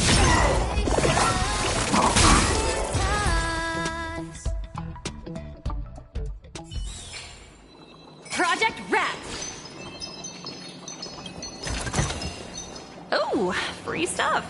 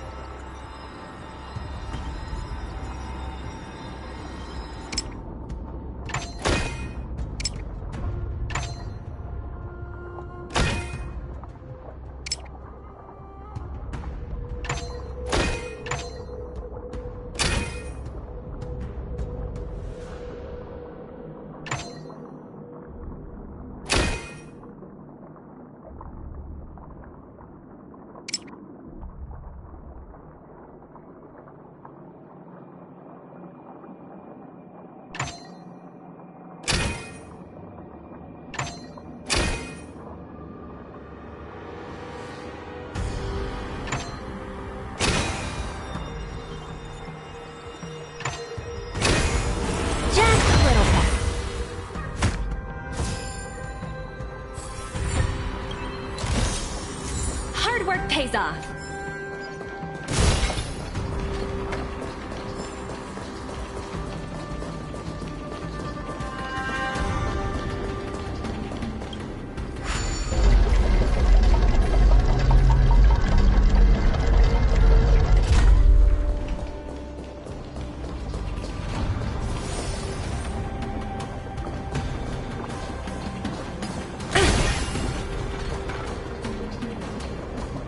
Wait! Something feels off. Something's approaching us. The invisible intruders? Watch your back! These abominations aren't prisoners from this prison. Bust. Or maybe I'll take it all. All in.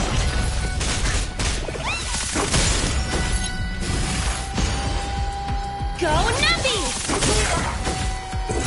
Answer me. Fail. Watch your head.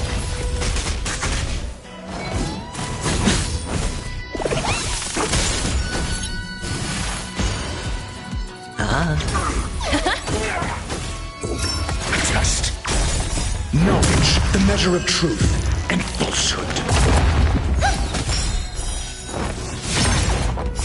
Stars Echo!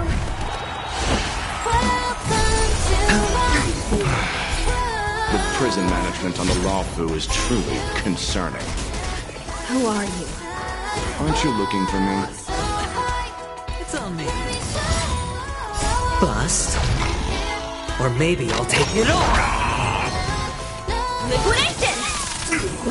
Watch your head. Right! Investing in victory means playing the long game! Answer me. 0 points. Just focus on the fight. All in. Mortality means forever. Go Nappy! Test. Fail.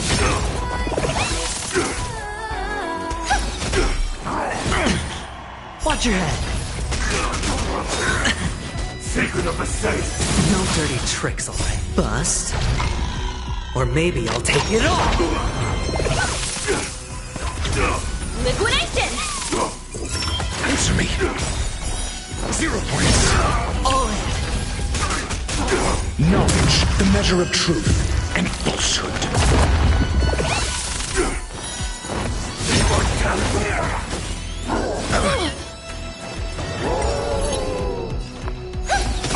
Sure, I'll play along.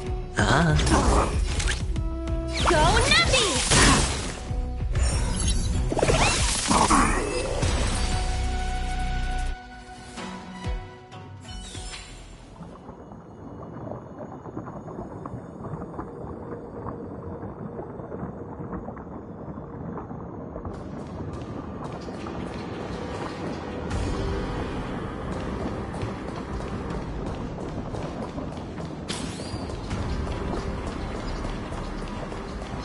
Hey, you.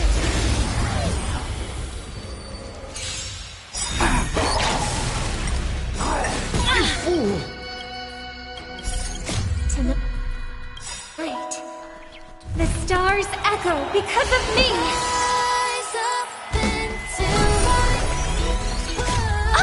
Right! Investing in victory means playing the long game! Can't lose this one. Confiscated! Watch your head. Test. 0 points.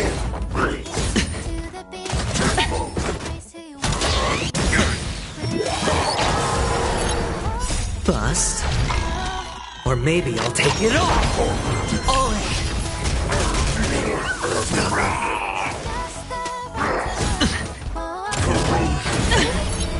Watch your head.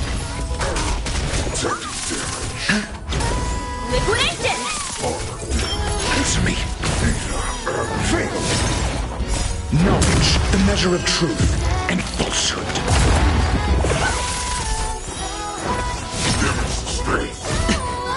All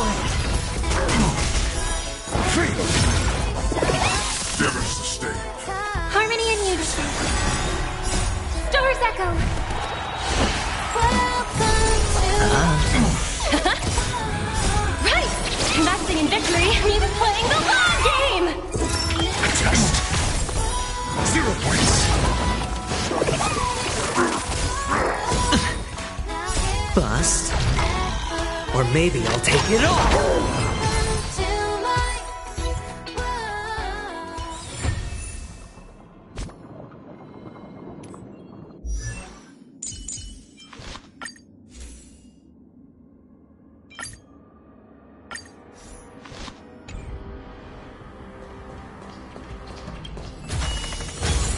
A little extra for the quarterly bonus!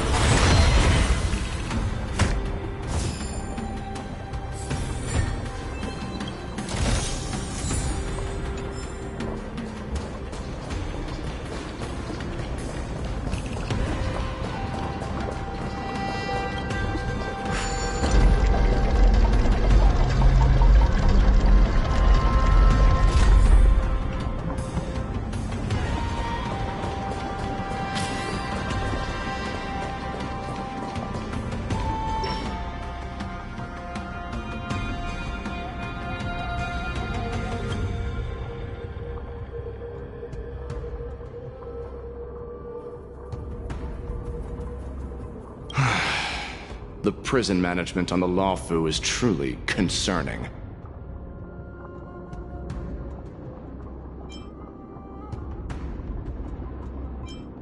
I prefer to be called the Yao Qing messenger who strategically retreated. At least 2 different groups of intruders infiltrated here. The wolf cubs and these Mara-struck soldiers. Their hiding technique, it's pretty similar to the wind mantle technique used by the Vidyadhara serving Kailorum Venti on the Yao Qing.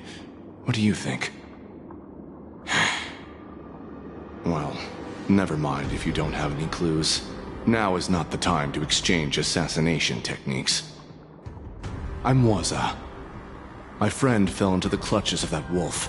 I was planning to escape and report back as quickly as possible. But now it seems... The prison on the Lawfu is a real maze, I must admit. Thank you for your help, Mr. Moza. We'll do our best to ensure your friend's safety. No. You can do nothing for him now. And you shouldn't be focusing on his safety at the moment.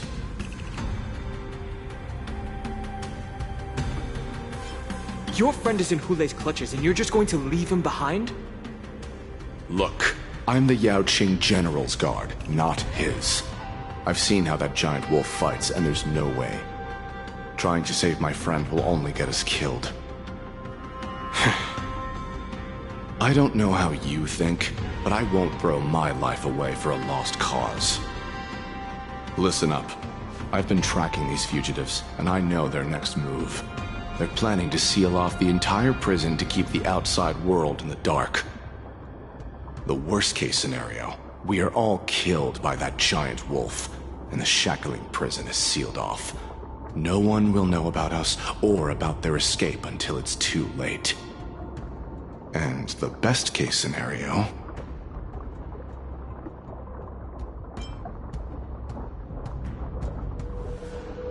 No, we won't be able to. We're one step behind them. The best-case scenario would be... we seal the gates and trap the enemy inside with us. We can't let that monstrous wolf escape. Hopefully, someone will eventually notice that something is off and come to help. As for whether we'll still be alive by then, it's not something we should think about. You sure have a way of comforting people, Mr. Mortson. As a person of the Yao Qing, I've always searched for something meaningful to give my life to. I have to make it out alive. My companions are waiting for me. As a netherworld dweller, I've already died once.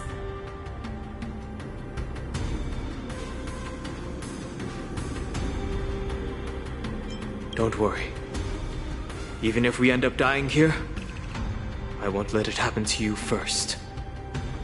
Well, you're just as good at comforting people as Mr. Muozi. None of you are part of the Ten Lords' commission, so sacrificing yourselves isn't the right move. As a judge, it's my responsibility to guard this prison, and if someone should step up to stop Hule from escaping, it should be me, not you. Once we reach the gate, I hope you'll help me seal it.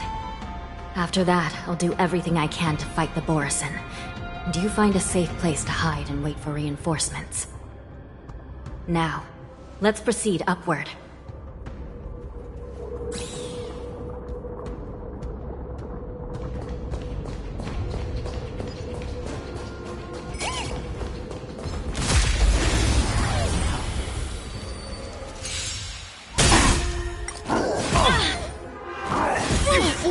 Watch your head. Resonate all together. Go Navi! Test. Feel.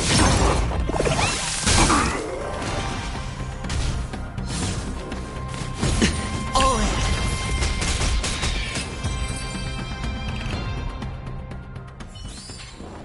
Project wrapped!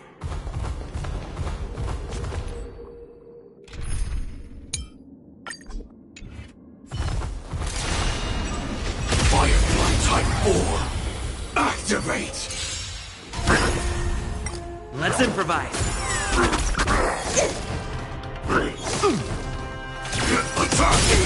Until everything burns to ashes! Eternal. Set the seas ablaze!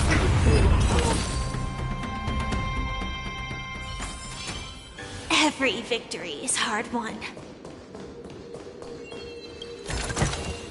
Inspection complete. Nothing suspicious.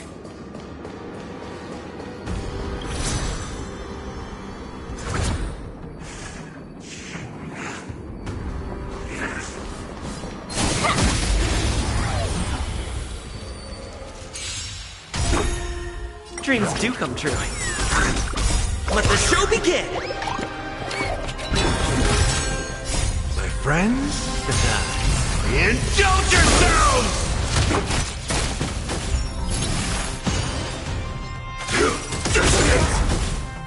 Until everything burns to ashes!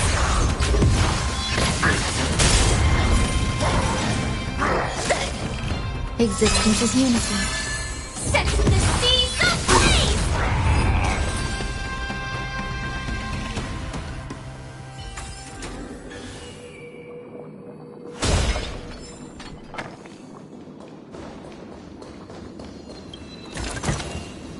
No danger detected. But never let your guard down.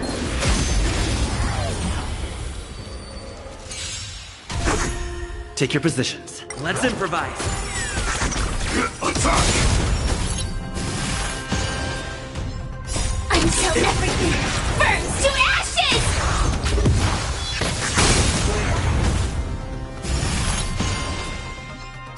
Let the show begin! All will be swept away by the wind.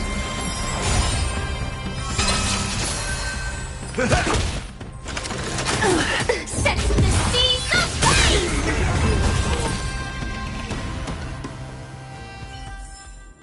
Every victory is hard won.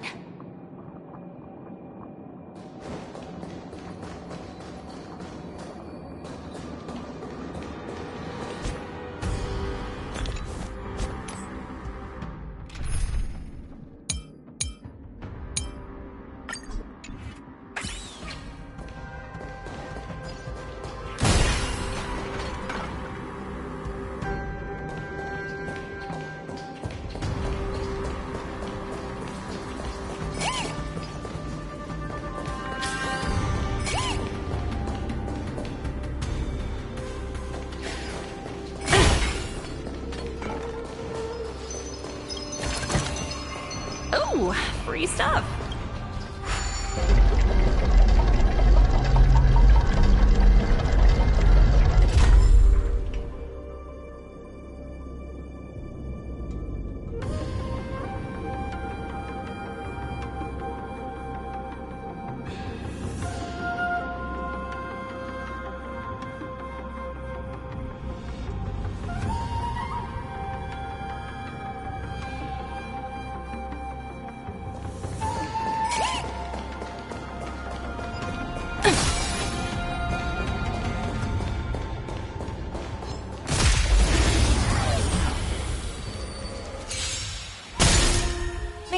bring us victory. Resonate all together. Liquidation! Test. Freedom. Knowledge, the measure of truth and falsehood. Bust. All in. 0 points. Stars echo. Welcome to Go Nuppy! Right! Investing in victory means playing the long game! Answer me. No dirt. Watch your head.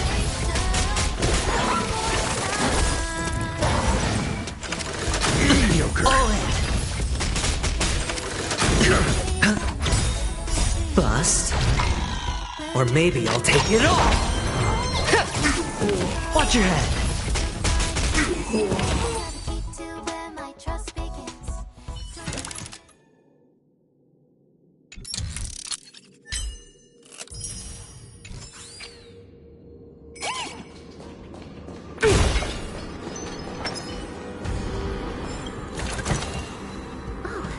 Not bad.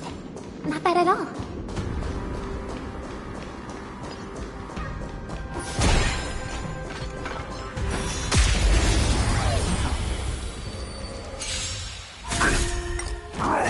Cut our losses.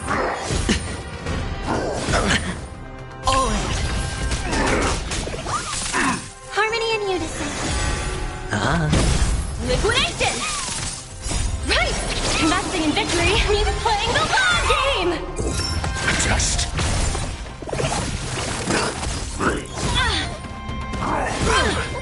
Watch your head. Knowledge, the measure of truth and falsehood.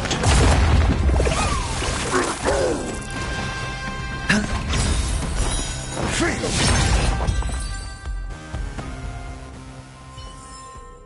May you find peace in song.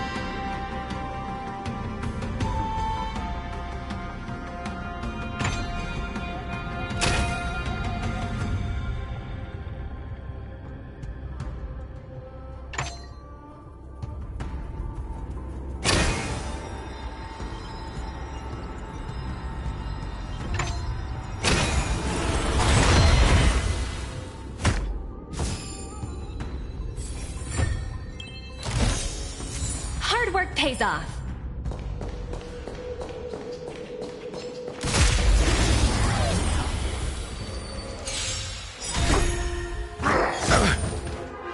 Bust. Or maybe I'll take it all. All in. No dirty tricks. Harmony and unison. Stars echo. Welcome to Go Nuppy! Test. 0 points. Watch your head.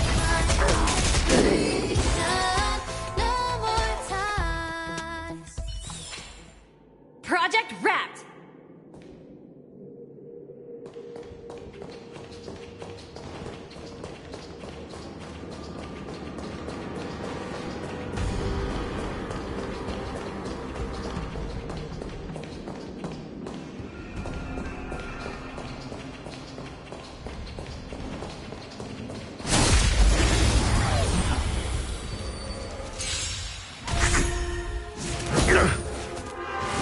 No dirty tricks, alright? Resonate all together. Liquidation! Answer me! Free! It's okay. Knowledge, the measure of truth and falsehood. Bust? Or maybe I'll take it all! 0 points!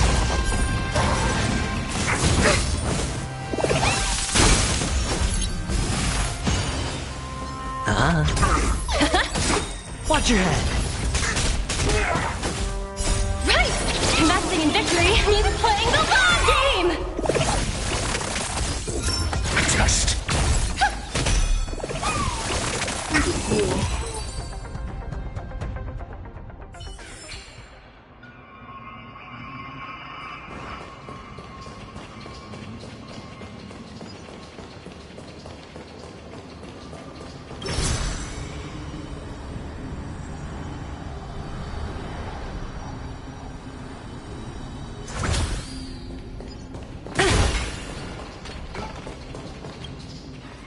We must seal the entrance before the Borisan fugitives get out.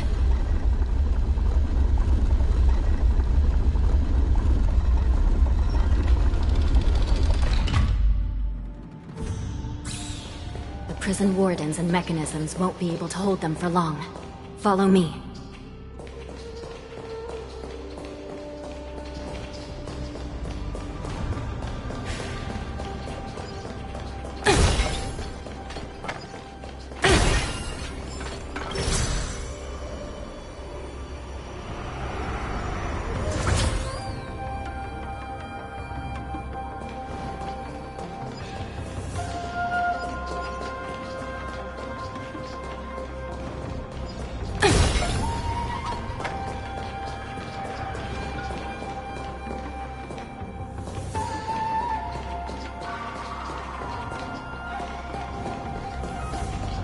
We're almost there.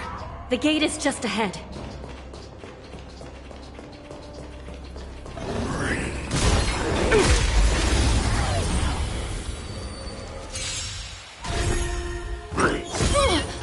Resonate all together.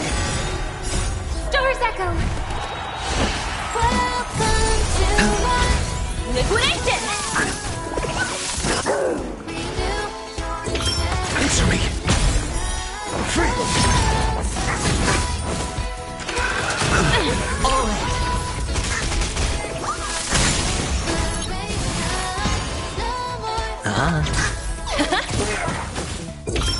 Just 0 points. Hands up, embrace who you wanna be.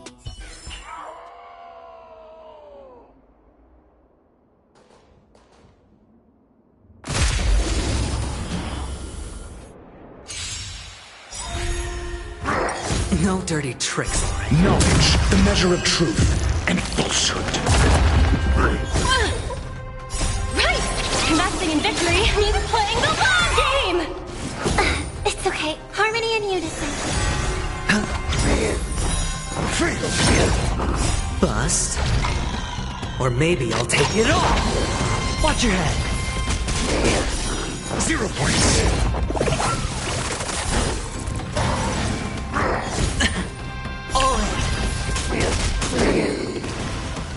Confiscated!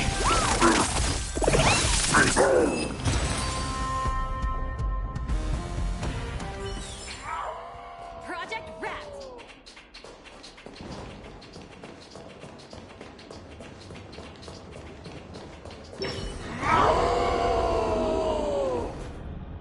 I will hold them back. Don't let Hule escape.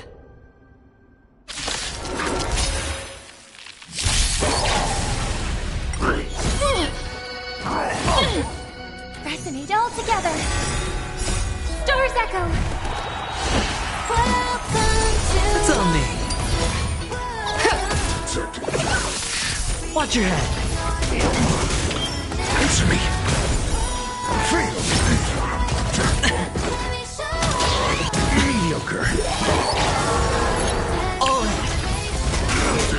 Bust? Or maybe I'll take it off! Watch your head! Right! Investing in victory means playing the long game!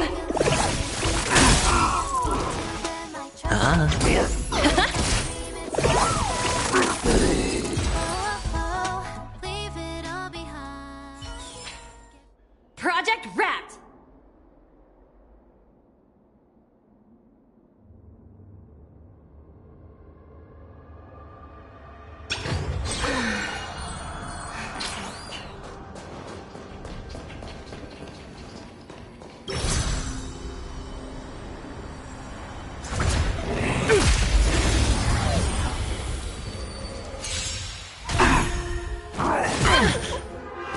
Better cut our losses. All in! Harmony and unison. Go Nuppy!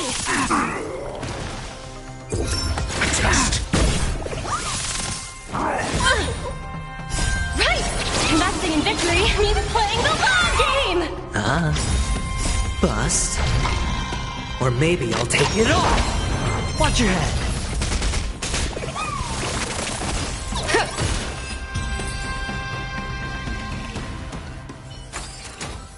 Project Wrapped!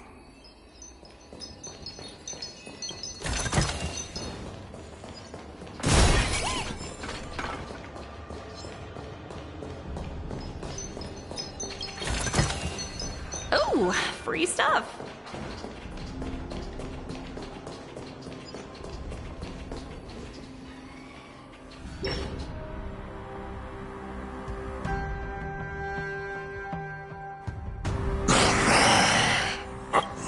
This brings back such familiar memories.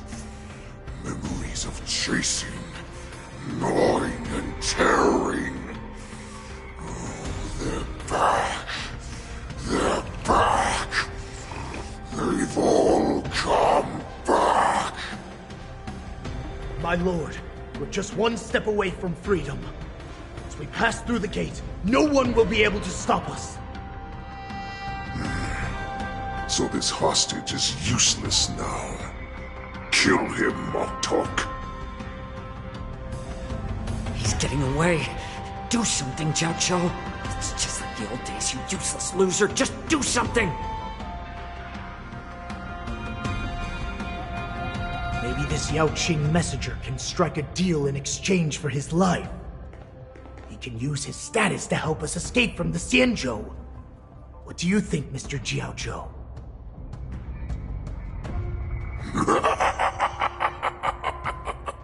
Oh, just look at you. Fallen so low during my absence. You're even negotiating with livestock. As far as I recall, no one from the Yao Qing would ever consider a deal with Duran's offspring. I've got to make this beast stay here, whether it's for the sake of Fei Xiao or the Yao Qing. Deal. I certainly have more value alive. My identity, my knowledge of the Xianzhou, and my understanding of many things that your minions have no knowledge of. They'll all be valuable.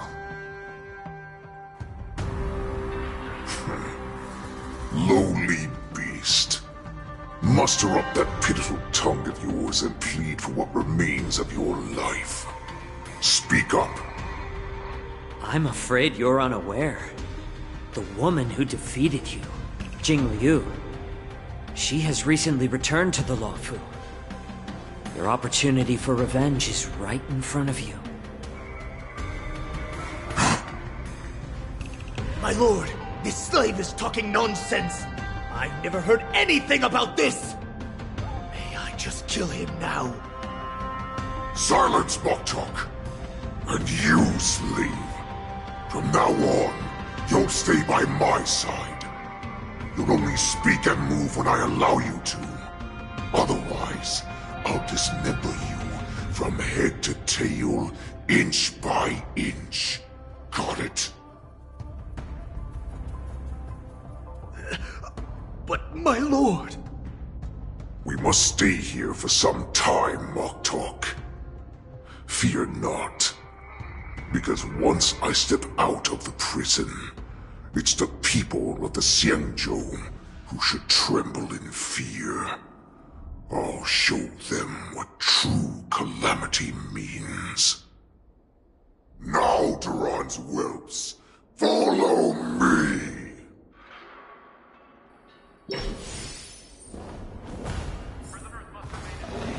Prison guards, stop them! For our great Lord Hulai!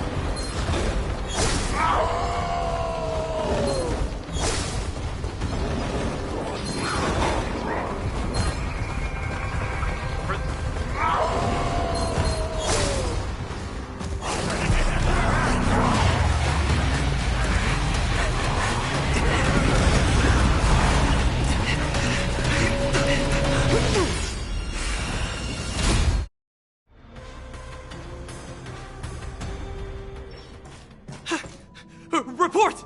After we lost contact with the shackling prison, we received a message from a Psycrane. The prisoners have revolted, and the criminal Hulei is nowhere to be found! What about the Yaoqing messengers, and the Nameless? No news at the moment. We're trying to restore contact with the shackling prison as soon as possible. I see. You're dismissed.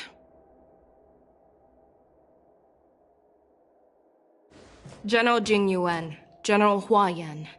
It's just as we suspected. The rise of the Ambrosial Arbor was not the end of things, but the beginning. The hand of the Ruined Legion has already sown the seeds of destruction. From this moment on, the Xianzhou Alliance will face an even greater challenge, from both the abominations of abundance and the destruction itself. If this is what they want, I'm always up for a challenge.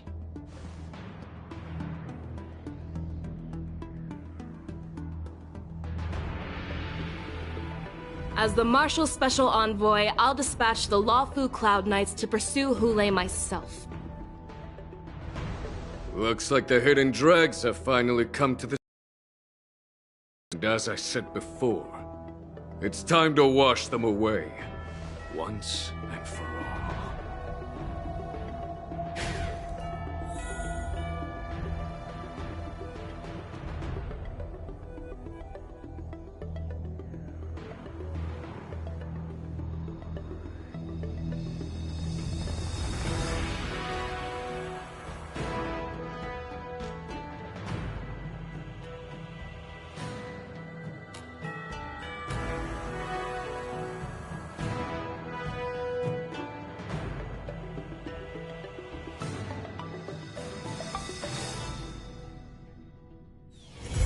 Time for a break.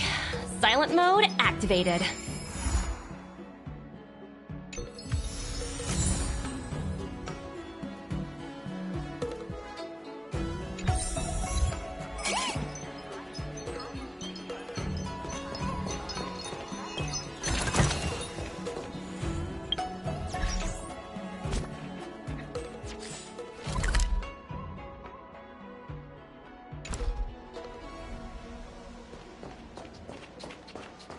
Tuskpear wrapped, song lotus cake, guaranteed delicious. Did you hear?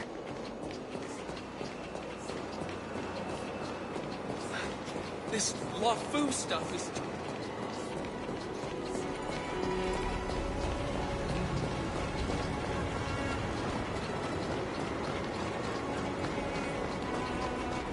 From inside the pilot house, that'll cry.